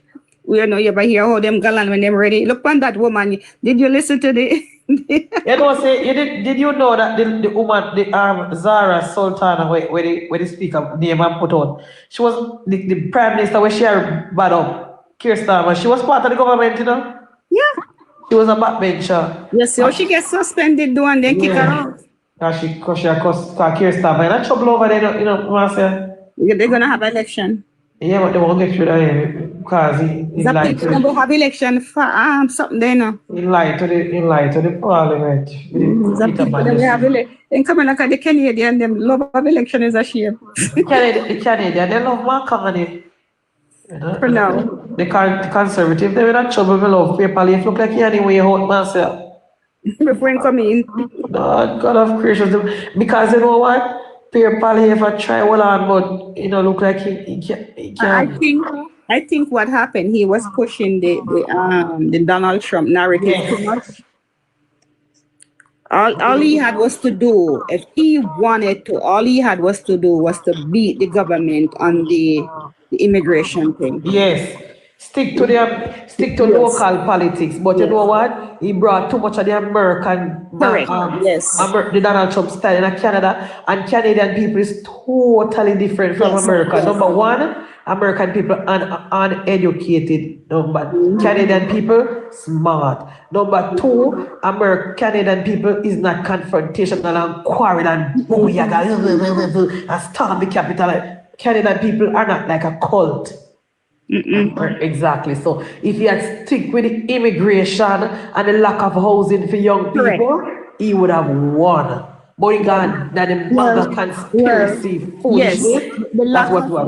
That is what how the infrastructure was overburdened by the because you're stick to the talking points, right, Marcia? Yeah, man. He should have stick to the talking. He got too much in a Donald Trump. And you know what, Marcia? You used to say Carney turned out to be a conservative. Carney and a liberal, you know? Well, he's a liberal conservative, actually. Yes, in the center. He left of center. Yeah. And the conservative people can work with him because he can't, you know, in the overly, it's like Justin Trudeau, liberal and, you know, always a boy, a girl, a girl, a boy, a girl, a boy, bathroom. I'm not saying Carney don't believe it, you know, but you're not here on a platform to talk about it. Correct. You know, in politics, you have to be politically correct. It's not what you want to say, no, it's what they want to. Your opinion doesn't matter. Your opinion is not about it, it's how you word it so it comes across to the people. Yeah. I am for it, but I am against it. Yes, and he's just leaving it be now in a overly talk about it. Carney focus on the economy straight across the board. In that any little controversy, he had no choice. He will leave it alone. And the people have like that with him. He had no choice because of every time when Mark Carney make a speech, it's about the Canada and about the country and the economy. It now make no speech. First of all, you know this old Carney don't even want to address Donald Trump and in tweet them. When people ask him stupid question about Donald Trump tweeting, trying to answer it.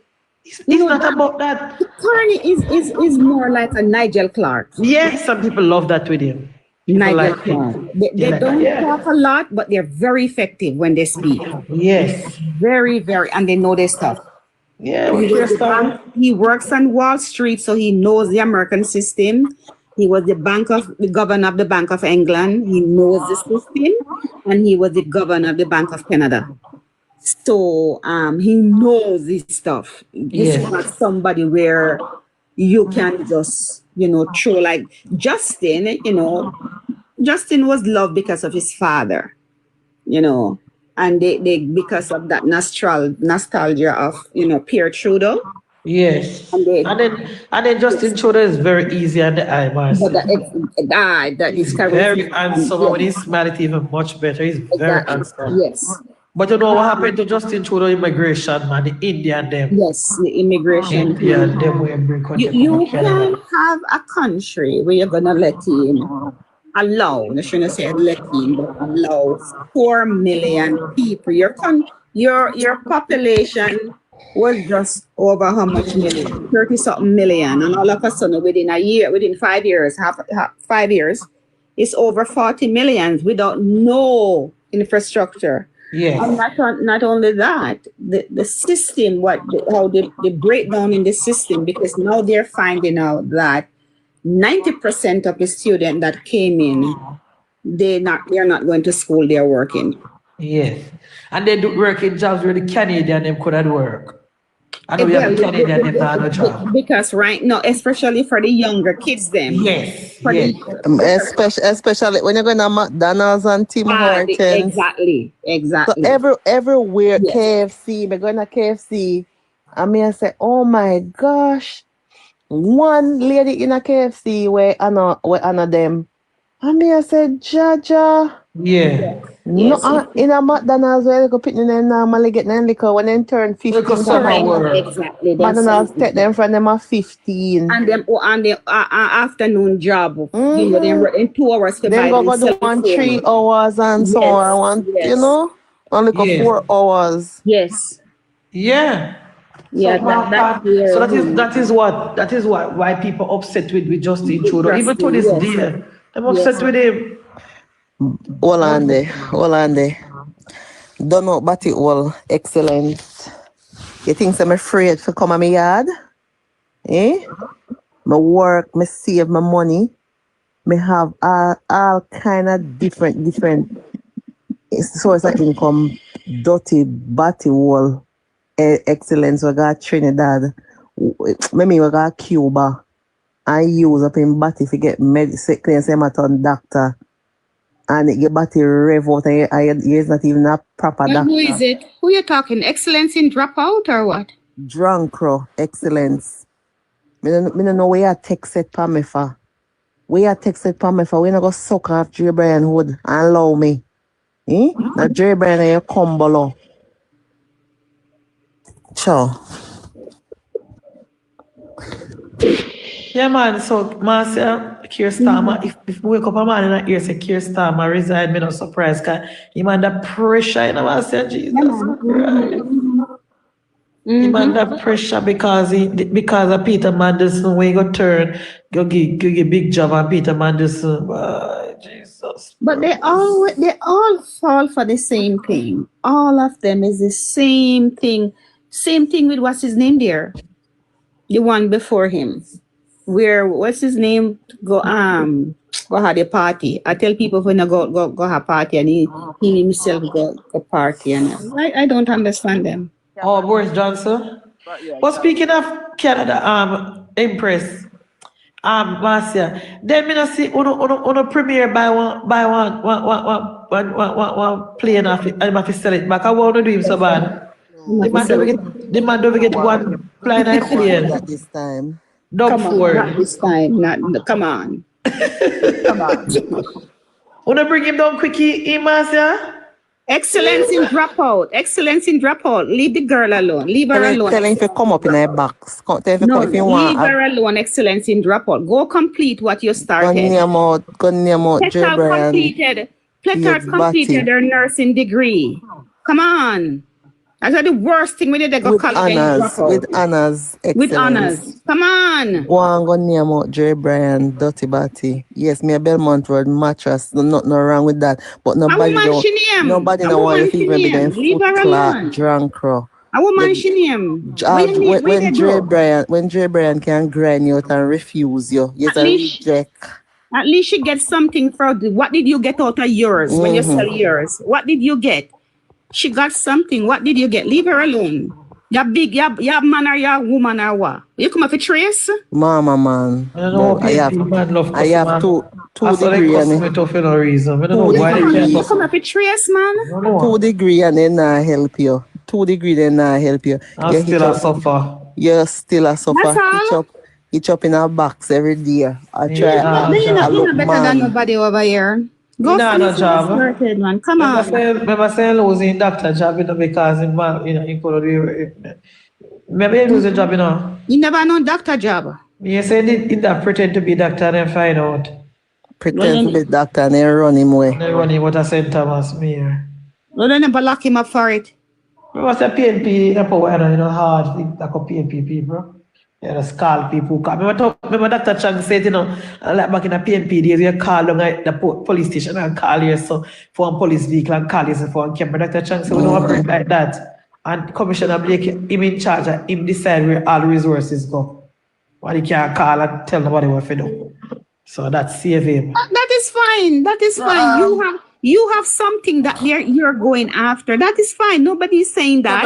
Where you not going? When you come over here, it's your friend make more way. Madam Speaker, we not come over there.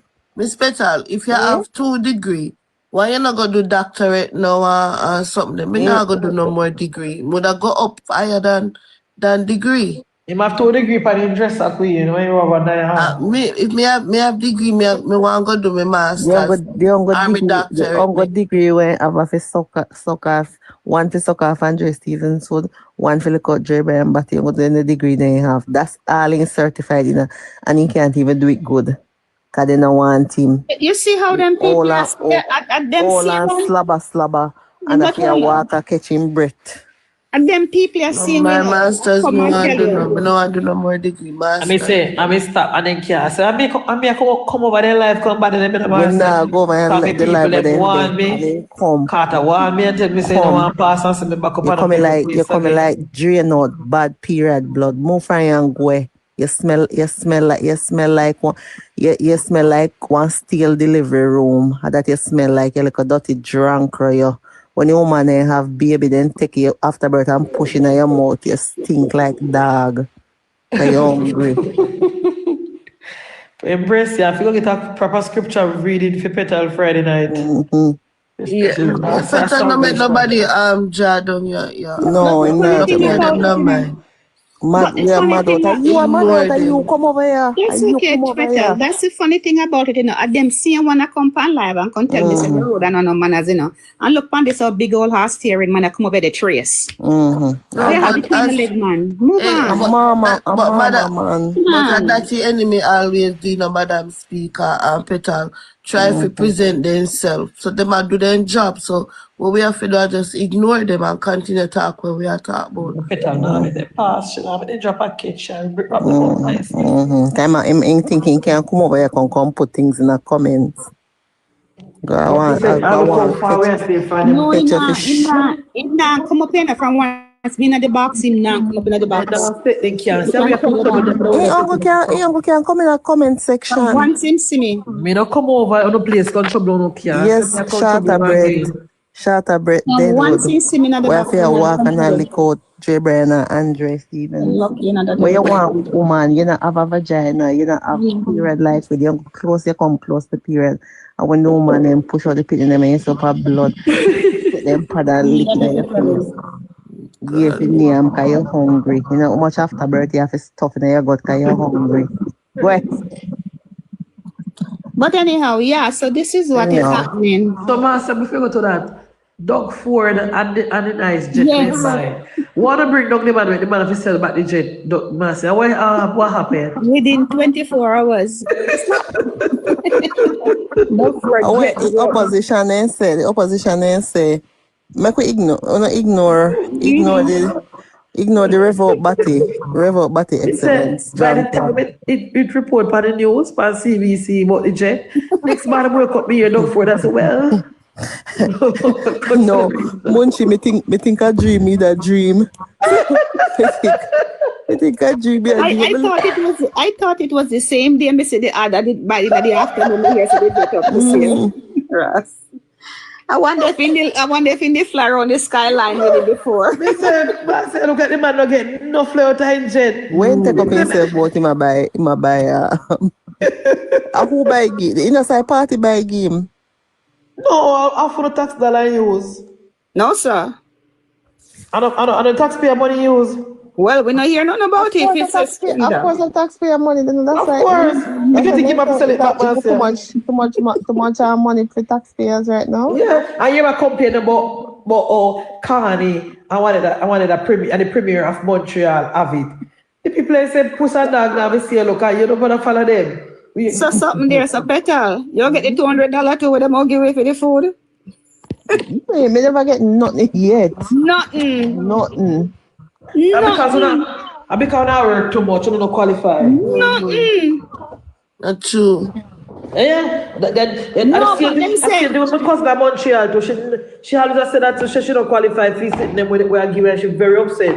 no, but they said they're gonna give everybody this time. You no matter how much you earn. And when they say well, them say it's a one-time payment, but they were saying like for single. Them say single, they never say single. Them just say single. You get 200 and must say 4 or 5. Mark Carney talk about it before the election. Eh? Mark Carney announced it during the election. Yes. Yeah, come because I said, oh, you know, she don't get her money from Mark Carney. She asked what the end of June the 1st. So for single, I think you get $205. I hope so, $205. And then they break it down. Much so if you have must 4 pitney or more, you get $700. Eh? So what Tina times I go get Petal? Tina times I get a lot of money. Them people in the work. Tina can pay back some of my money when she says she take on the people them.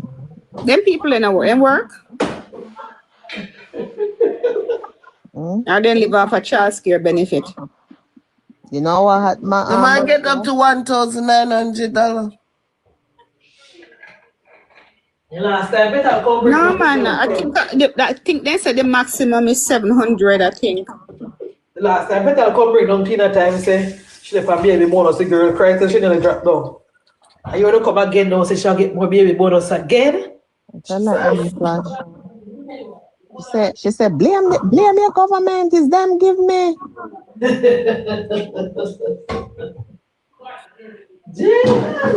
Wait. Definitely, boy. What government say? One-time payment. So here it is, Petal. It says that eligibility must be 19 and older, has filed for 2024. No one of me go file for my taxes. 2024 taxes. Single person up to $267 for one time. I'm not going to get it. I'm not qualify for GST. I'm going to get GST too. Family of 4. Oh, me not get it then. Oh shit. Because my family of 4, she have 2 children. She live in Montreal. What she qualify for? Tell me then. No, Montreal is different from Montreal different. If you get GST, I don't know if you get the GST. She don't get that. Montreal is get that. So when the tell the top bring up Petal and ask her she get GST and she said no. Why she not get that? The household income. Why she not get GST, Petal? Based on household income. Over here. They tell me yes, you have no status, so you can't. That's okay. No, don't read it and come on. We are ignoring the man. Oh, so because of that qualified, they got ask questions. What the money do, master? The more you earn, you move out of the tax. We have different tax brackets. What the money do, master? Come on and ask her about it. You know, she only have $50 for it. Starting July. What the money do?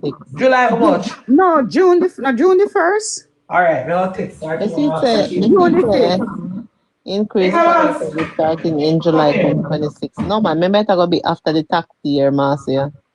But it said June, right? It's June the 5th. Year one time, and it's June the 5th. June the 5th. Mm-hmm. Wow. Oh my gosh. So when Prime Minister give us some free money to Petal, when I just give us some free back money and so, because we want some of the money there, you know. You ain't get no that free money. Madam Speaker, you ain't get no that free money other day. Not $1. Oh, so Petal, they're gonna do it after the GST. Never get done for government, I don't know why. A one-time If you not qualify for GST, you know. man get it. Rather than to them see them, I said, no, $267. I was saying to myself, I saw it today, and I said, oh, I'm single, so I get 267.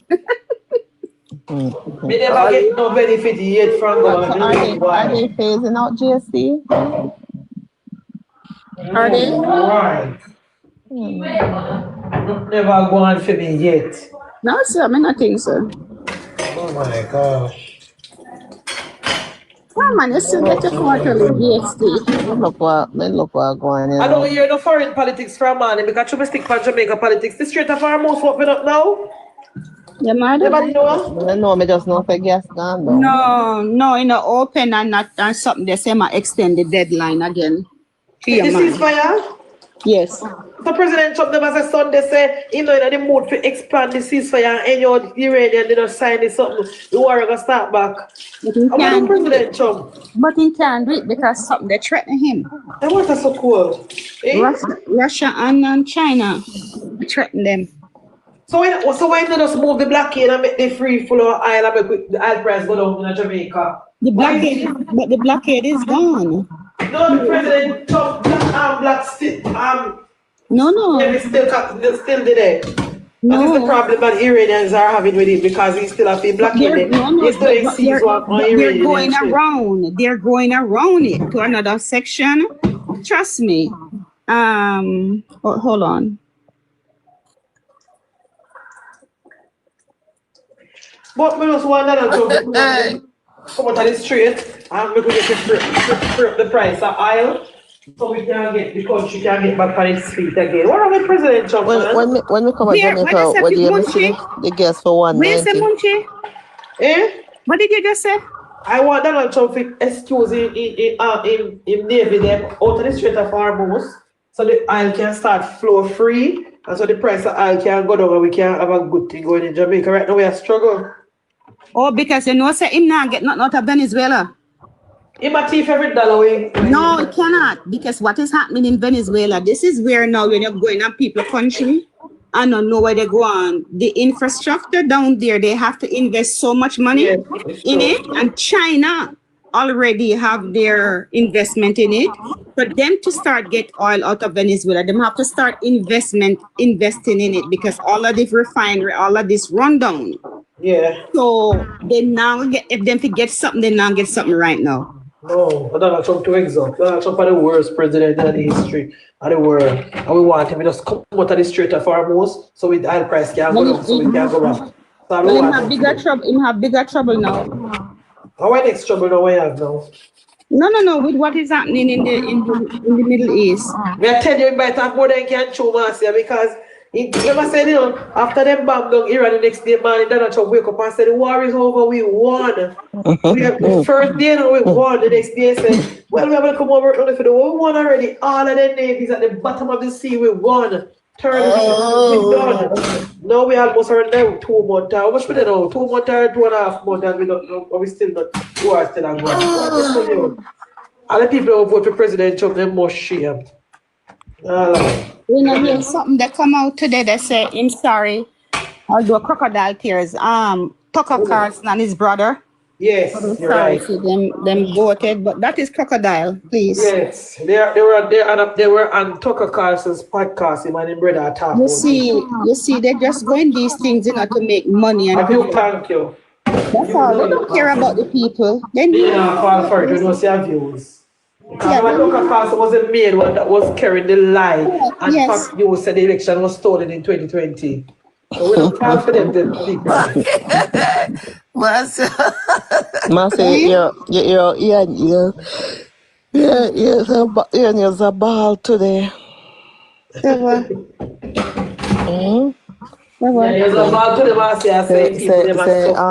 Melissa, if you notice, Melissa never hit. When Melissa was hitting, it never did say that hit Liberator PNP. Liberator PNP. So I say, actually, it kind of did. Look here, Mr. Pussy. Not bother with me tonight. Don't start on me, my dear. Don't go there. Hold on a second. I want to say to you about my wife. Don't really comment. Listen to me, excellence in a card. Listen to me, excellence in a card. Go make Mark go and pop off in the ear. You just not really comment. No good, please. Go good.